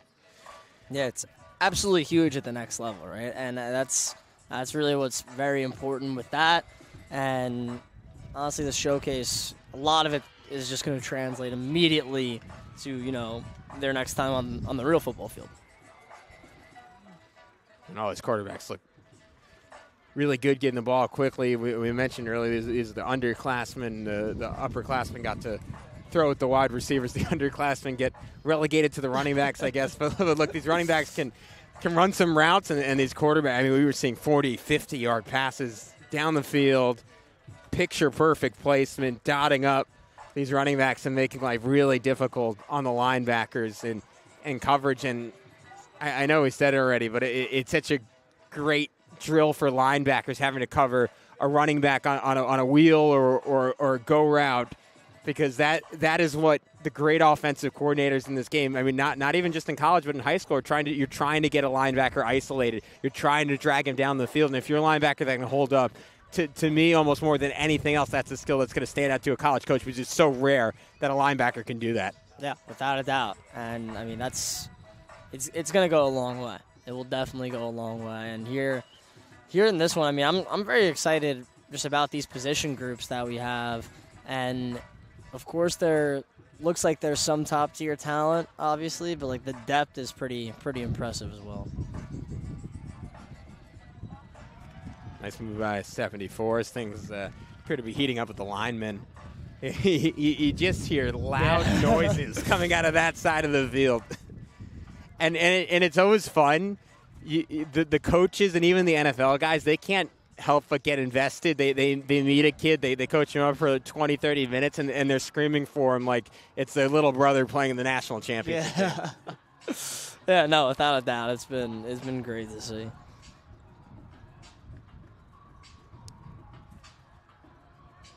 Again, out here at Abraham Lincoln High School in Brooklyn, the Elite 5 NYC Football Showcase, the premier recruiting event in New York City, started 5 years ago, a product of COVID, and has grown into something much bigger, attracting all the best talents, not just in the city, but from Westchester, from Long Island.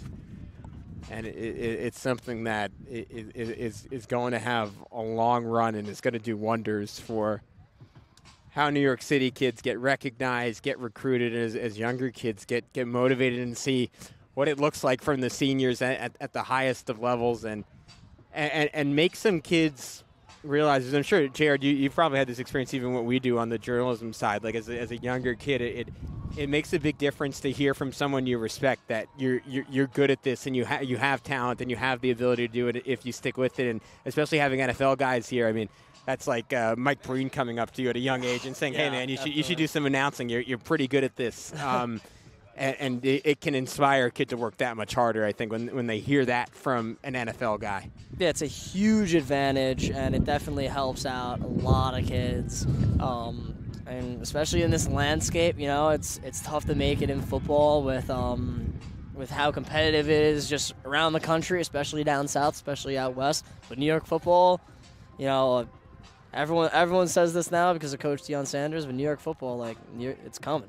New York is coming. So it's and honestly, it's pretty much here in the sense of like how so many kids have been doing great in college and drafted into the NFL, and this generation here in high school isn't far behind with how good the 2025 class is, and the 26s, 27s all next up. The 2024 class, pretty historic when you look at KJ Duff, Josiah Brown, Caden Brown, you know, all these amazing players, Marcus Harrison from upstate. I mean, just all these guys going to elite power level schools. Very impressive.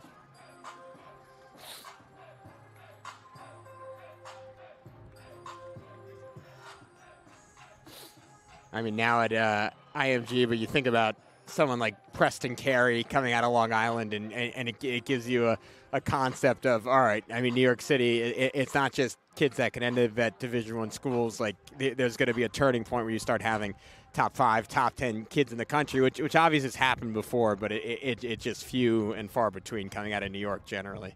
Yeah, it's super rare in the sense of like how high-ranked Preston Carey was, but he was a kid, well, definitely where, you know, he saw like the narrative of Long Island football, but he didn't let it stop him growing up. Like, his dad and Long Island Elite do a fantastic job of getting these kids exposed to elite competition early on now. I think Long Island Elite football is an organization that helped Long Island football and still is, where like they take these kids to Texas, they take these kids to just all these different states to play against these teams. And, you know, Preston Carey kept sticking with it. Now he's one of the best players in all of America. And we see a bunch of these other players doing really good things, and some of them are even here in the sense of like Christian Alfaro. Johnny Russo was with the wide receiver group earlier. He played on St. Anthony's, started just as a sophomore receiver. Let me tell you, Johnny Russo, these next 2 years for St. Anthony's is going to be a difference maker. Look out for him to catch a lot of passes from Gary Merrill next season, or Peyton Robinson, depending what the quarterback situation is exactly like. But Johnny Russo will produce a ton next year. He was with the receivers earlier, liked his game a lot. And, I mean, there was just so many good wide receivers earlier in that group. And Gavin, we didn't have the original, like, we don't know the numbers just because we weren't getting the roster, but we're talking about 143 a little bit, especially his size stood out. Yeah. And that ended up being Nasir Edwards, who all-state selection, Pat Pizzarelli Award winner, given to Nassau County's best wide receiver, and Edwards just a beast out of Almont. And I mean, that's why he was sticking out so much. He's just really, really talented, beyond his size, extremely skilled, and wow, look, I mean, I saw that too. 43. Yeah. Sorry for interrupting you, but as yeah, a running back. No, that deserved to be interrupted. That was beautiful. And I don't want to guess, but maybe it might be Troy Baker. I see the Stepanak shorts, but what a move. There's a little double move, actually. If I was in Atlanta, I would have had to be wheeled off the field after that. Just both ankles, bone exposed, open. That was dirty. But to your point on where Long Island is trending, I remember for Varsity Media, it was almost 2 years ago at this point, doing an article on Gerald Filardi, and he was telling me about their travel team, and he was saying how they went to Texas, went to Florida, and played even. And I almost didn't believe him. I was like, I got to Google this myself. Yeah, Long Island Elite, man. I'm telling you, they do really, really good things over there. Ben Carey and Gerald Filardi. And yeah, that was it's amazing to think about that. And you heard, well, you didn't hear, but we heard during our little lunch break, they were giving a speech to everyone, and Pat Godfrey was saying, like, look, that's his goal with this. He wants kids to be on a level playing field with Florida and Texas and California. And part of the advantage that those states have beyond all the money that's poured into football, all the interest at a young age, it is competition breeds talent, and events like this strive to replicate that and strive to push these kids to higher levels. But it certainly is, there's something to be said for seeing the best and wanting to match up with that, and even coming here and not having a good day, especially as a younger kid, can inspire you to work that much harder and get that much better. And that's what you see all the time in Florida, Texas, and California. I think we're starting up with the big one-on-ones with the linemen, so we're going to get you over to that here on Varsity Media in just a sec. Yeah, but Gavin, you said it really well. There's nothing more I love than a 2027 or a 2028 coming out here today and saying, I don't care, I'm going to compete with these rising seniors, and you know, they're doing their best, and I'm sure some of them might stick out, have great days. Some of them, it's going to be a learning experience. Either way, you're going to get better, and that's awesome. You know, they're out here fearless, and definitely takes a lot of guts. Ooh, another dirty move, 37. He is really standing out today. I'll make my sorry, it's been a big week for us. I'm going to make another Knicks reference. It's constant Tom Thibodeau coach. He says you don't lose, you get better. Oh, sorry, you don't lose, you learn. I'm a lapsed Knicks fan, but that I think that's the story of this event. Like no, either you come out and you have a great day, or you learn and you get better. Like no one here loses. This is a win for everyone coming out here and getting an opportunity to compete against the best. Yeah, everyone's getting better here today, and that's what makes it so good with this New York City showcase. And man, the linemen getting pumped now. AC Corday Sidnor getting pumped too. That's what's awesome about this. Yeah, and man, how about it? The big fellas going at it. It was something that Pat mentioned to us, but we found out ourselves talking to Corday, Sidnor, and even before that, David Ngogu, and just, I mean, the energy that those guys had was so, I mean, infectious. It got me really excited, Jared, for the rest of the day. You can tell they just love their football. They love line play. They love the physicality of all of it. And you can't help but listen to those guys talk and want to go out and compete. And I'm sure these kids are just foaming at the mouth after being coached up all day. And you got to imagine David Ngogu in one corner, Corday Sidnor in another corner. They don't want their kids losing. They're going to bring some competitive heat themselves. Yeah, there's really nothing better, and it's like with these guys and like kind of what they're doing and what they're bringing, it helps the atmosphere just so much. Like besides the coaching fact, like they are getting so pumped, and like that energy is just rubbing off on the kids, and that's why it's just been such a good day so far. Here's another big-time rush 278, doing a nice job holding off on 164.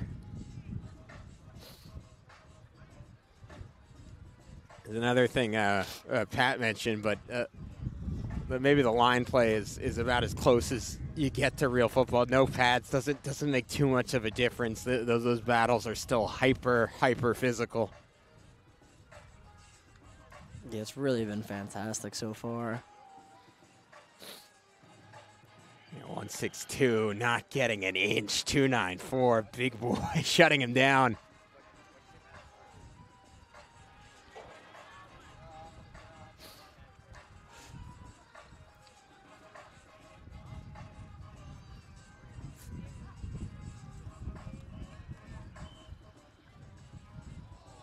And 43 continues to show off.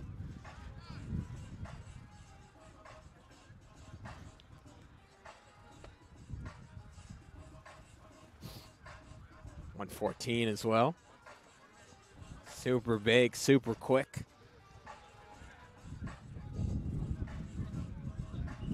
Yeah, and a lot.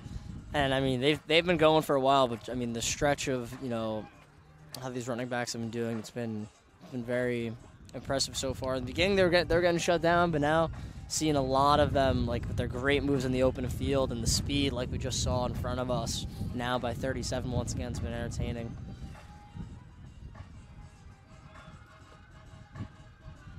And it's how do you create margin for error? Forget about getting tackled. How do you not even get touched? Yeah, tight space.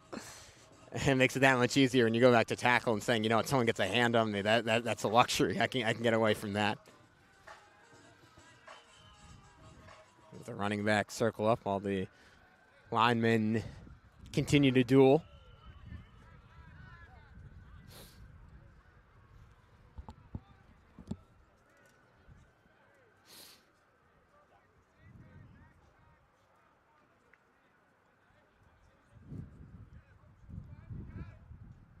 So maybe one more set of one-on-ones with the running backs and the linebackers. It could be similar to what we saw from the wide receivers where you get best on best.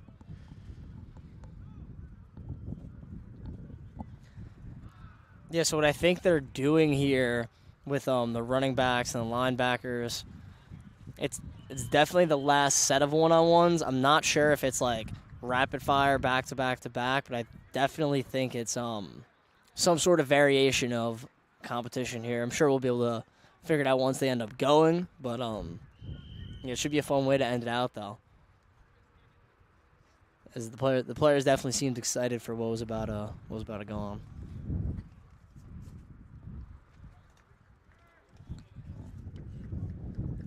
All right, we'll take a quick break on Varsity Media. Come back for the final set of one-on-ones next on the Varsity Media Sports Network as you're watching the Elite 5 NYC Football Showcase. You're watching the Varsity Media Sports Network, the home for New York high school sports.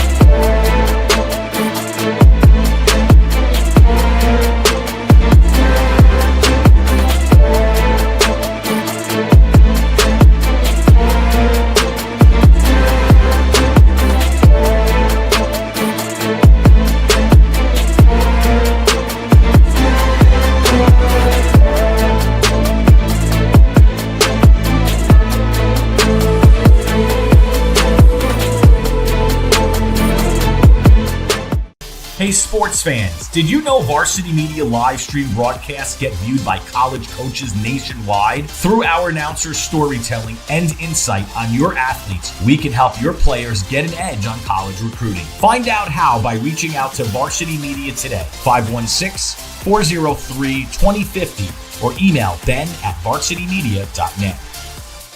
Are you a local business looking for new and creative ways to promote your company? Varsity Media offers affordable rates that can get your message across to a demographic of 18 to 54 years of age. Our follower base across social media is over 50,000 strong, and our viewership numbers per game are in the thousands. Don't blow your advertising budget on old staples like TV and radio media. Reach out to Varsity Media to get the best bang for your buck. High school sports fans, Varsity Media Pass is the exclusive live stream partner of Nassau County Playoffs. For semifinal and championship coverage of boys and girls lacrosse, flag football, and baseball, head to varsitymediapass.com to order. Varsity Media is the home for New York high school sports.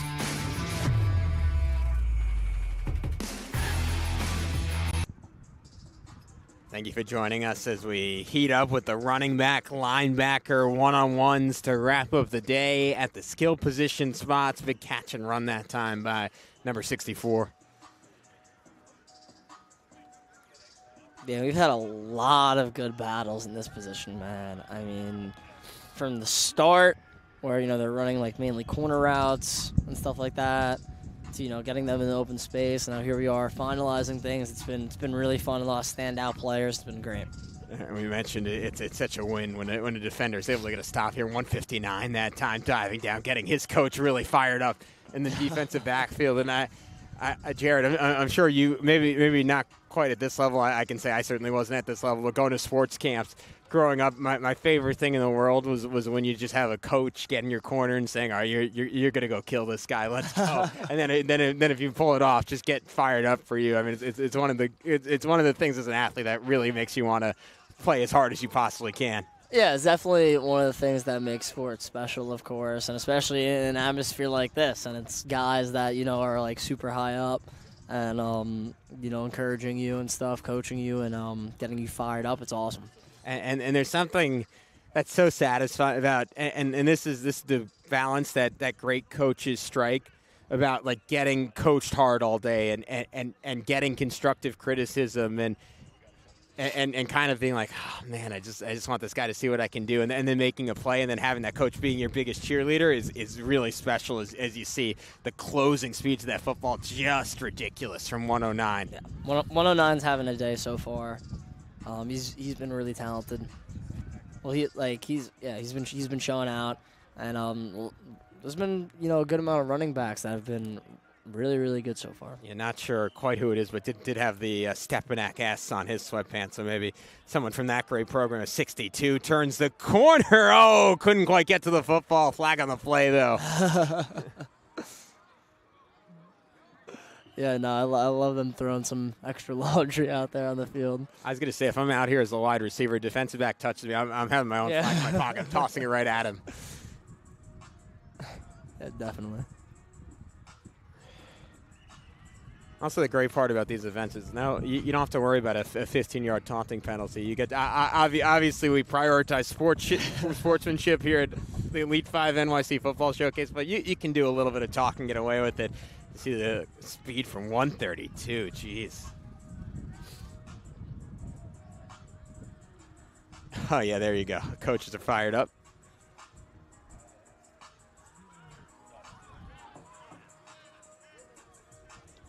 .64, showing some acrobatics. Man, that was more impressive than the catch. If football doesn't work out, gymnastics in his future. 37, he's been awesome. Again.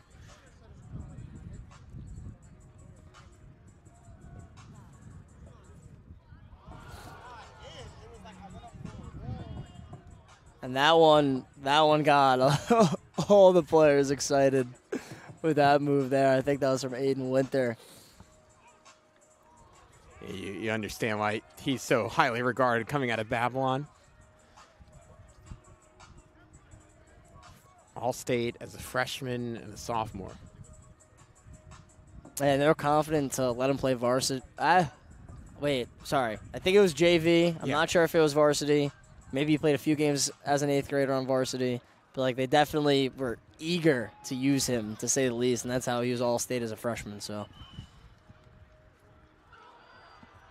Quick move in the hole, but a tag on it. Pat Godfrey saying touchdown. Oh, for 109, yeah. Yeah. He's saying it wasn't touched.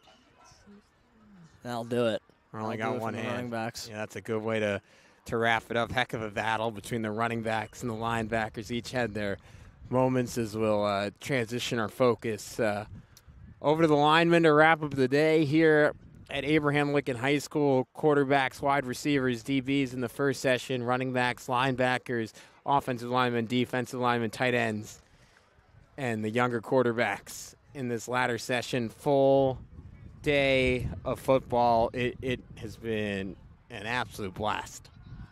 Yeah, it's been really fun to say the least. And, I mean, we got the linemen finishing up.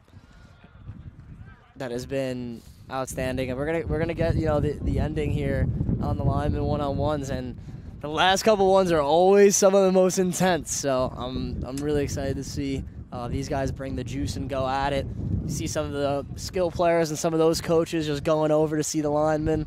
I'm excited for it. It's so funny because obviously this is such an incredibly altruistic endeavor by Pat Godfrey and by About You, but Pat is going to show a little favoritism to the lineman. He's saying that is the ending. That is the apex of this. We wrap up the stupid skill position players, the pansies, and we move on to the hog mollies where the real football players are, and we get to watch the best against the best. Such a fun way to wrap up this day. Yeah, and I love seeing everyone go over there to see the finale, and there's 272 getting his way.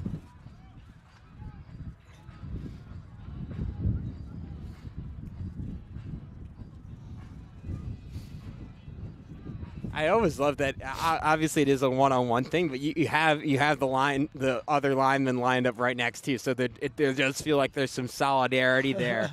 And each guy's kind of saying, all right, hold your own, hold your own. Look at 100. Oh, man.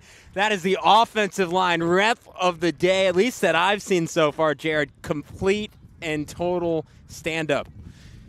Yeah, that was big time right there from 100. And, I mean, yeah, you got to love that kind of rep. We'll get another look at it here. And not easy, but great hand placement and a great job there.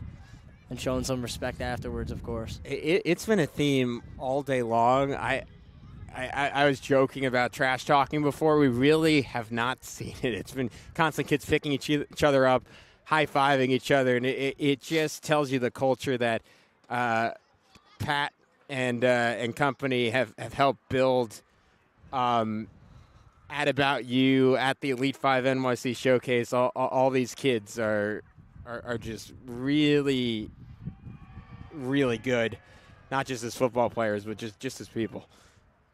And power by 309. And ladies and gentlemen, that's Kamari Valentine, the AAA lineman of the year. You can see why he's so difficult to stop because, I mean, the size and explosiveness is something special over there. 134. Oh, he got shut down. And that is going to bring some juice. 256. A win for the OLs.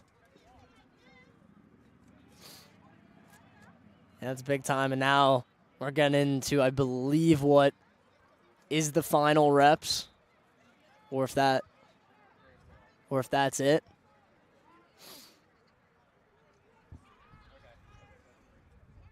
We'll give it a sec here, see if they're going to wrap up with a few more. Certainly that circle's still intact.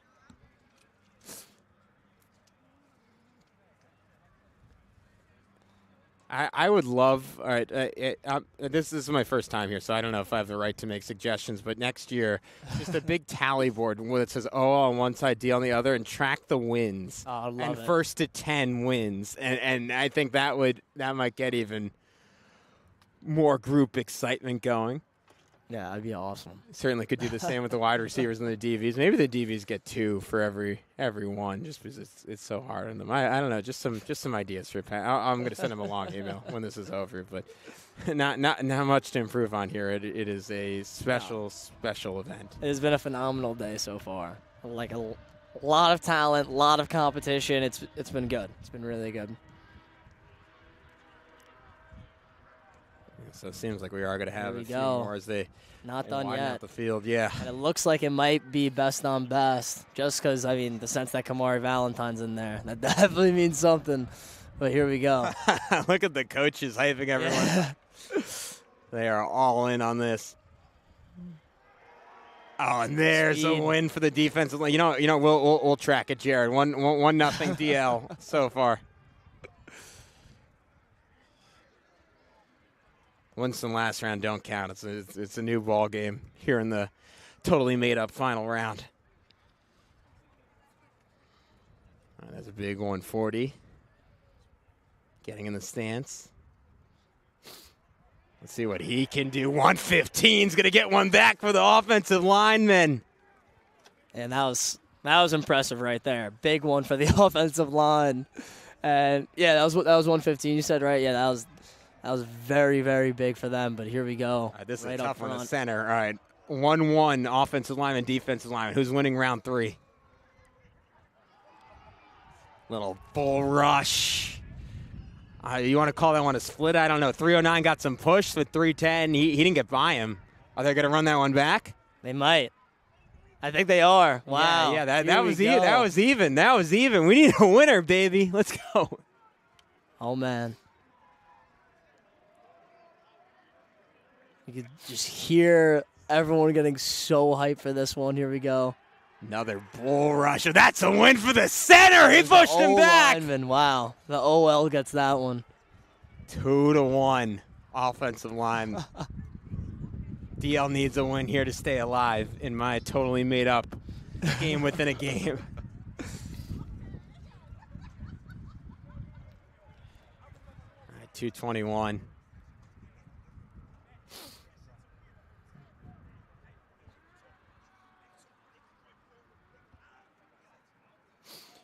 Here we go, 221. Oh, the late push. He was held up initially.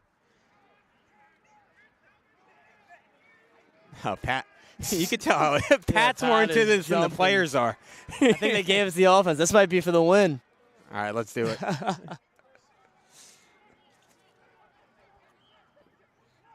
$192, trying to get the edge. Can't quite do it. I'm going to call that a win for the OLs on the whole. Comeback victory after defensive line struck first. And I think that'll do it. All right, so Jared, just to wrap things up from our perspective, anyone that you saw today really stand out to you? Well, once we get the official numbers, I'll definitely have a long list for you, and you could definitely see it on my Twitter later today. I'll definitely be looking back at the film, and I already have a bunch of guys that I know that had a great day. I mean, from the running backs, 109 and 37, both were outstanding. I mean, me and you were definitely very impressed with their plays. And even though he didn't win his last rep, Kamari Valentine, the defensive lineman from Cardinal Hayes, I assumed coming into this that he'd be one of the best players, and I definitely left knowing that he's without a doubt one of the best players in the city, and he's as advertised. All right, so incredibly fun day for our entire Varsity Media crew. Before we sign off, we want to thank one more time Pat Godfrey for having us out here. All the great interviews throughout the day. George Lanise, who runs About You, super cool to talk to him. Sean O'Connor, the host coach from Lincoln High School, getting our opportunity to talk to Jaden Daniels, blindside protector, or future blindside protector, and David Ngogu, and we're gonna have one more interview to cap the day. We couldn't wrap it up without talking to the superstar to. All right, we're not going to have one more interview. Jared, you're my final interview. What a great day. So cool. What Pat Godfrey and everyone is doing here. Everybody, make sure we get that catapult vest before we get out of here.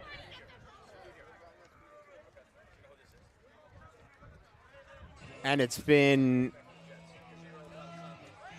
just a special event, and it's so clear that New York City football is on the rise. Yeah, it's been amazing here. And I think we're going to end up getting that one final interview. This is Izzy, right? All right, and we're joined by New York Jets running back Izzy Abanikanda. Izzy, can you hear me? Sorry for butchering your last name there, buddy. Can you move that headset down just to make sure you get speaker part? See this. Yeah, you got it, man. First of all, thanks for coming out. Your old high school.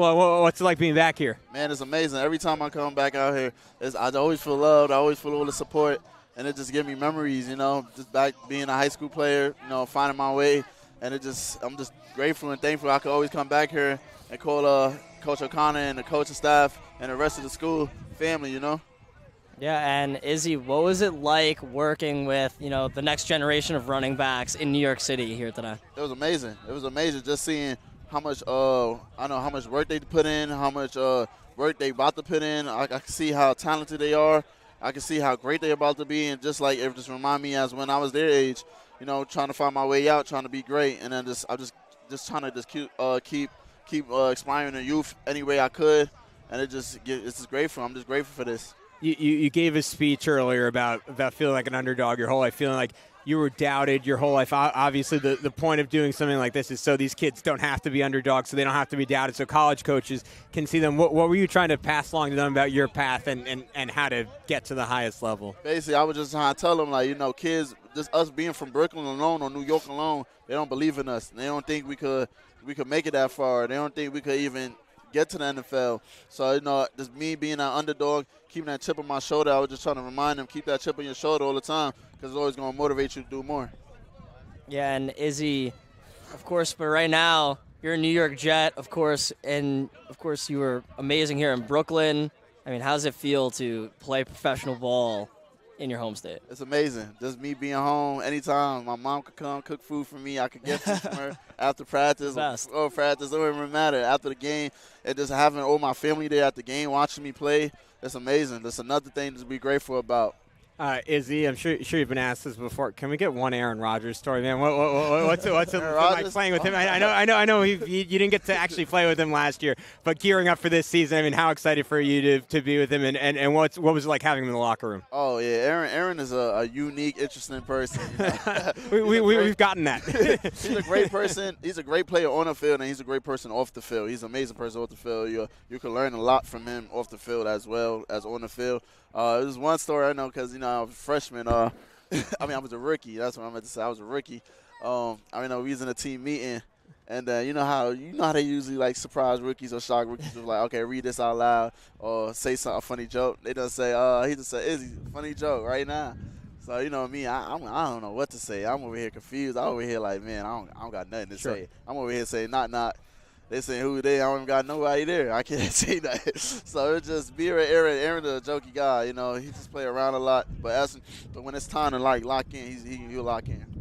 All right, Izzy, thank you so much for the time, and I guess on behalf of everyone here, I mean, thank you so much for coming out today because I know it makes a big difference to these kids, and it gives them a role model and seeing someone who came from Lincoln can get to the highest level and do everything I want to do. So thank you. I think it makes a real difference. Yes, sir. Appreciate that. Thank you. All right, that was Izzy Abanikanda, New York Jets running back. Hopefully going to get to see him play a bigger role on Sundays this year. But for my partner, Jared Veluzzi, I'm Gavin Shaw, our entire Varsity Media crew, our executive director, Ben Turchin, our technical director, Chris Sweeney, our camera operators, Matt McCower-Brown, Sam Schmitz, and Mike Verde. One more time, Jared Veluzzi, Gavin Shaw signing off on the Varsity Media Sports Network.